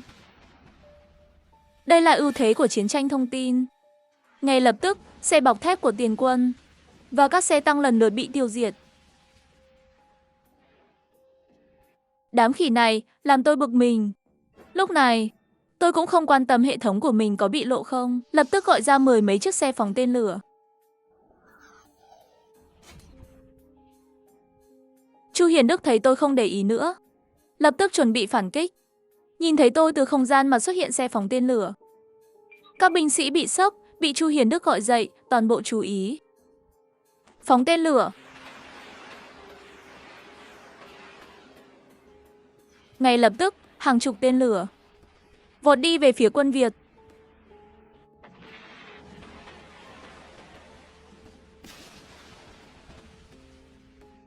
Cú đánh này khiến quân Việt hoảng loạn. Tư lệnh cao nhất của quân Việt đang gào thét trong sở chỉ huy. Ai đã nói với tôi? Cái quái gì thế này? Mọi người có nói gì không? Từ cái đám chi tiết này mà thấy được đoàn xe đáng ghét. Chúng đã quét qua suốt hành trình và đến thành phố Hồ Chí Minh. Rõ ràng chúng đã sắp hết đạn rồi. Lúc nào cũng xác nhận chúng không còn đạn pháo nữa. Giờ này là cái quái gì? Tại sao chúng vẫn có thể liên tục bắn tên lửa? Thưa tướng quân, chúng tôi đã xác nhận rất nhiều lần. Đoàn xe của họ chỉ có 2 chiếc xe chở tên lửa. Các xe còn lại hoặc chở lính, hoặc vận chuyển vật tư, ai mà biết. Dù là đạn dược hay những chiếc xe phóng tên lửa vừa rồi, điều này đã vượt xa tầm hiểu biết của họ. Nhưng rõ ràng quân Việt Nam sẽ không dễ dàng chịu đựng như vậy. Quân đội của họ cũng có vũ khí tấn công tầm xa. Sau 3 vòng ném bom, Chu Hiền Đức quyết định bỏ lại 10 mấy chiếc xe đã bắn tên lửa. Chúng tôi 2 người lên một chiếc xe tăng, dự định đến ngã ba cách đó 20 km, lặp lại cảnh tượng này lần nữa. Chỉ cần có thể ngăn cản đối phương tiến gần đoàn xe, hầu hết các xe có thể an toàn rút về trạm giám sát. Nhưng ngay lúc đó, một điều khiến tôi tuyệt vọng đã xảy ra. Quân Việt Nam đã rất khó khăn tấn công đoàn xe.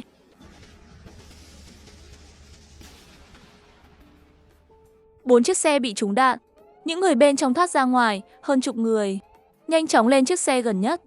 Nhìn thấy tình cảnh thảm thương của các xe phía sau. Nhưng lúc này không phải là lúc chần chừ. Đến phía trước bố trí vòng phòng ngự pháo hỏa thứ 2 mới là vấn đề then chốt. Nửa giờ sau, đã đến ngã rẽ vào Campuchin. Xuống xe xong, tôi vẫn bất chấp việc bị người ta phát hiện bí mật của hệ thống, trực tiếp biến ra 10 xe phóng đạn phản lực. Lần này đám pháo binh của vũ trang bộ tay đã không còn run như lần đầu nữa. Trong đầu họ ngoài khao khát báo thù mãnh liệt, chỉ còn lại sự phấn khích. Một loạt đạn phản lực dữ dội được bắn ra, hướng về đội truy kích của quân Việt chẳng có chút khả năng né tránh nào khi quân Việt muốn rút lui. Anh, chuyện gì vậy? Chúng lại lấy được đạn phản lực từ đâu ra? Chỉ huy quân Việt ngã phịch xuống ghế. Ngay sau đó như đã hạ quyết tâm gì đó. Quân Việt không còn năng lực tiếp tục truy kích nữa. Chúng ta trả giá rất lớn. Cuối cùng cũng rút khỏi thành phố Hồ Chí Minh. Hạo ca không về được nữa rồi. Hạo ca mà cậu ta nói đến khi ở nơi trú ẩn kinh thành. Từng ở chung ký túc xá với cậu học sinh cấp 3 này. Cùng ốm, cùng huấn luyện, cùng chiến đấu. Tuy hai người quen biết chưa đến 3 tháng, nhưng cậu ta đã sớm xem Hạo ca như người thân ruột thịt.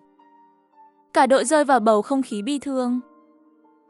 Tất cả tỉnh táo lại cho tôi. Ta đến Trần Phàm thề rằng, mối thù này ta nhất định báo. Lần này nước Việt ta. Lúc này ta đang cùng Chu Hiền Đức bàn chuyện phản kích. Mọi người nghe quyết tâm báo thù của ta, từng người đều hăng hái trở lại, khôi phục tinh thần chiến đấu. Nhưng lúc này ta và đội ngũ hoàn toàn không ngờ rằng một rắc rối khổng lồ đang ập đến. Tại căn cứ phóng tên lửa cách đó hàng chục km, bệ phóng khổng lồ từ từ nâng lên. Chương trình phóng khởi động. Đếm ngược 10 giây. 5, 4, 3, 2, 1 đến phóng. Tên lửa sau khi rời bệ, nhanh chóng điều chỉnh tư thế, khóa vào đội xe Lam Thiên. Nhìn vệt đuôi trên trời, mỗi người đều tràn ngập kinh hoàng và tuyệt vọng. Tất cả tản ra với tốc độ nhanh nhất. Họ biết rằng, dù có cố gắng tản ra thế nào bây giờ, cũng gần như không có chỗ nào để trốn. Không cam lòng, lẽ nào mình kết thúc như vậy sao? Bao lâu nay thuận lợi như nước chảy, thì ra là đang tích một chiều lớn cho chính mình. Mau nhìn kia là gì vậy? Ồ, đó là tên lửa đánh chặn. Tên lửa đánh chặn tựa như một mũi lệnh lặng im vô thanh, hoặc như một dải đuôi dài lặng lẽ xuất hiện, lao thẳng về của tên lửa mà nước Việt đã phóng đi. Cách tên lửa 20 km, có một tiểu đội gồm mấy chục xe quân sự đang dừng lại. Kỹ thuật viên trong xe không ngừng điều chỉnh than số bay của tên lửa đánh chặn. Mục tiêu khóa chặt. Tên lửa đánh chặn đã bước vào dẫn đường giai đoạn cuối. Một luồng hỏa khí khổng lồ bùng nổ giữa trời, như một mặt trời thu nhỏ nổ tung trên bầu trời tuyết nguyên. Ngay sau đó một chuyện kỳ dị xảy ra. Sau luồng sáng mạnh, không hề có vụ nổ lớn như tưởng tượng. Tên lửa giữa không trung bất ngờ biến mất, tựa như chưa hề có chuyện gì xảy ra. Mọi người đều không biết vừa rồi rốt cuộc đã xảy ra chuyện gì. Điều duy nhất có thể chắc chắn là bọn họ đã được cứu. Ngài Trần, có người yêu cầu liên lạc trên kênh công cộng. Mê mông, tôi đoán rằng chắc là người vừa giúp họ đánh chặn tên lửa. Đã chặn được tên lửa, thì liên lạc được với chúng ta cũng chẳng có gì lạ. Lập tức bảo thông tin viên của xe chỉ huy kết nối vào kênh công cộng. Chúng tôi là quân đội nhân dân Long Quốc, lữ đoàn 22. Mời các bạn tiếp tục tiến lên hội quân với chúng tôi. Chúng tôi sẽ cung cấp yểm hộ toàn tuyến cho các bạn. Trong xe có không ít người vì giọng nói này mà nước mắt không kiềm được rơi xuống. Ngay cả tôi, kẻ có ngoại treo cũng không ngoại lệ. Cảm giác thuộc về này thật vô song. Nguyên đặc chiến quân nhân, danh trưởng danh sói tuyết đến Chu Hiền Đức đã nhận được. Cảm ơn sự giúp đỡ của các anh. Bây giờ không phải lúc hàn huyên. Biết được vị trí của đối phương xong, đội ngũ di rời về phía nam tăng tốc tiến lên. Còn Chu Hiền Đức thì không đi cùng, mà để những chiến sĩ vừa tham chiến đều ở lại. Các huynh đệ, bí mật của ngài Trần rồi sẽ có ngày phải công khai. Nhưng không phải bây giờ. Tôi có thể tin các cậu chứ? Chu Hiền Đức chủ động phá vỡ lớp giấy mỏng này. Trong xe lập tức sôi trào. Họ biết rằng từ giây phút này, mình đã thật sự trở thành nhân sự cốt lõi của nơi trú ẩn. Chỉ cần đi theo người có kim thủ chỉ, thì trận mặt thế này xem như nắm chắc phần thắng. Bộ trưởng Chu, chúng tôi hiểu rất rõ. Xin hãy yên tâm, tôi và gia đình tôi đều được ngài Trần cứu. Mạng này của tôi chính là của ngài Trần. Nếu để tôi biết ai lan truyền chuyện này ra ngoài, đừng trách lý tôi trở mặt. Được không? Nếu tôi tiết lộ chuyện này, chắc chắn sẽ không yên ổn. Do hai trận chiến vừa rồi diễn ra ở phía sau đội quân, không ai để ý đến. Chỉ cần nhóm người này không nói ra, Bí mật này sẽ tạm thời được giữ an toàn. 1 giờ sau, tiền đoàn hội ngộ với đội quân đã giúp bắn hạ tên lửa. Ban đầu tưởng sẽ gặp đoàn quân chính thức, ai ngờ chỉ là một tiểu đội nhỏ. Trong xe chỉ huy, tôi gặp chỉ huy tiểu đội này. Ông khoảng 45 tuổi, một gương mặt chính trực. Xin chào nhóm sống sót tại Kinh Thành, Trần Phàm. Tôi là Chu Kiến Phong, lữ đoàn 22, quân nhân dân Nông Quốc, đội Chiếm Phong. Một lần nữa cảm ơn Trung đoàn trưởng Chu đã cứu mạng, mời ngồi. Đội của ông Trần thật là ẩn chứa nhiều nhân tài. Ngưỡng mộ, những người từng giúp Long Quốc giành chiến thắng trong nhiều cuộc chiến, đều có mặt ở đây. Thật ấn tượng. Ha ha, Trung đoàn trưởng Chu, thật xấu hổ. Hai bên còn nhiều thắc mắc. Tôi muốn biết, trong vài tháng qua, phía chính quyền đã xảy ra chuyện gì? Tại sao lại xuất hiện ở đây? Muốn biết, những phương tiện và vũ khí này từ đâu ra? Tại sao trên đường đi lại có thể chiếm đoạt dễ dàng như vậy? Là bên được cứu. Tôi chủ động, tường thuật sơ lược về trải nghiệm vài tháng qua của mình. Dĩ nhiên, về hệ thống, tôi đã nói khéo bằng cách biết trước mô hình. Ông cũng không quá vô duyên để hỏi chi tiết. Chu Trung đoàn trưởng, vài tháng qua, chính quyền đã xảy ra chuyện gì? Các ông lại xuất hiện ở đây. Đoàn quân chính thức gặp chuyện gì? Tôi sẽ kể từ từ cho các ông. Về gặp gỡ đoàn quân chính thức, tôi biết các ông đã biết hết trên đường đi. Để sau này tôi sẽ kể kỹ hơn. Chúng tôi xuất hiện ở đây là theo lệnh từ cấp trên. Đúng, lệnh từ cấp trên. Từ khi các ông chiếm Cảng Kiến, vệ tinh của chúng tôi đã phát hiện. Cấp trên đoán rằng các ông sẽ tiến về thành phố Hồ Chí Minh, lo ngại đội quân có thực lực của các ông sẽ chặn đường tại Hồ Chí Minh, nên chúng tôi được cử đến tiếp viện. Ý Trung đoàn trưởng Chu là các ông mất 5 ngày từ trụ sở chính quyền đến đây. Tôi biết các ông muốn hỏi gì. Chúng tôi hiện đang đóng tại khu vực Sô Đô, Thái Lan, Hà Ni. Rõ ràng chúng tôi đã chuẩn bị đầy đủ cho hành trình di cư về phía Nam. Thông tin về khu vực này lập tức xuất hiện trong đầu tôi. Nơi đây là một địa điểm thích hợp để dừng lại di cư về phía Nam. Nhưng từ đây đến huyện Xích Đạo vẫn còn khoảng 700 đến 800 km. Không phải là nơi lý tưởng để đóng quân. Tại sao lại dừng lại giữa chừng? Giờ thì không cần giấu giếm các bạn nữa. Vào tháng thứ 2 sau khi tận thế xảy ra, các cường quốc lớn đã hợp tác với hơn 20 quốc gia để đưa ra phương án đối phó. Kế hoạch này đã đưa ra một quyết định, tên là kế hoạch giữ lại loài người. Quốc gia đó đã giành được suất 1 triệu dân. Các quốc gia khác thì giành suất 500,000 dân. Mỹ và Liên minh châu Âu chiếm lấy Nam Mỹ, khu vực đảo Chí Xích tại châu Phi, còn Indonesia và Malaysia cũng như Guinea, 3 quốc gia đã bị các quốc gia khác chiếm đóng. Mỗi quốc gia huy động toàn bộ lực lượng, tập trung tất cả vật liệu quan trọng, tài năng vào một nơi, xây dựng các khu vực trú ẩn lớn trên những vùng đất mới.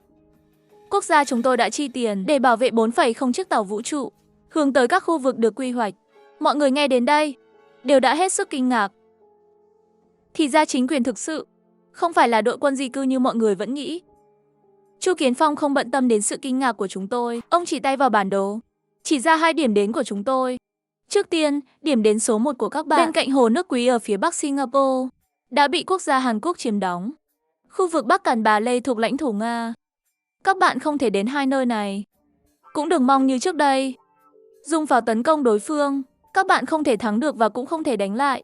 Tại sao? Nếu lúc nãy chúng tôi không ra tay, các bạn nghĩ đội quân của các bạn có thể sống sót qua cuộc tấn công tên lửa không? Mặc dù lúc đó trong tình huống nguy cấp, tôi đã đưa tên lửa vào không gian, nhưng trên bề mặt vẫn là do Chu Kiến Phong ngăn chặn tên lửa, giải quyết nguy cơ. Khi chúng tôi vừa đến khu vực gần thành phố Hồ Chí Minh, nếu quốc gia Việt Nam dứt khoát tấn công bằng tên lửa, đội quân của chúng tôi đã không thể làm được gì.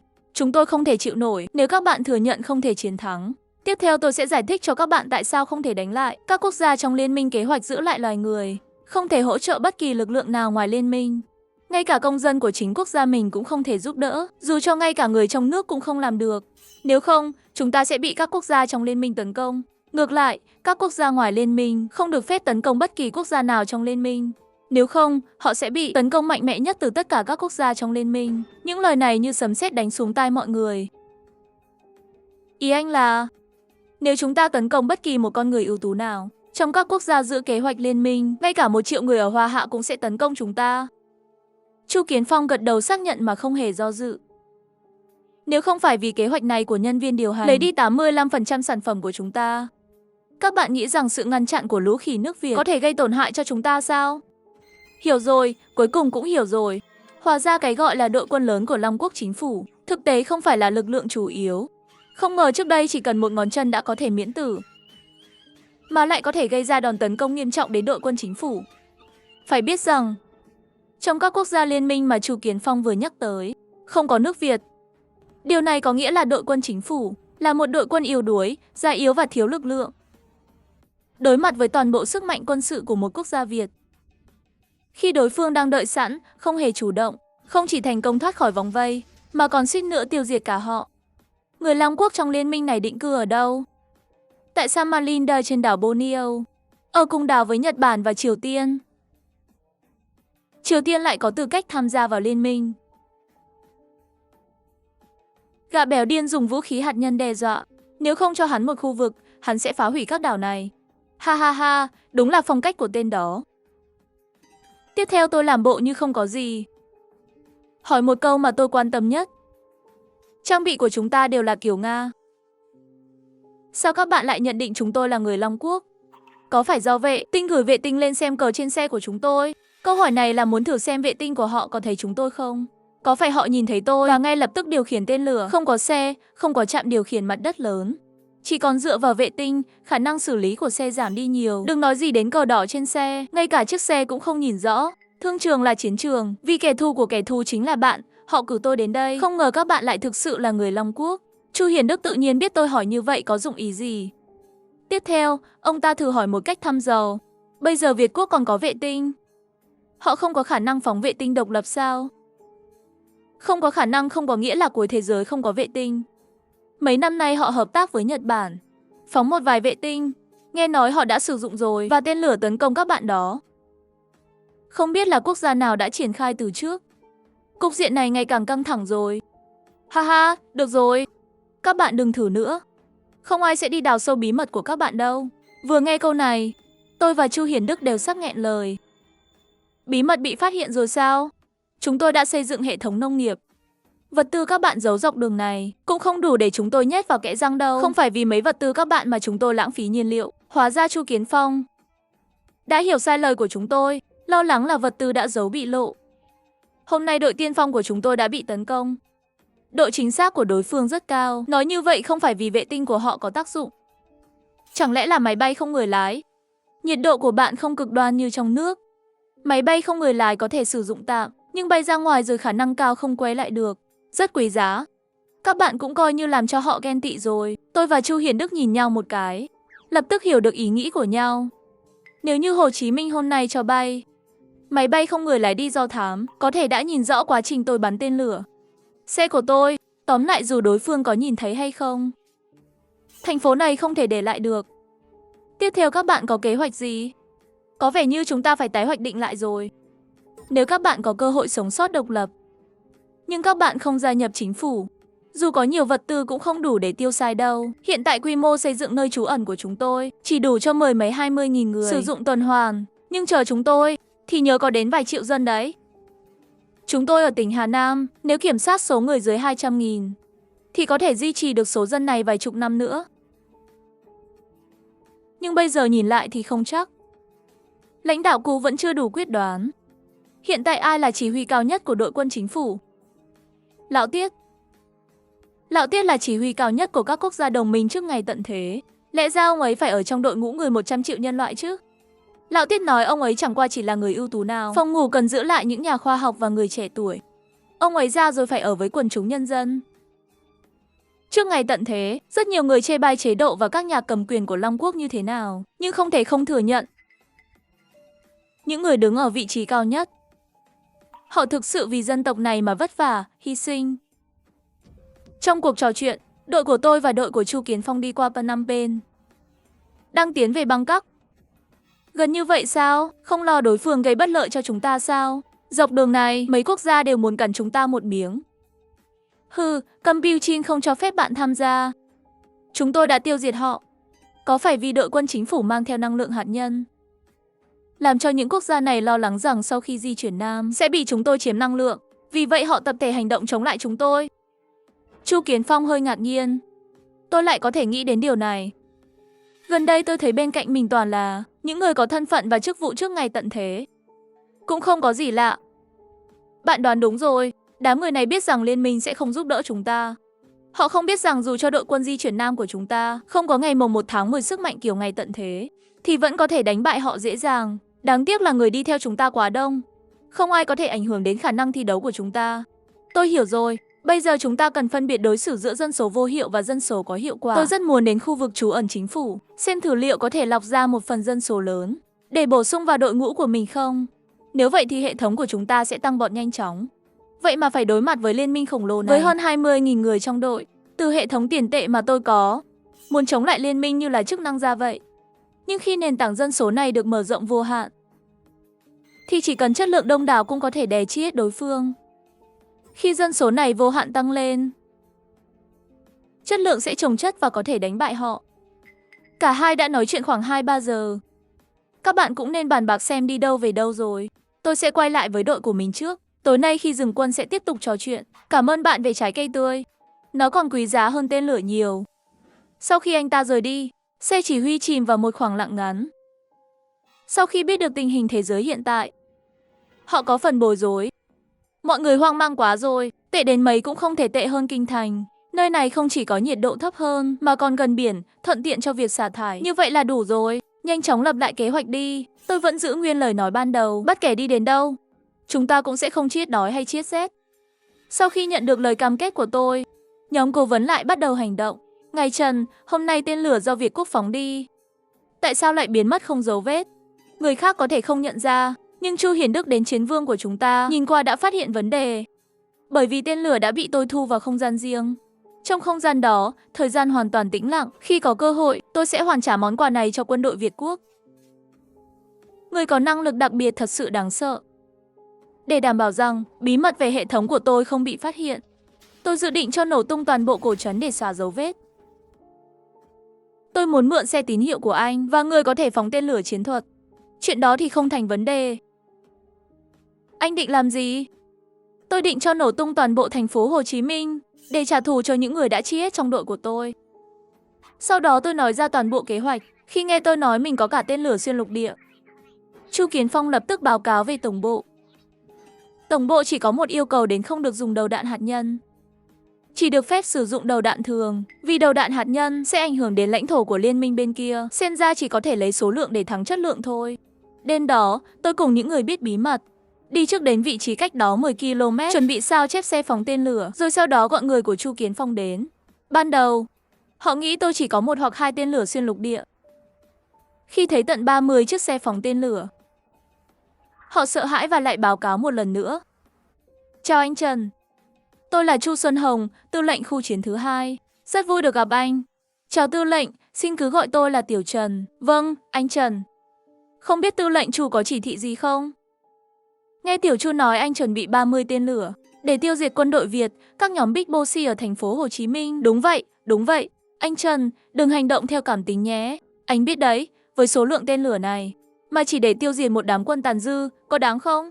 Thôi như thế này đi, tôi sẽ cử quân giúp anh tiêu diệt quân đội ở thành phố Hồ Chí Minh. Anh cho chúng tôi 10 chiếc, 5 chiếc cũng được. Hi hi, tư lệnh Chu, tôi còn rất nhiều tên lửa.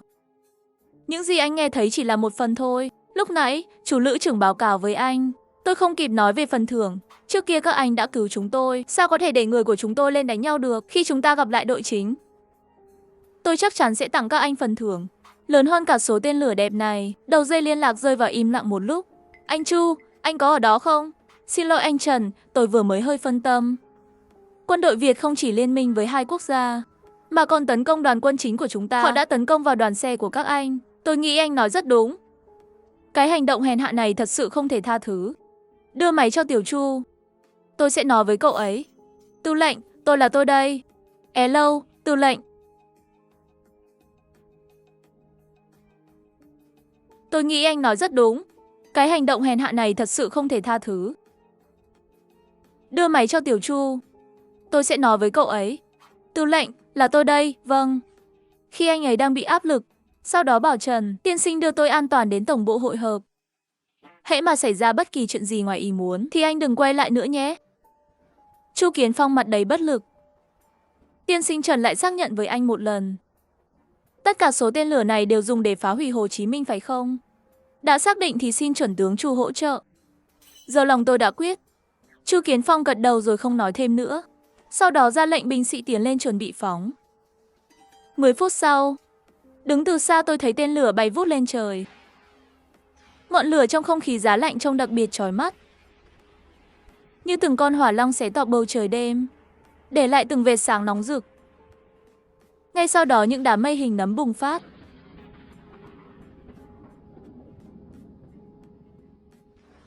Đợt này quân đội nước kia bị diệt sạch. Lần ra tay này tạo nên động tĩnh rất lớn, tin rằng phía liên minh cũng đã thấy. Làm thế này còn hiệu quả hơn lời đe dọa miệng của Triều Tiên năm xưa. Nếu các người đã chiếm giữ khu vực đó rồi thì tùy. Vậy tôi sẽ phát triển quanh khu vực của các người, nhưng đừng chọc tôi. Nếu không hãy nghĩ kỹ hậu quả.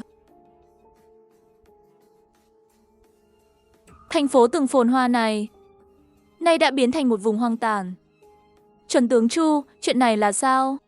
Nơi này đã xảy ra chuyện gì? Sau khi quốc vương qua đời, đội chiến hoàng thất Thái ở phía chúng tôi cũng chịu tổn thất nặng nề. Sức mạnh suy giảm, 4 quốc gia đều có vũ khí hạt nhân, bảo sao quân chính quy lại đóng dọc biên giới Thái. Những người dân sống sót đều chen chúc trong sông Cơ Lơ.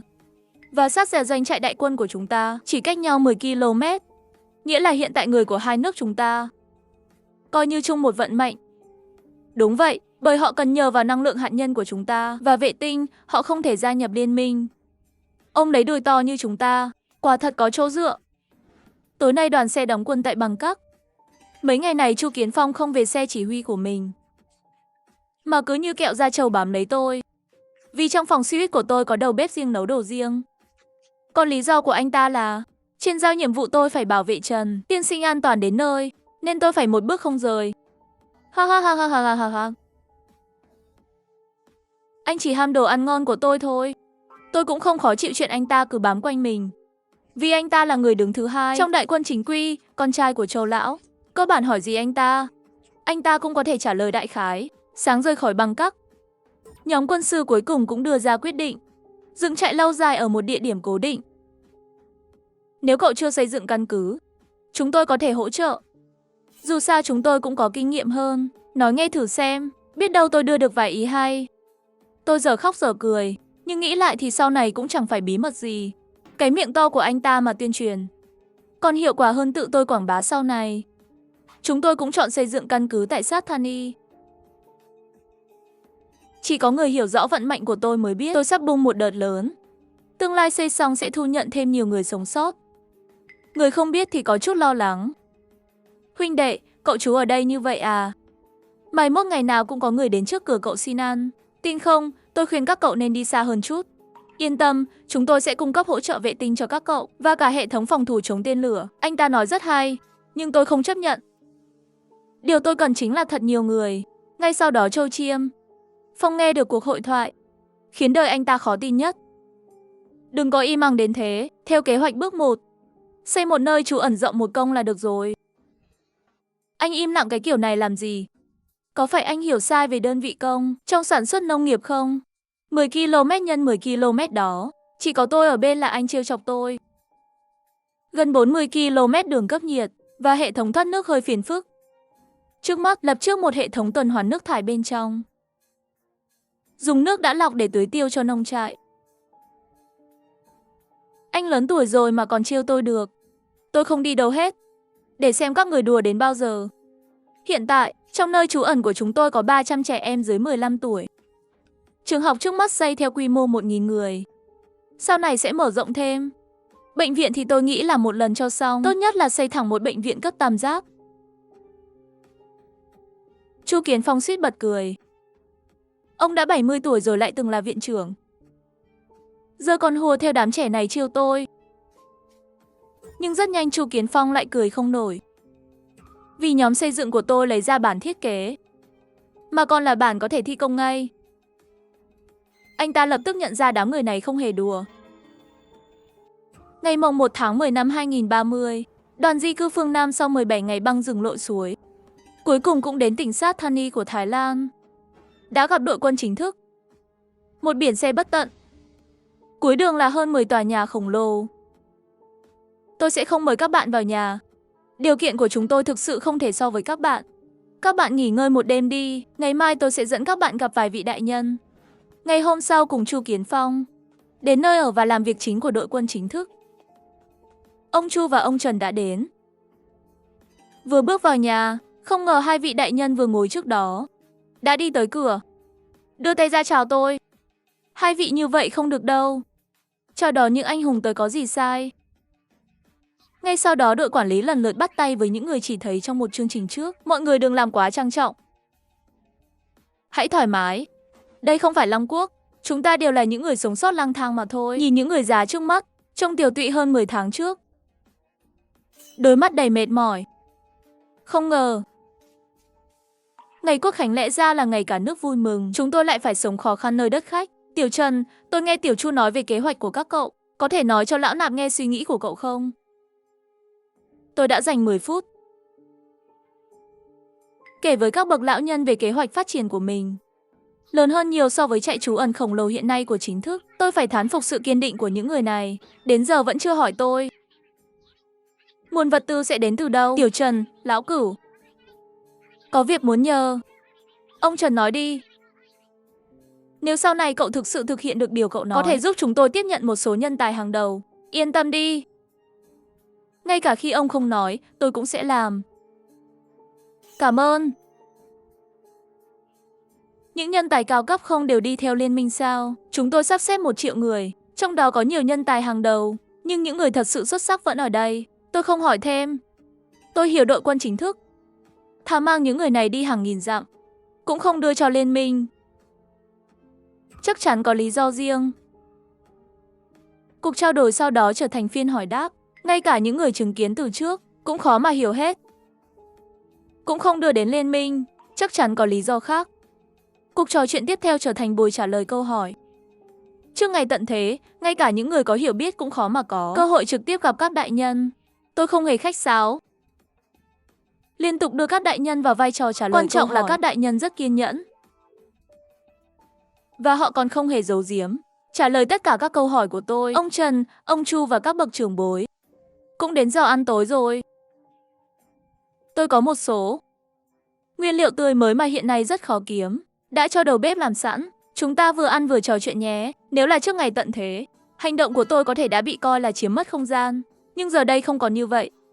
Mấy vị đại nhân rõ ràng biết họ không coi trọng đồ ăn ở đây. Vì thế họ vui vẻ nhận lấy. Bữa tối kéo dài rất lâu. Món ăn trên bàn không hề bị lãng phí. Tiểu Trần, cùng tôi đi dạo một chút để tiêu cơm đi. Cũng tiện thể cho cậu tham quan một chút nơi này. Tôi biết ông ấy có điều gì muốn nói. Gật đầu đồng ý.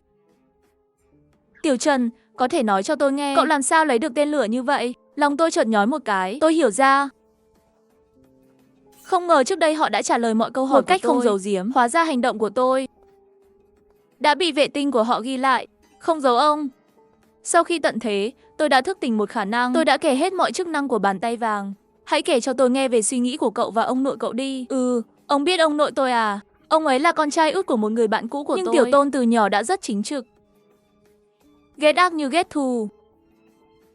Cũng chính vì thế mà cậu ấy đã trải qua cuộc chiến biến loạn lớn. Và tiếp theo, tôi kể cho ông nghe về cuộc trò chuyện cũng hợp pháp mà bàn bạc. Cậu ấy đã trải qua chiến đấu. Có bàn tay vàng vẫn sống bình thản. Cậu đã từng trải qua sự thờ ơ, đã từng trải qua chiến đấu. Và dù có bàn tay vàng, tâm trạng vẫn luôn thanh thản. Đó là điều tốt. Suy nghĩ của các cậu cũng rất tốt, nhưng vẫn còn quá thô sơ. Cần phải mài giũa chi tiết hơn. Tôi đoán cậu đã nghĩ đến việc dùng bàn tay vàng diệt hết các chủng tộc khác, rồi để lại một chủng tộc duy nhất trên thế giới này. Và để chúng phát triển lại từ đầu đúng không? Thực ra tôi đã từng có suy nghĩ cực đoan như vậy, đặc biệt là sau trận chiến với nước Việt. Nhưng cậu có nghĩ đến không? Dù chỉ còn lại người của Long Quốc, thì sau này vẫn sẽ xuất hiện người Nam. Người Bắc dù là người đầu tiên theo cậu. Và những người ở sau cũng sẽ phân chia. Mâu thuẫn vẫn sẽ xuất hiện. Đội ngũ của cậu phải quây quần bên cậu. Chỉ có đoàn kết mới có thể tồn tại. Xin ông chỉ dạy tôi. Đây là con đường mới. Tôi không thể dạy cậu. Tôi chỉ có thể cho cậu một số lời khuyên. Cậu có bàn tay vàng, cậu có thể. Nửa giờ sau, tôi vẫn còn đang bị sốc vì lời của ông chỉ vừa rồi. Nếu như suy nghĩ của Tôn Dụ Dung có thể coi là cực đoan, thì lời nói của ông chỉ thật sự có thể gọi là cực kỳ táo bạo. Cậu đã chuẩn bị chưa? Nói thật là tôi chưa hoàn toàn chuẩn bị. Vì còn có chính quyền là một chướng ngại lớn. Vậy thì cậu cần chuẩn bị từ bây giờ. Nhân lúc mấy ông già chúng tôi vẫn còn sống, chúng tôi sẽ giúp đỡ cậu. Cảm ơn ông Trì, tôi sẽ cố gắng. Cuộc trò chuyện này, ông Trần nhấn mạnh hai nguyên tắc chỉ đạo. Một là phát triển chậm rãi, đừng vội vã. Hai là tôi sẽ bảo vệ cậu, đừng hoảng hốt. Tối hôm đó, khi quay lại xe chỉ huy, tôi cầm lấy bộ đàm và nói: chào buổi tối mọi người, tôi là Trần Phàm. Trên hành trình này, chúng ta đã trải qua hơn nửa tháng gian khổ, hy sinh 360 đồng đội. Cuối cùng đã hội quân với đại đội chính quyền. Chắc các cậu cũng đã biết. Hai điểm đến ban đầu chúng ta đã lên kế hoạch, đã bị Liên minh Nhân loại Tinh Anh chiếm đóng. Tiếp theo tôi sẽ tìm kiếm một nơi mới. Ở đó, chúng ta sẽ xây dựng lại quê hương.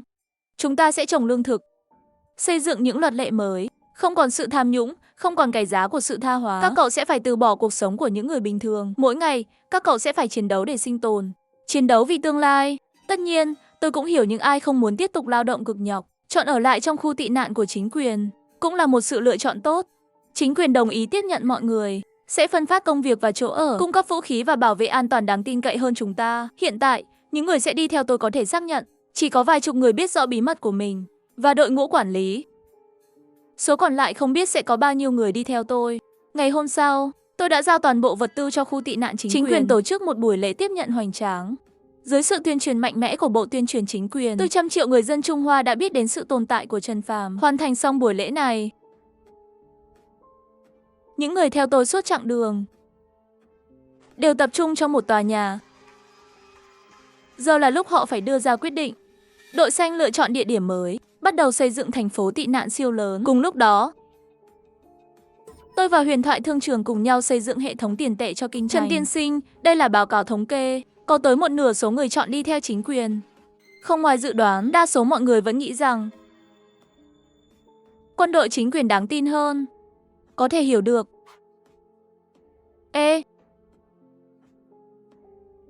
Không ngờ một số quân nhân đã ở trong lại đó kinh không thành. ít người là những anh em từng chiến đấu sống chết cùng nhau. Thế mà họ cũng rời đi. Quân nhân đối với chính quyền, lòng trung thành vượt xa người thường. May mà các cậu, những người cốt cán trong lực lượng vũ trang vẫn ở lại. Và đội ngũ quản lý mà ông Tôn đã để lại cho tôi đã đủ rồi. 3,5 người được cứu từ khu tị nạn chính quyền. Chỉ còn lại vài người ở lại. Những người sống sót cuối cùng từ kinh thành cuối cùng cũng đã rời đi. Đội ngũ y tế của bệnh viện cũng chỉ còn lại 3 người. Nhưng một đội ngũ thầy trò và gia đình cuối cùng lại không có ai rời đi. Hi hi. Vẫn là những người đầu tiên cùng nhau lập nên đại nghiệp đáng tin cậy hơn. Thư ký Trịnh gọi tất cả nhân viên quản lý. Không có ai rời đi cả. Hê hê. Vẫn là những người đầu tiên lập nghiệp đáng tin cậy hơn. Thư ký Trịnh gọi tất cả nhân viên quản lý. 10 phút sau tập hợp, tôi dẫn những người biết rõ bí mật của mình cùng đội ngũ quản lý đi tới một vùng đất cách khu tị nạn chính quyền 15 km ngoài đồng bằng. Sau đó, trước mặt mọi người, tôi mua 50 chiếc xe tải hạng nặng từ hệ thống. Các quản lý như Giannon dù đã có nhiều suy đoán, nhưng khi thấy vẫn bị sốc. Khi quay lại và nhận thấy, các anh em đều không có biểu cảm. Họ hiểu ra. Hóa ra bọn họ đã biết từ trước. Hóa ra những vật tư kỳ lạ đó đến từ đâu. Các bạn đã biết khả năng của Trần tiên sinh rồi đúng không? Ha ha, đúng vậy. Chúng tôi biết từ rất sớm. Thật sự rất may mắn. Chúng tôi đã đưa ra quyết định đúng đắn nhất trong cuộc đời. Tôi vẫn tiếp tục hành động. Máy lu, máy đao, máy đóng cọc, cân cẩu, máy trộn bê tông, năm. Nhiều loại máy móc xây dựng khổng lồ xuất hiện. Sau đó tôi lên một chiếc xe địa hình. Xe chạy chậm trên cánh đồng này. Mọi nơi tôi đi qua, vật liệu xây dựng sẽ xuất hiện trên tuyết. Cuối cùng, tôi đã mua rất nhiều lều công nghiệp tích hợp. Từ giờ trở đi, chúng ta sẽ xây dựng nơi tị nạn tuyệt vời trên mảnh đất này. Khi hơn 10.000 người theo tôi đến vùng đất này, ban đầu họ nghĩ sẽ phải bắt đầu một công việc vận chuyển vật liệu kéo dài hàng năm. Nhưng cái họ thấy lại là đống vật liệu xây dựng chất cao như núi. Tôi biết Trần tiên sinh sẽ không đánh một trận không chắc thắng. Những vật liệu này đủ để chúng ta xây dựng một nơi tị nạn siêu lớn rồi. Thật ra không chỉ lớn đâu. Nghe những người trong bộ xây dựng nói, chúng ta sẽ sử dụng phương pháp xây dựng mô đến đun để xây dựng một thành phố khổng lồ. Chúng ta chỉ có hơn 10.000 người. Cần một mảnh đất rộng lớn như vậy sao? Cái này bạn không biết rồi. Sau này, nơi này sẽ trở thành một thành phố mà tất cả mọi người đều mong muốn. Và chúng ta sẽ là những người đầu tiên, nếu chúng ta làm tốt. Có thể sẽ đạt đến đỉnh cao cuộc đời. Wow, có thể hơn là ở trong khu tị nạn chính quyền. Nghe nói ở đó, một căn phòng rộng 10 mét. Và chúng ta sẽ là những thành viên đầu tiên của thành phố này. Nếu làm tốt, có thể sẽ lên đỉnh cao cuộc đời. Ồ, cái này hay đấy. Chắc chắn tốt hơn là ở trong đội quân chính quyền. Nghe nói ở đó, một phòng 10 mét vuông có thể chứa được hơn 20 người. Đi theo Trần Tiên Sinh, theo đúng người rồi. Nội dung chúng ta nói chuyện tự nhiên là về cái công trình gần bộ tuyên truyền rồi. Chẳng mấy chốc, hơn 10.000 người bắt đầu công việc xây dựng. Dưới sự dẫn dắt của bộ phận kỹ thuật. Chỉ trong một đêm, họ đã dựng lên một khu vực rộng 25.000 mét vuông. Với chiều cao 15 mét và không gian bên trong. Tôi đến, mọi người vội vã quay về xe ăn tối. Rồi bắt đầu chuyển những máy sưởi điện vào tấm bức xạ điện. Những tấm bức xạ này có thể đạt nhiệt độ 300 độ C trong 5 phút. Cũng giống như máy sưởi, dễ dàng di chuyển, làm nóng nhanh chóng. Chỉ cần đặt trên mặt đất là được. Trần Tiên Sinh, 300 chuyên gia được cử từ chính phủ đã đến, đi thôi. Cùng nhau ra đón họ. Trần Tiên Sinh, chào ngài. Tôi là Lữ Vệ Minh, Bộ trưởng Bộ Tổ chức của chính phủ. Là trưởng nhóm chuyên gia này. Chào Bộ trưởng Lữ, cảm ơn ngài đã vất vả. Lữ Vệ Minh bắt đầu giới thiệu từng người. Các nhà khoa học nông nghiệp, học giả ngành năng lượng hạt nhân, chuyên gia xây dựng công trình phòng thủ tên lửa, chuyên gia năng lượng điện, chuyên gia kiểm soát vệ tinh mặt đất. Giới thiệu suốt hơn 1 giờ. Bộ trưởng Lữ, tôi đã chuẩn bị tiệc tối. Mời mọi người ăn một bữa cơm. Lều tạm được dựng lên. 30 bàn tiệc. Không phải kiểu cao cấp, mà là kiểu tiệc lớn với món ăn phong phú của làng quê.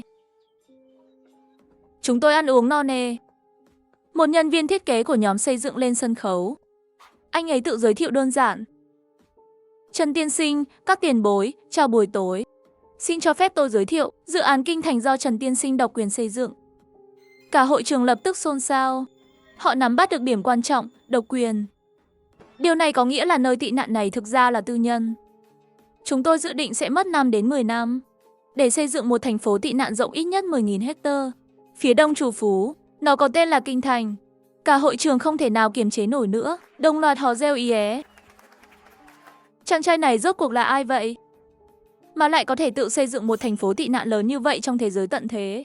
Thật khó mà tin nổi. Làm sao có thể khiến những người lãnh đạo của chính phủ ủng hộ đến thế? Chàng trai này, quả thật không đơn giản. Người trên sân khấu cũng không vội, chờ khoảng 1 phút. Cả hội trường mới dần dần yên tĩnh lại. Kinh Thành sẽ kéo dài từ bờ biển Andaman đến công viên quốc gia Khao Sắc. Dự kiến dài 38 km và rộng 3 km. Kinh Thành sẽ có mặt ngoài, sử dụng kết cấu bê tông cốt thép dày 8 m. Đúc bê tông theo kết cấu hỗn hợp. Kế hoạch xây dựng một tòa nhà 3 tầng, với 20 m dưới lòng đất và 10 m trên mặt đất. Tổng công suất thiết kế cho 500 đến 800 triệu người. Kinh Thành bao gồm quân sự, nông nghiệp, năng lượng, giao thông và thủy lợi, công nghiệp và hóa dầu, viễn thông và giáo dục, xử lý chất thải và rác. Người trên sân khấu nhiệt huyết dâng trào, còn dưới khán đài, mọi người bắt đầu lắc đầu. Chúng ta đang nghe một cuốn tiểu thuyết khoa học viễn tưởng à? Tôi không tin đâu. Đã đến thì cứ để mọi chuyện diễn ra thôi. Ngày hôm sau, tôi gặp một nhân vật quan trọng. Là một huyền thoại trong giới kinh doanh, Mã Nguyên, người không quan tâm đến tiền. Chắc chắn không thể nói với ông ấy rằng hãy đến làm giáo viên. Chỉ đơn giản là đề nghị ông ấy đến trò chuyện với Trần Phàm một chút. Chào thầy Mã. Trần Tiên Sinh, đã lâu nghe danh. Lúc này, Mã Nguyên vô cùng cung kính. Dù sao, ông ấy cũng không nghĩ chuyện này chỉ là một cuộc trò chuyện đơn giản. Vì vậy, ông ấy rất tôn trọng. Thầy Mã, mời uống trà. Hai bên vừa uống trà vừa trò chuyện. Mã Nguyên rất ngạc nhiên với tầm nhìn của tôi. Dù là sự hoang dã trong việc tư nhân hóa Kinh Thành, hay là những ý tưởng táo bạo về tương lai loài người, tất cả đều khiến ông ấy cảm thấy choáng váng. Thầy Mã, theo ông, trong hoàn cảnh hiện tại, chúng ta nên phát triển hệ thống tiền tệ của loài người như thế nào? Tiền có thể là của cải, cũng có thể chỉ là một mảnh giấy, cũng có thể là sự đóng góp cho sự sống sót trong Kinh Thành. Loại giấy như thế, hãy biến nó thành danh dự. Ví dụ như một nhà khoa học phát minh ra công nghệ lớn, anh ta có thể nhận được giá trị danh dự của Kinh Thành. Giá trị danh dự càng cao, được đãi ngộ càng tốt trong Kinh Thành. Nhưng điểm quan trọng là danh dự này không thể giao dịch, không thể thừa kế. Mỗi người trẻ, dù tổ tiên có vĩ đại đến đâu, con cháu của họ vẫn phải bắt đầu từ con số 0. Mặc dù quan niệm này rất cấp tiến, nhưng nếu chúng ta thực thi bằng các biện pháp mạnh mẽ, mấy thế hệ sau sẽ chấp nhận quan niệm này. Sau này, khi bạn bè thổi phồng nó, mọi người sẽ coi nó là điều tất yếu, lại sẽ bị coi là lạc hậu. Tôi gật đầu nhẹ. Quả nhiên là Mã Nguyên, có thể phân biệt rõ ràng giữa thế giới mình tưởng tượng, thế giới cực lạnh tận thế đến gần, và một thế giới không tưởng. Các bạn thật sự định xây dựng một nhà máy điện hạt nhân trong hoàn cảnh không có gì à? Trước đây tôi nói về chu kỳ xây dựng là dựa trên điều kiện tất cả thiết bị đầu cuối đã sản xuất xong. Bây giờ chẳng có gì cả. Các bạn không định tự chế tạo ra sao? Hồ Viên Thành, tôi xin đảm bảo với bạn, tất cả thiết bị trong tương lai sẽ được đáp ứng. Tôi không có thời gian để chơi đùa cùng các bạn đâu. Các bạn lập tức phải cho tôi thấy những thiết bị cần thiết. Nếu không, tôi sẽ không làm nữa. Triệu Quảng Sinh rất bất lực. Chỉ có thể gọi điện nhờ tôi giúp đỡ. Tiểu Phàm, tình hình là thế này. Triệu Quảng Sinh truyền đạt ý của Hứa Diệu Hoa cho tôi. Những người có chứng chỉ kỹ sư tổng thể nhà máy điện hạt nhân không phải chỉ còn vài người sao? Nếu Hứa viện trưởng không muốn giúp, vậy thì đưa ông ấy trở về đội ngũ chính phủ đi. Hứa viện trưởng, nếu đã như vậy, vậy thì công việc tiếp theo không cần phiền ông rồi. Ngày mai chúng tôi sẽ đưa ông về, để ông không phải đi công cốc. Thật sự xin lỗi. Làm phiền ông phải đi một chuyến vội. Thật sự xin lỗi. Đừng để mình đứng đó ngay ra. Hắn không thể ngờ được, chỉ là một chút kiêu ngạo của mình, mà đối phương lại trực tiếp muốn đuổi hắn đi. Anh đuổi tôi đi sao? Đúng vậy, làm phiền ông phải vất vả rồi. Cuối cùng, Hồ Viên Thành chỉ có thể cố gắng giữ thể diện, lạnh lùng lên tiếng. Nhưng bước chân chậm lại và ánh mắt nhìn về phía sau, lại lộ rõ sự do dự trong lòng. Tiểu Phàm, đây là muốn giết gà dọa khỉ sao? Để tránh sau này lại có người như vậy, không rõ tình hình mà nhảy ra. Thật là không biết điều. Mới chưa còn ăn thịt kho tàu, mà lại rơi vào bụng chó, thật là ghê tởm. Quay về đội ngũ chính phủ mà ăn cơm nắm đi. Người thay thế Hồ Viên Thành là một kỹ sư cao cấp có tên, khác với sự kiêu ngạo của Hồ Viên Thành. Kỹ sư này lập tức bắt tay vào công việc, dẫn theo đội ngũ bắt đầu khảo sát nền đất và lập kế hoạch thi công. Lâm Công, ông không lo về vấn đề thiết bị sao? Chúng ta chỉ cần làm tốt phần việc của mình là được. Chỉ cần Trần Tiên Sinh đã dám lên kế hoạch xây dựng nhà máy điện hạt nhân, chắc chắn ông ấy đã có tính toán. Hơn nữa, đồ ăn ở đây so với đội ngũ chính phủ ngon hơn nhiều, cần gì phải xe đạp. Rất nhanh, chuyện này được các chuyên gia trong 300 người lặng lẽ đạt được một sự thống nhất. Mọi người không còn nghi ngờ về nguồn vật liệu và thiết bị, chỉ chuyên tâm làm tốt công việc của mình. Dù sao, được hưởng đãi ngộ như vậy trong ngày tận thế, thật là một may mắn lớn. Sáng hôm sau, tôi vừa ăn sáng xong thì báo cáo, 3 vị viện sĩ của Vin cầu kiến. Nói là lão cho họ đến. Hôm qua việc mời Mã Vân có thể hiểu được, nhưng hôm nay ba ông lão này là sao? Một lát sau, 3 vị lão giả bước vào phòng. Lưu viện sĩ trực tiếp hỏi Trần Tiên Sinh. Lão nói, ông đã hứa sẽ giúp chúng tôi tái xây dựng kính viễn vọng thiên văn. Có phải thật không? Đúng vậy, chỉ là phải hoãn lại một chút. Hiện giờ vẫn đang tập trung vào việc xây dựng kinh thành. Không sao, không sao. Chúng tôi hiểu, bây giờ phải ưu tiên việc xây dựng để sinh tồn. Chỉ cần sau này có thể tiếp tục công việc nghiên cứu, không phải suốt ngày chỉ nuôi gà với vịt là được. Cả hai bên xã giao vài câu, sau đó, các ông có ý kiến gì về nguyên nhân của ngày tận thế này không? Không ngờ chỉ là một câu hỏi thoáng qua, lại nhận được câu trả lời gay sắc. Tôi còn tưởng ông đã biết từ lâu. Trước khi đại di cư, chúng tôi đã phát hiện ra sự thay đổi độ lệch quỹ đạo của trái đất. Quỹ đạo của trái đất đã bị lệch. Chết tiệt, vậy mà sự thật lại như vậy. Cuối cùng tôi cũng hiểu tại sao lão lại gọi họ đến gặp mình. Lưu lão, xin ông nói rõ hơn. Trong lịch sử của thật đã từng xảy ra tình huống tương tự. Lần gần nhất là vào khoảng 2,6 triệu năm trước, trong kỳ băng hà thứ tư, nhiệt độ trung bình toàn cầu chỉ giảm vài độ so với thời kỳ bình thường. Kỳ băng hà đó kéo dài bao lâu? Theo ước tính của chúng tôi, khoảng 80.000 đến 100.000 năm. Lưu lão, ông dự đoán ngày tận thế này sẽ kéo dài bao lâu? Chắc khoảng vài trăm đến vài nghìn năm. Con số này khiến tôi cảm thấy như rơi vào hầm băng. Dù tôi có sống lâu đến đâu, cũng chỉ sống được khoảng 100 năm thôi. Nếu không có hệ thống, vậy là xong rồi. Ha ha ha, vừa rồi chỉ là mấy ông già đùa thôi, Trần tiên sinh cứ coi như lời đùa của bọn tôi. Về vũ trụ, chúng ta vẫn biết rất ít. Trước khi ngày tận thế xảy ra, rất nhiều nhà khoa học đã mất cơ hội nghiên cứu vì lý thuyết sai lầm. Họ đang để dành đường lui cho bản thân mà. Ha ha ha, ở đây các ông có thể nói thẳng ra. Dù sau này chứng minh những phỏng đoán của các ông sai, tôi vẫn sẽ ủng hộ công việc nghiên cứu của các ông. Thời gian trôi qua nhanh chóng. Sau 100 ngày nỗ lực của hơn 10.000 người theo ca kíp, giai đoạn 1 của kinh thành đã hoàn thành. Giai đoạn 1 của kinh thành chủ yếu là khu vực sinh sống cho người dân. Tổng số căn hộ gần 10.000 sẽ cung cấp cho hơn 10.000 người đến ở. Họ hầu hết đều có gia đình. Giai đoạn 1 của kinh thành đã hoàn thành. Giai đoạn 1 của kinh thành chủ yếu phục vụ việc cư trú cho người dân. Tổng số căn hộ gần 10.000 căn được cung cấp cho hơn 10.000 người đến sinh sống. Họ phần lớn đều có gia đình. Vì vậy, chỉ chiếm khoảng 7.000 căn. Hôm nay là ngày 22 tháng 1 năm 2311, cũng là lễ Tết Nguyên đán trọng đại nhất của Long Quốc. Ở trung tâm của giai đoạn 1 kinh thành, chúng tôi đã dựng lên một sân khấu hình tròn. Tối nay sẽ tổ chức lại đại hội mừng xuân kinh thành lần thứ nhất. Mới đây, chúng tôi đã thu thập dấu vân tay và nhận diện khuôn mặt của mọi người. Một là để nhập danh tính kinh thành, hai là để xây dựng hệ thống điểm kinh thành. Hệ thống này sẽ thay thế tiền tệ và được triển khai trong kinh thành. Từ ngày mai, hệ thống sẽ chính thức có hiệu lực.